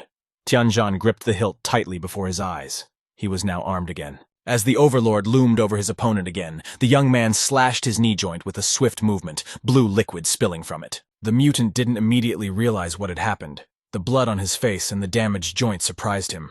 The man struck again at the same spot, stating that the joints are very vulnerable compared to other parts of the body. Immediately after his words, Tianzhan struck the monster on the same joint again. He felt that there was still a little more left. The prince lost one of his legs and howled in pain. He realized belatedly that he had allowed his opponent to gain a significant advantage. The mutant screamed in hellish pain. Tianzhan didn't wait for retribution and quickly jumped backwards to a safe distance. Putting his sword against the wall and watching his opponent, the young man retrieved a healing carrot and ate it. Now it was possible to continue the fight. The weakness in his legs was gone, his joints growing stronger again. The man rose to his full height, watching his opponent. He realized that sooner or later the prince would get his hands on him and kill him. Drastic measures had to be taken. Tianzhan swallowed a few evolutionary fruits. Before his eyes, the severed limb of the monster regenerated quickly. It looked a little different, but it allowed him to stand firmly on his feet. Rising from the concrete slabs, the prince realized that this fight had come at a bad time. He had evolved recently, and now he couldn't complete the regeneration process. It was getting harder and harder to walk. The massive body was making itself felt. The prince felt very hungry. The mayor noticed his host approaching. He began to beg for help in a pitiful voice. He would not last long without food. The mutant was still lying in the canal. He admitted that he couldn't stand. The prince moved closer and declared that Dong Chuan was simply useless. The mutant shouted that the overlord needed him to control Nancheng. He had spent too much energy. Besides, dying wasn't something he wanted to do at all. The prince took a few more steps. He admitted to the mutant that he was very hungry himself. He needed to eat properly after the evolution. The Lord angrily exclaimed that he couldn't catch that little man. Because of that, he was in a disgusting mood right now. The mayor belatedly realized the Lord's intention. He looked at his master with a single eye, trying to dissuade him. The prince silently approached closer and closer. The mutant begged for his life. Only he could spare Nancheng from the military police. The mayor shouted that he had put too much effort into it. He begged for mercy. The Lord again did not utter a word. His leg had almost recovered by now. The mutant reminded him that the mayor was supposed to be gathering food, but had failed in that task. Dong Chuan asked in an exhausted voice what he meant. The prince angrily interrupted him and said that the mayor had heard everything himself. He recalled that his mother was in the last stage of evolution. When she hatched out of her cocoon, all of Nancheng would come under their control. Remembering that huge cocoon, the prince declared that after that, his people could breed in any number. No one could interfere. He stated that he needed to replenish his energy now. He was very hungry. The mayor shuddered, begging him not to do this. There must be another way out. Having disposed of his subordinate, the prince breathed a sigh of relief. He felt much better now. The lord grudgingly told his opponent that he had been distracted for only a short while, but Tianzhan had managed to heal himself in that time. The young man really felt excellent. All this time, he had been greedily eating evolutionary fruits, hoping to be reborn. Unfortunately, the tomatoes were running low and the man was still on the atavistic path of evolution. The prince snidely stated that he could become much stronger when he ate the guy. Tianzhan himself knew that he would be in for a bad time. He had the last evolutionary fruit left. Suddenly, the prince pounced on him. The man didn't expect it at all. He realized that he would not be able to dodge the blow. All the young man could do now was chew the last tomato as quickly as possible. If he was lucky, it would change the outcome of the battle. When the prince came dangerously close, Tianzhan decided to turn this to his advantage and activated telepathy. Chen Shen belatedly realized that something wrong was happening. His consciousness was no longer so clear. His opponent was looking straight into his eyes. The monster's sharp claw stopped a centimeter from the young man's eye. The man turned pale. A little more, and he would lose his sight. The young man was very lucky. The monster's claw stopped so close to his pupil that he could see it in detail. The prince angrily exclaimed that something had happened to him. His body had stopped responding to commands and was not moving at all. Tianzhan looked at the monster's frozen hand in surprise. He finally began to realize what was the reason for the rescue. It turned out that at the last moment the guy had managed to awaken the rarest type and evolve into an ancient deity. Now he could control gravity. The young man smiled. In addition to the rare path of evolution, he had managed to obtain a system of laws that was not often seen. He imagined their planet. Every inhabitant of the blue star knew that their world was based on the laws of gravity, acceleration, potential energy, and inertia. Anyone who masters the basic life energies can literally become a god. Thanks to this branch of skill, the man was able to master gravity. He raised his hand. A blue aura appeared around it. Tianzhan extended his hand towards his opponent. The gravity control distance was originally only 3 meters, but for a brief moment, it could be increased with energy. The prince's body was enveloped in the same bluish aura. He felt like he was in a cage and shouted irritably. A powerful energy wave hit the mutant, causing it to be carried back several meters and hit the wall. Bricks flew in different directions. The monster coughed up blue blood, unhappily reminded that he was only dealing with a third-level mutant. But this blow clearly showed that the young man had become much stronger. The prince couldn't understand how this could have happened at all. Tianzhan almost didn't put any force into the punch. Seeing the effectiveness of the skill, the man was surprised, his hand hovering in the air. The young man looked thoughtfully at the blue aura. The ancient deity's power was to his liking, and he had an immediate advantage. What pleased the guy the most was that he was only at the first level of mastery right now. Tianzhan lifted the fragments of the broken crystal into the air, and if he continued to consume the fruits of evolution, his abilities would only grow. By gravity, the man recreated the structure of the artifact. Testing his new abilities, the young man clenched his fingers into a fist. The crystal flattened on both sides and crackled loudly. The artifact shattered into millions of tiny particles, showering the young man with purple dust. He wondered where this evolution might lead. The man's heart was pounding at a frantic pace. He still couldn't get rid of the thought that he had become much stronger than his enemies. Tianzhan smiled in satisfaction. Now he could be sure that he would be able to stand up for himself, even in a fight with a superior opponent. The prince was completely exhausted. As soon as the mutant stepped away from the wall the wave had slammed him into, he collapsed to his knees. The monster felt disgusting. The intense pain made him bend in half, and he kept coughing up blood the whole time. Blood continued to ooze out from under his teeth. Chen Shen couldn't understand how the young man had managed to become so strong in an instant. The prince forced himself to raise his head. He thought that his dense cover didn't seem so strong anymore. Tianzhan was able to pierce through it. The mutant realized that he could not stand against such a strong opponent. If he wanted to survive, he had to flee. Forgetting how recently he had mocked the boy, the prince jerked up from his knees and ran away. He wouldn't have done it at any other time. but now he was flying away as fast as he could. On the way, the mutant tossed aside the shield that covered his stomach. Tianjin watched his opponent perplexedly. At first, he didn't believe that the Lord had stopped wanting to fight and was running away. The man couldn't let him escape and rushed in pursuit. He knew that the prince would spawn many monsters if left alive. Summoning the maximum gravitational force, the young man stretched out his hand on the run. A blue aura immediately formed around it. The prince forgot his pride. He threw off almost all of his equipment to make it easier to move. Speed was everything now. Tianjin misjudged the direction of the strike. A deep gouge formed in the wall, but the mutant was already at a safe distance. While running, he turned unsuccessfully, so one of the large pieces of wall debris hit his right shoulder and severed his arm. The prince howled in pain but continued to run. If he could escape, he could quickly regain his lost limb. The young man was dissatisfied with himself. If he had aimed more accurately, the mutant would be dead. He had yet to learn how to use his skill. The man ran towards the damaged wall, but the monster was no longer here. He had managed to turn the corner of the underground labyrinth. When the young man peeked around the corner, it appeared that the Lord was moving too fast. He was not here either. Fortunately, the mutant's location was given away by a damaged arm. The bloody blue marks on the green water of the canal spoke for themselves. Running out of the sewer tunnel, the Lord ran towards the sacred well. He left many bloody footprints behind him.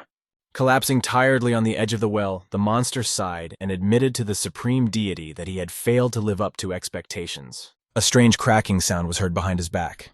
Chen Shen immediately thought that it might be a young man, but he didn't have the strength to resist. A massive explosion sounded. A massive piece of wall collapsed behind the mutant's back, large shards of stone and brick falling in a cloud of dust. Tianjin really did appear in the breach. He said that he had found the exit that led from the sewer to the first floor of the building after all. The man admitted that he now understood everything. The police had not been able to find him because the mayor of the city had found a secluded place. The young man laughed, recalling that Dong Chuan had died at the hands of the cult he worshipped. The prince demanded that he be silent. He angrily shouted that everything was repeating. Tianjin was once again preventing him from quietly spending some time with his mom. The man froze in place. He did not know why the Lord always came to this well and spent so much time here. 3 giant ant paws peeked out of the well. The prince shouted proudly that his mother had finished evolving. When the creature crawled out of the well, it appeared to be at least 10 times the size of the prince. Tianjin admitted that he used to think he was just a nutcase. Now he wanted to know what kind of ugly woman he called his mom was. The mutant said nothing. The giant ant straightened up to its full height and roared loudly. The expression in his eyes was not very friendly. The huge monster slowly moved forward. The Lord shouted that no one was allowed to call his mother a monster. The mutant proudly exclaimed that he had the best mom in the world despite the fact that she often beat him and left him hungry. Chen Shen remembered his childhood. His mother had once slapped his son and made him kneel down. After that, he sat in that corner with his hands over his head.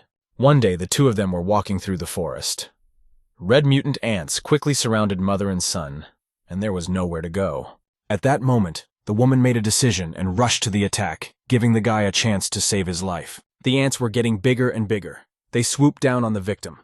Instead of helping her, Chen Shen just ran away. Lying under a pile of ants, the woman was crying loudly. Her arm was still sticking out. Her mother had hoped to the last moment that she would be saved. Even to this day, Vladika reproached himself for what he had done.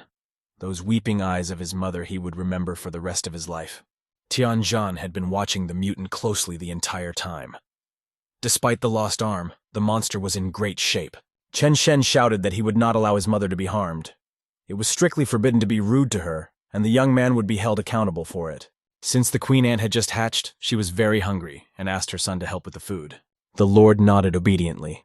He himself knew that the newly mutated body was initially weak. He should immediately look for food. Chen Shen closed his eyes. Since he couldn't overpower the man, there was only one way out. He crawled towards his mother. Smiling, the mutant offered the ant queen to finally reunite. Now they could be together forever.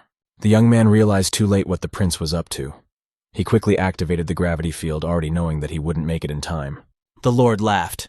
In the last moment of his existence, he was happy to give his life for his mother and repay his long-standing debt. In front of the astonished man, the queen defeated what once called herself her son in a few moves. Tianjin couldn't believe that the overlord would take such a step and sacrifice himself for the beast king. Meanwhile, the ant queen had grown strong enough after her meal and was now proudly erect to her full height. The man clenched his teeth in anger.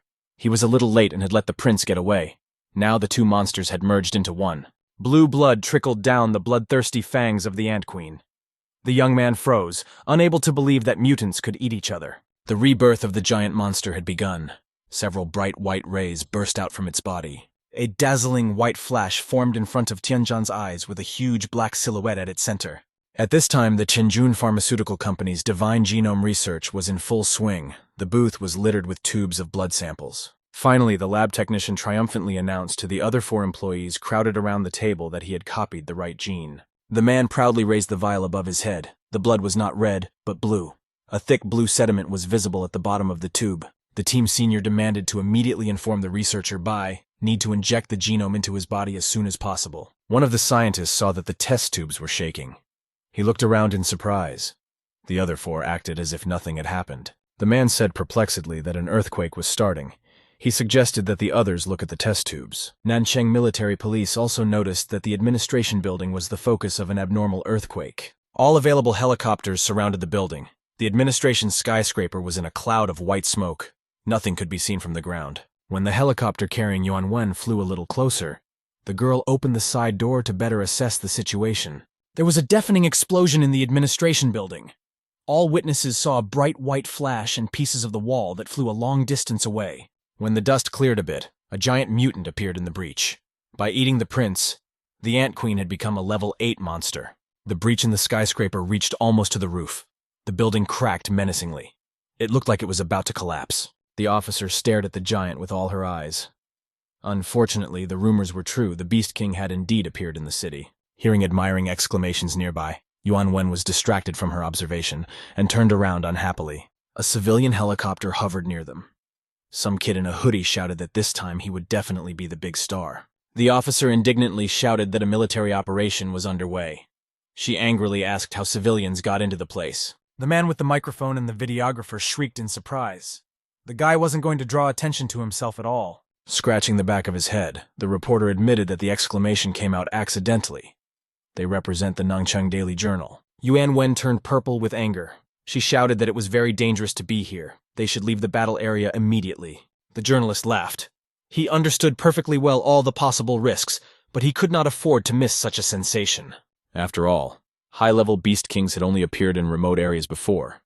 Now was a rare chance to see him with his own eyes. After overtaking the military helicopter, the young man shouted that he should be the first to get it on camera. The officer demanded to stop, but she was not listened to. Suddenly, the journalist saw something strange nearby and demanded that the cameraman get a close-up shot. The purple head of a high-level mutant was vaguely visible through the white flashes. The man motioned for the camera to zoom in. The journalist didn't think that was enough, so he demanded to zoom in as close as possible. The monster's head could now be seen in detail. Suddenly, some kind of white flash with a black silhouette inside came into the lens. Its drop shape made it look like a comet. A closer look revealed a human-like creature inside the blob. The cameraman continued filming nonchalantly on the video camera. The reporter couldn't believe his eyes and dropped the microphone in surprise. The appearance of the man in the sky was explained simply. Tianjan realized that he couldn't defeat the mutant alone. After several attempts, the man managed to turn the gravitational field in his favor and change his own gravity. The moment the Ant Queen almost got the guy, he managed to soar into the air and adjust his body friction on the fly. For Tianjan, this flight was a fast journey through the blue tunnel. The mutant couldn't keep track of him. The improved friction force allowed the young man to develop unimaginable speed. So in the eyes of others, his flight resembled the movement of a comet. The man even managed to land a blow on his opponent's head. The Ant Queen wailed angrily. Unfortunately, the body's resources were quickly depleted. Tianjan soared into the air as high as possible to be at the same height as the huge opponent. He didn't want to apply a short-term effect. Before his eyes, the Ant Queen summoned millions of beetles. They immediately set about repairing the damaged area. The young man angrily watched the regeneration speed of the head area. If it weren't for those bugs, he would have won for sure. The man realized that he would not be able to kill his opponent. His own resources were running out, and the mutant could constantly regenerate damaged tissue. 3 meters was too short to deal any appreciable damage to the Beast King. This made the situation very difficult. Meanwhile, the beetles had almost completely recovered their skin cover. Tianjan realized that the monster had a significant advantage. For a few seconds, the guy was tempted to take advantage of the momentary effects of gravity to deliver a crushing blow. The Ant Queen was preparing to attack. Common sense told her that if she failed, Tianjan would waste all his strength for nothing.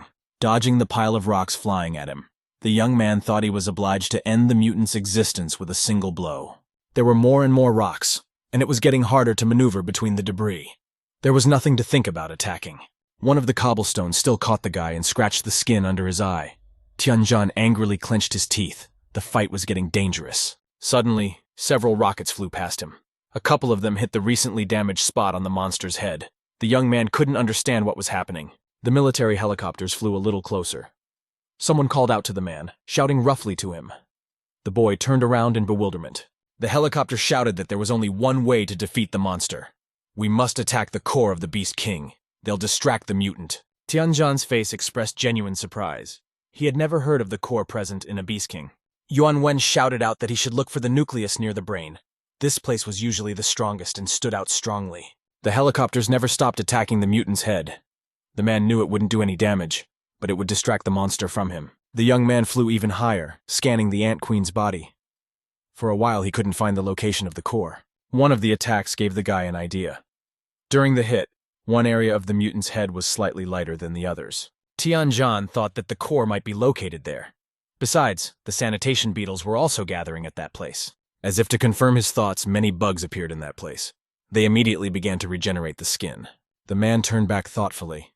The helicopters did not stop attacking the powerful enemy. He could not worry about his strength. With the support of the military police, the man could not worry about losing his resources and turned on the gravity field. He utilized all of his mental resources to activate the short-lived effect of increasing the range of the field. Tianjin immediately felt that he was getting weaker. He had to finish off the Ant Queen in one blow. Otherwise, all his efforts would be in vain. The man extended his arm in the direction of the monster. He hoped that the blow would be strong enough. He didn't have the resources for a second one. After the impact, a white flash formed in the sky. The rock fragment stained with blue blood formed a real rockfall. The young man fell down exhaustedly.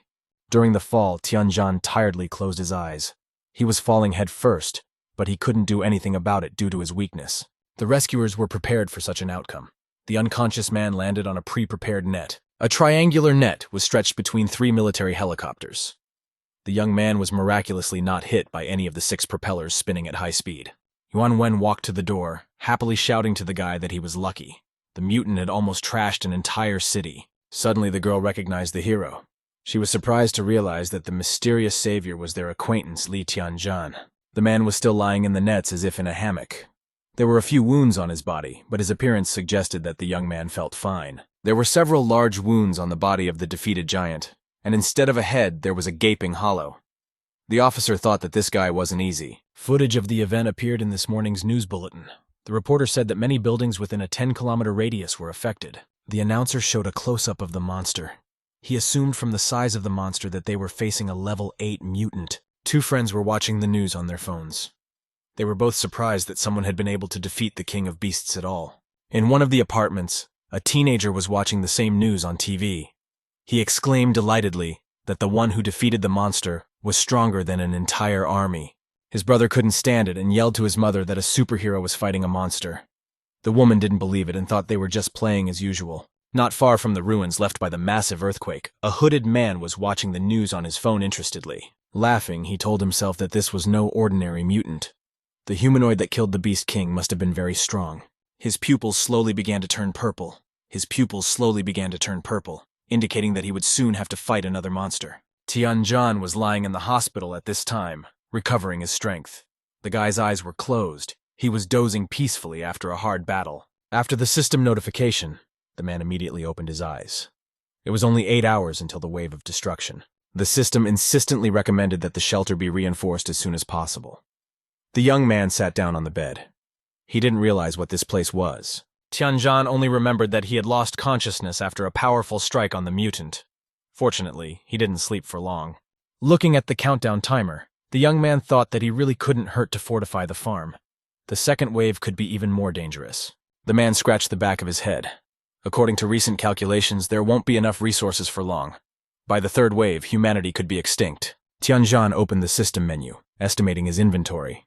He demanded to open the window that displayed the points he had earned. It turned out that the guy had almost 8 million points. There are still a few more to go, and then you can reinforce your shelter. The space backpack had a lot of free space due to the food used in battles. You could put fresh harvest in there. The young man's gaze fell on the medieval sword. He wondered if the system would allow him to throw a real weapon into his inventory. Tianjin activated the gravity skill and pulled the blade towards himself. while telling the system to put it into a vacant inventory cell. To the man's delight, it worked. A first-level Tang Dynasty sword appeared in one of the empty boxes. The young man immediately realized that this was not the limit. If you place items from the real world in the slots, you can increase their level. Standing up from his bunk, Tianzhan stretched and told himself to go back to the farm and harvest the crops as soon as possible. The man remembered Yuan Wen shouting to him about the Beast King's vulnerability. She knew about the core from somewhere. The young man smiled warmly. He was very grateful to the girl for catching him in the net in time. Unfortunately, there was very little time. Tianzhan jumped out of the window, activating gravity, and promised himself to be sure to thank the officer later. Yuan Wen and his superior Yuan Yi entered the ward after a few minutes. The young man left only a boot print on the window frame. The officer immediately realized everything by the open window. The curtains were blown by the wind into the room. The man grudgingly said that the boy had already left. He inquired if the girl wanted him back. Yuan Wen sighed as she closed her eyes. She knew that Tianzhan would not agree. Yuan Yi tried to object. The officer reminded him that the guy had single-handedly killed the Beast King. The military police wouldn't be able to catch him. The officers walked over to the open window.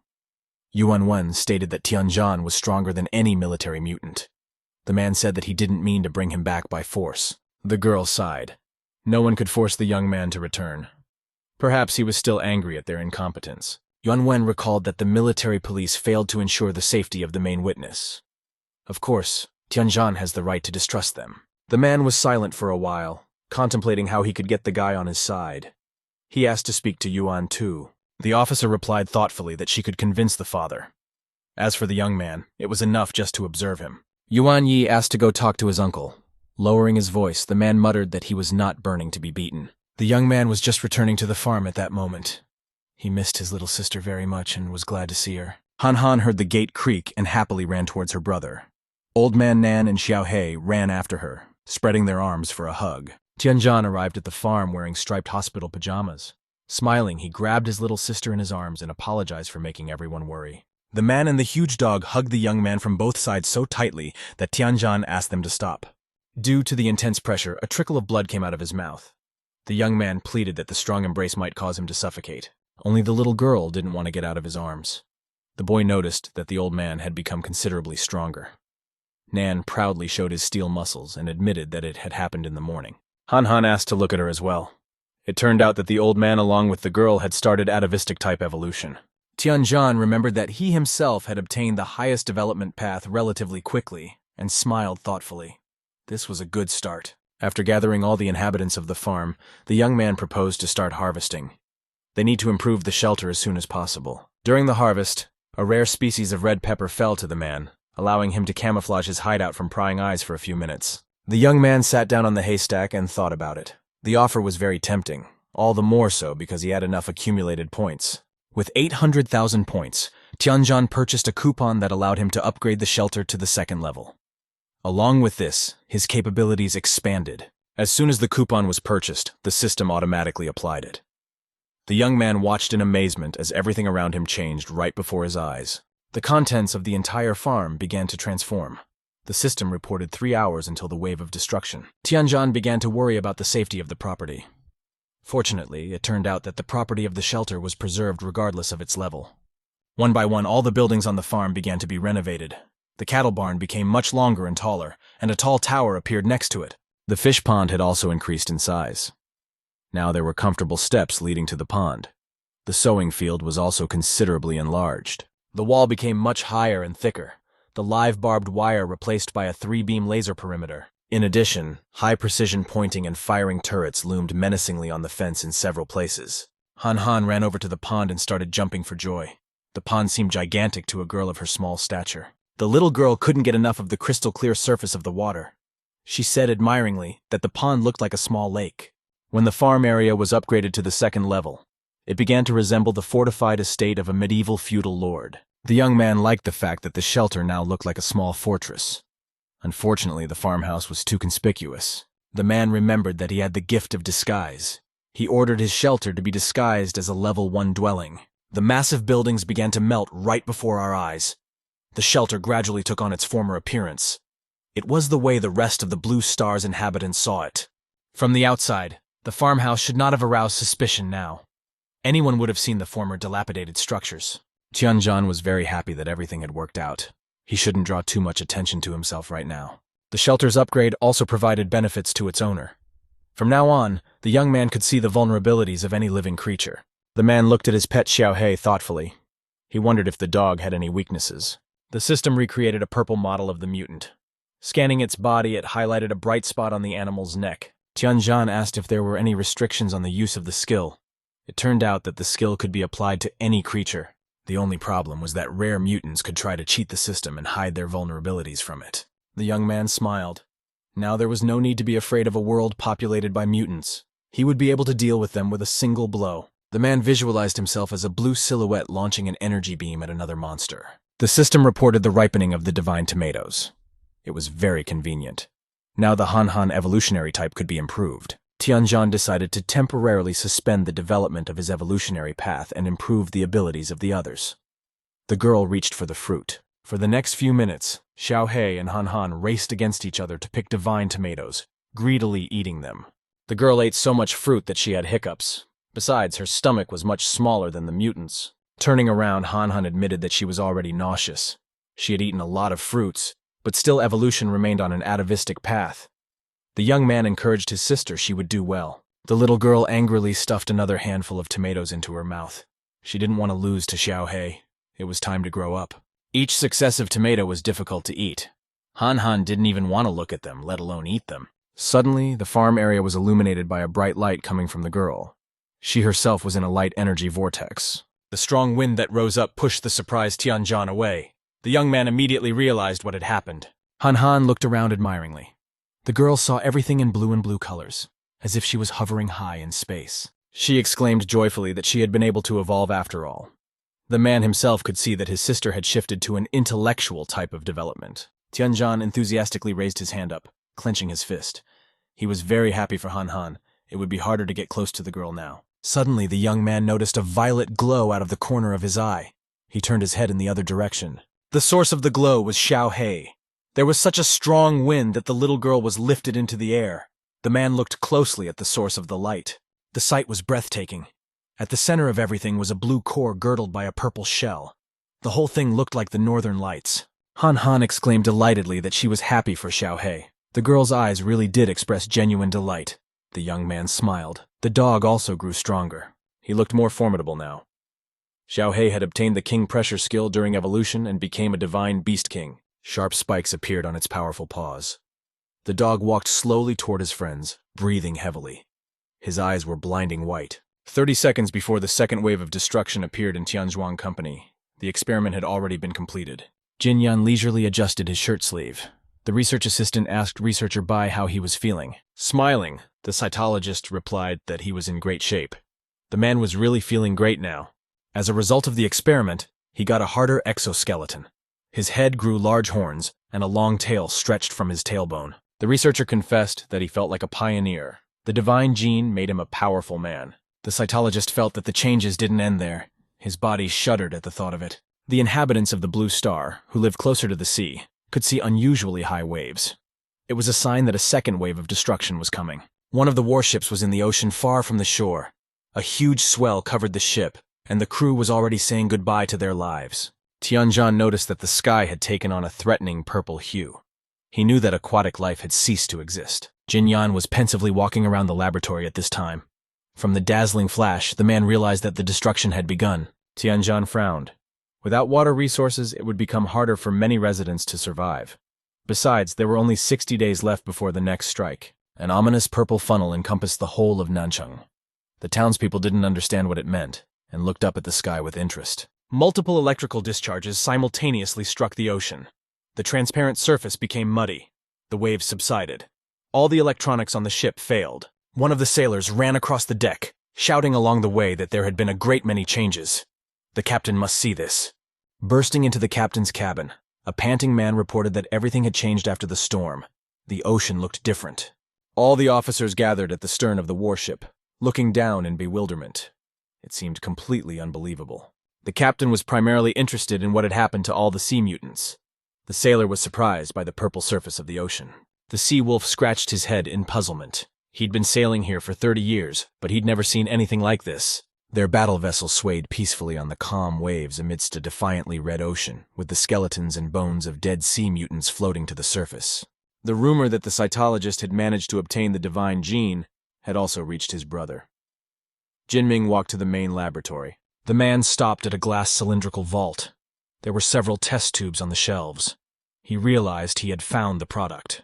Opening the glass door of the warehouse, Jinming reached for the vial of light green liquid. He couldn't believe that his brother was able to do this. Suddenly, a long tail with sharp spikes snatched the vial from the visitor's hands, cutting the palm of his hand until it bled. Jinming cried out in pain and raised his hand, turning the injured palm towards himself. The bleeding was not too serious. Explorer Bai was sitting under the ceiling. He angrily asked the stranger who he was and why he was touching other people's things. The guest smirked. He looked thoughtfully at the blood spatter on the back of his hand and said that the evolution had been successful. Jin Yan jumped to the floor. The man stepped back and said that the scientist had come rather quickly. He assumed that he had hit something in the lab. A small depression formed where the cytologist had jumped. He asked angrily how the stranger knew the code to the safe. Jinming laughed. Judging from the fact that the upperclassman had handed over the case to the researcher, he was indeed worthy of being a descendant of the Bai family. Jin Yan only now recognized the visitor. He was greatly surprised by his brother's appearance in the lab. The guest waved his hand carelessly, wiping the blood on the floor. He said that he had come on an official visit on the orders of the top brass. The man stated that he would now be in charge of all projects in Nanchang, and Jin Yan should return to headquarters with reports. The explorer slowly raised his head, shifting his horns to the middle. He wondered if the older brother had brought anyone else. The man's face looked threatening. Jin Ming realized that his younger brother didn't want to give up without a fight. He smiled kindly, and admitted that he could not have come unprepared to such an important meeting. Only a fool would have come alone. Several armed fighters in dark attire appeared behind the cytologist's back. Jin Yan angrily asked what this meant. The guest said snidely that his brother had plans of his own. The explorer turned around unhappily and looked at the rifles that held him in their sights. He said perplexedly that he could have just reported the successful experiment to the headquarters. The man assumed that Jin Ming wanted to take all the glory for himself. He said bitterly that nothing has changed in a few years. His older brother shamelessly takes absolutely everything from him. Jin Ming recalled that the family provided the funding, so now it was time to share the results and get some rest. Researcher Bai angrily said that he shouldn't be bullied. He knows the headquarters will want to use him as a test subject. The visitor laughed, reminding his brother that he was already using his body for an experiment. He was interested in the divine gene. Jin Ming speculated that one copy of the gene the man had tried out on himself, and the second copy was in his possession. The guest's eyes flashed predatorily. He said that everyone would like to have the genome. The man snapped his fingers, demanding that the others be brought in. 3 soldiers held the researcher at gunpoint. The rest of the soldiers led the other employees from the lab into the room. Lan Ning stepped forward with his hands in the air. The young man reminded him that he had nothing to do with the family's business and asked to be let go. Jin Ming smirked. He told the hacker that he couldn't let go of someone as important as Technician Lan so easily. Jin Yan angrily said that he wouldn't let himself be intimidated. His brother reminded the researcher that he was still mortal. He would hate to lose a precious specimen. The man calculated his capabilities. Even with his strength, it would be very difficult to stand up to 20 armed stormtroopers. But his brother had overlooked one ability. In the course of evolution, the man had acquired the skill of incredible speed and activated it, intending to escape. Jin Ming mockingly remarked that some mutants had healing abilities.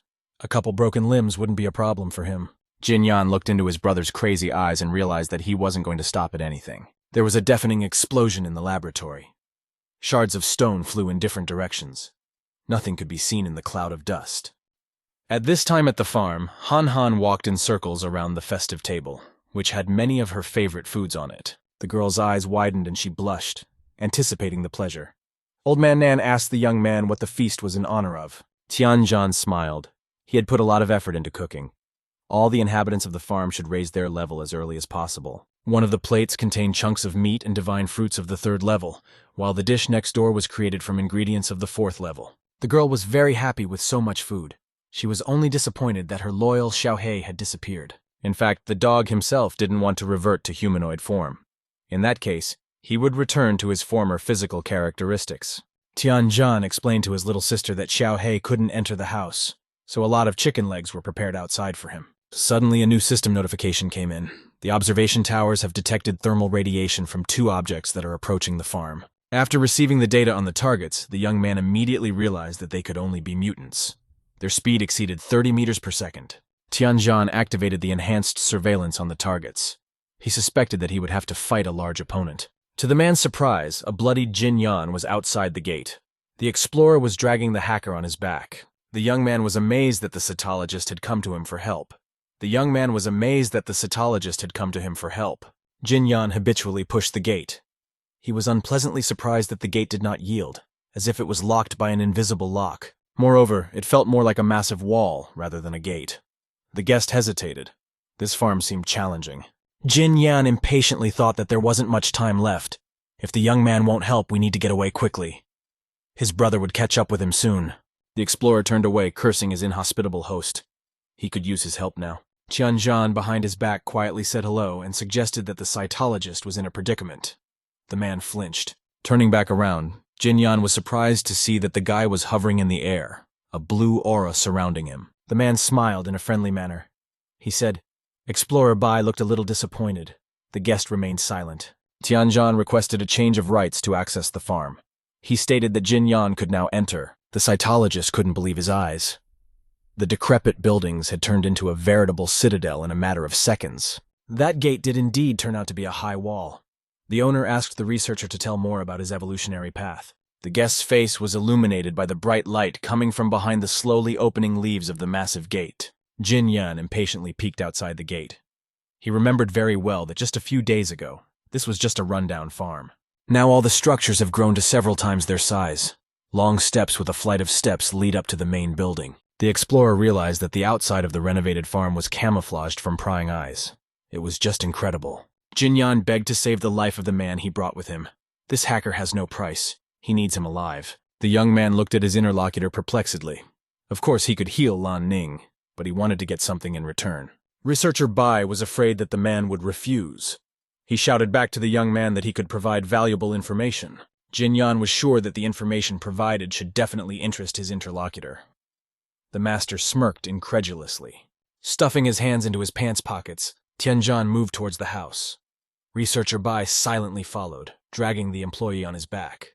Jin Yan broke the silence by suggesting that the young man had mastered gravity. The man asked why he thought so. The cytologist perplexedly reminded him that Tianjin had killed the Beast King in the center of the city. The man nodded warily, not understanding what the man was getting at. The one said that the Queen of the Ants has a characteristic wound left on her from gravitational compression. In addition, they both levitated in the air. The young man turned puzzledly to the man. His train of thought was quite logical.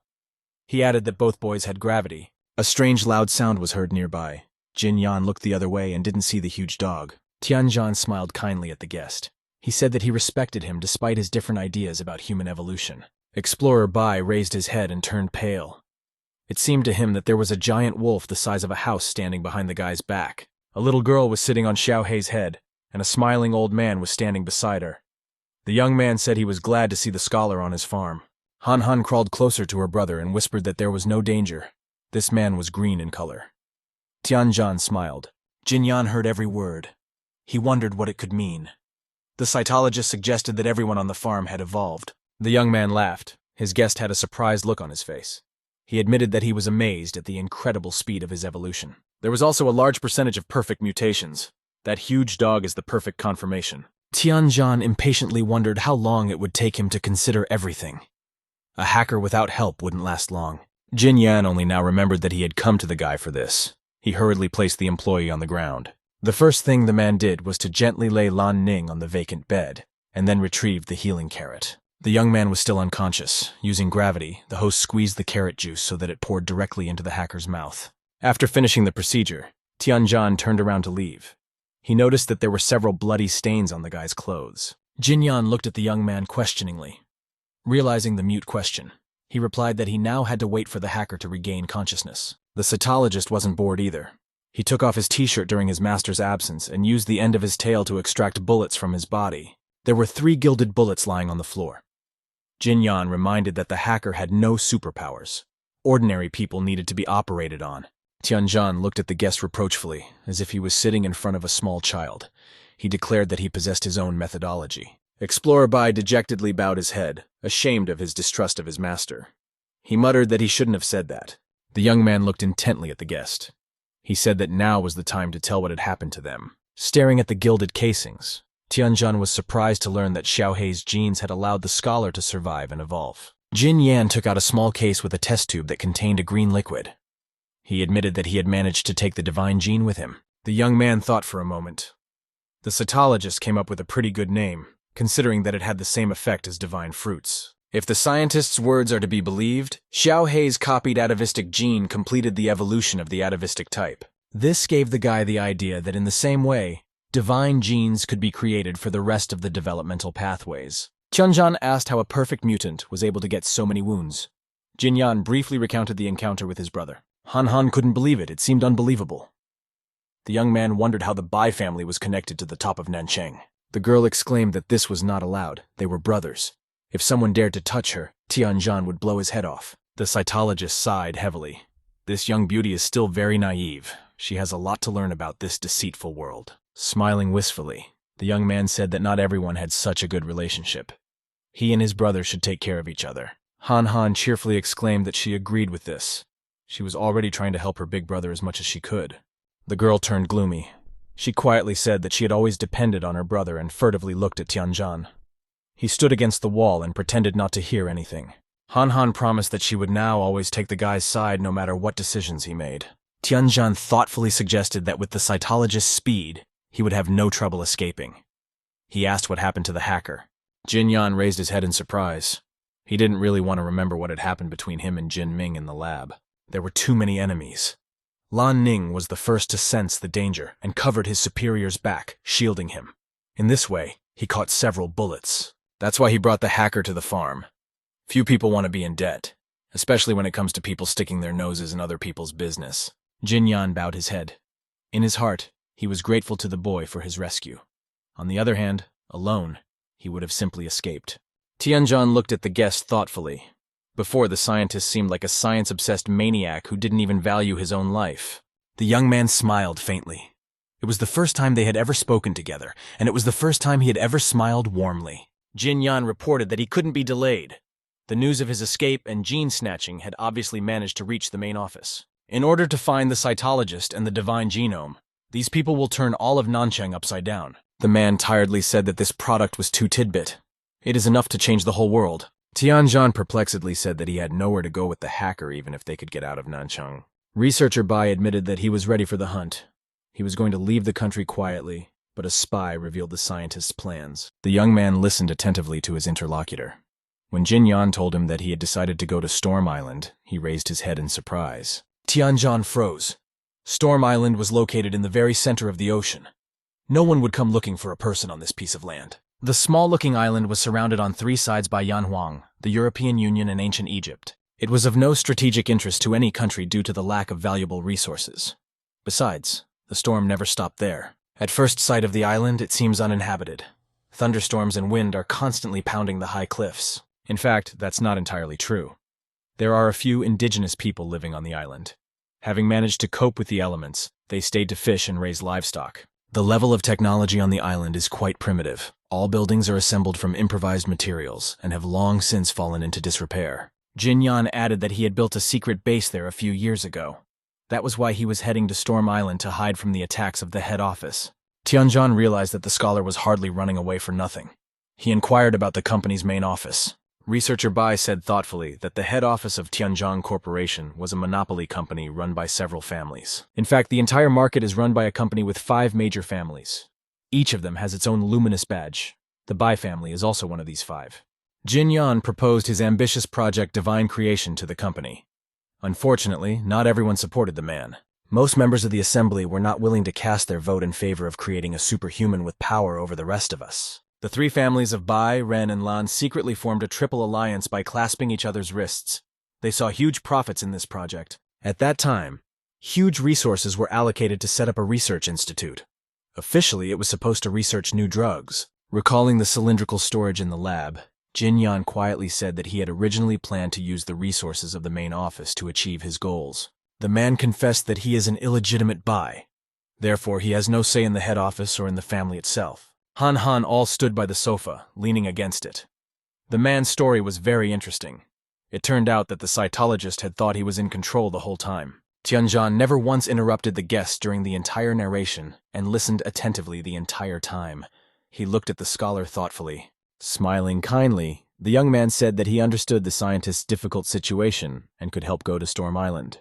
Jin Yan asked his master in surprise, thinking that he had misheard.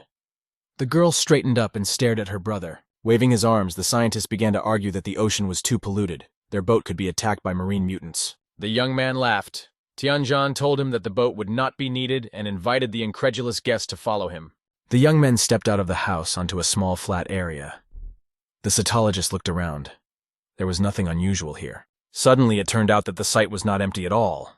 There was a helicopter on it. The young man explained that he was investing his money to maximize his return. Tianjin smiled, happy with the impression he had made. He said that with this kind of coloring, no one would notice their helicopter. The man promised not only to bring the interlocutor with the hacker to the island, but also to provide the necessary supplies. Researcher Bai recalled that they had disagreed before.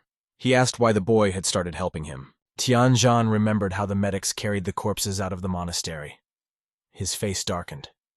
The young man replied that he had changed his mind after some violent events. That Beast King in the center of Nanshan nearly killed him. The young man warned that the cytologist would have to change some concepts as payment for his services. Jin Yan bowed his head dejectedly. He realized that he was unlikely to reach Storm Island without help.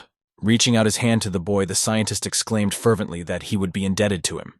He promised to come to his aid at any time. Tianjin smiled. This kind of answer suited him.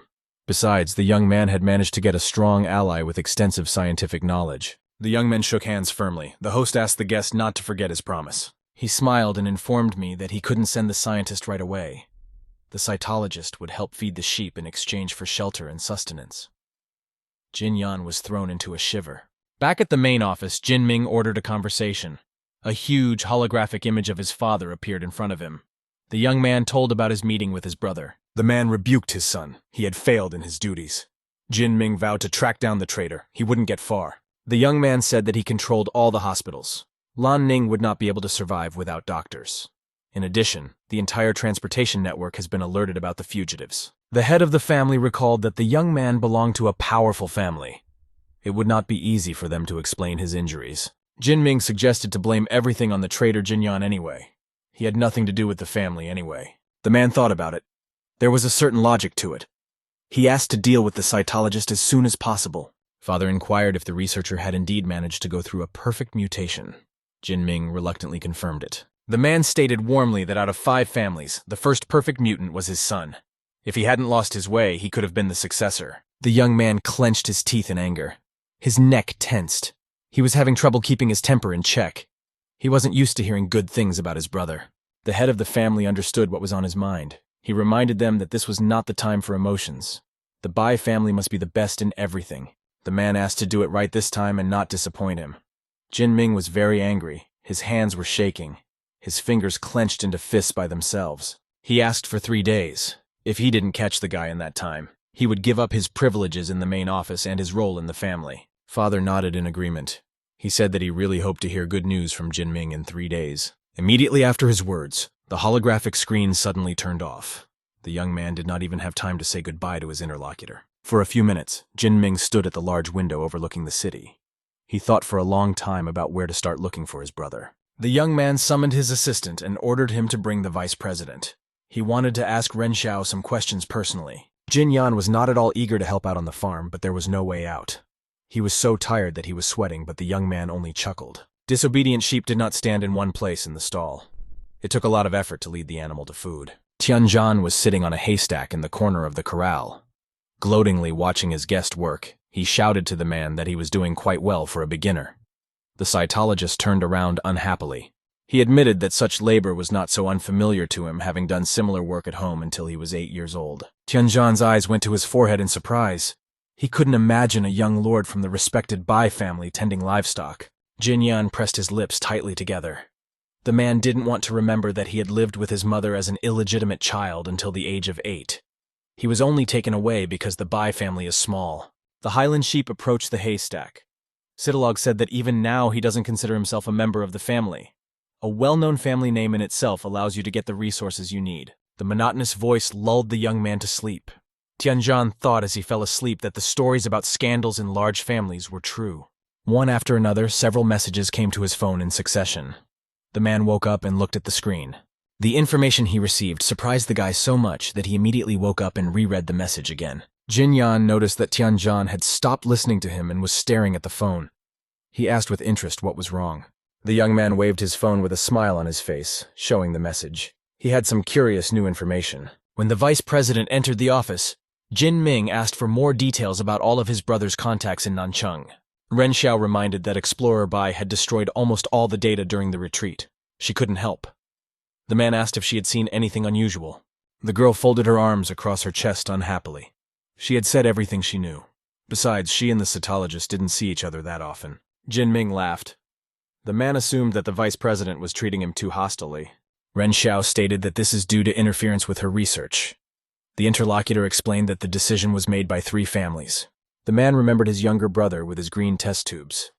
Jin Ming said that the boy had stolen a gene that belonged to families. He looked into the face of his interlocutor. The man's face darkened and became serious. He said that Jin Yan had betrayed the family. Ren Xiao thought for a moment.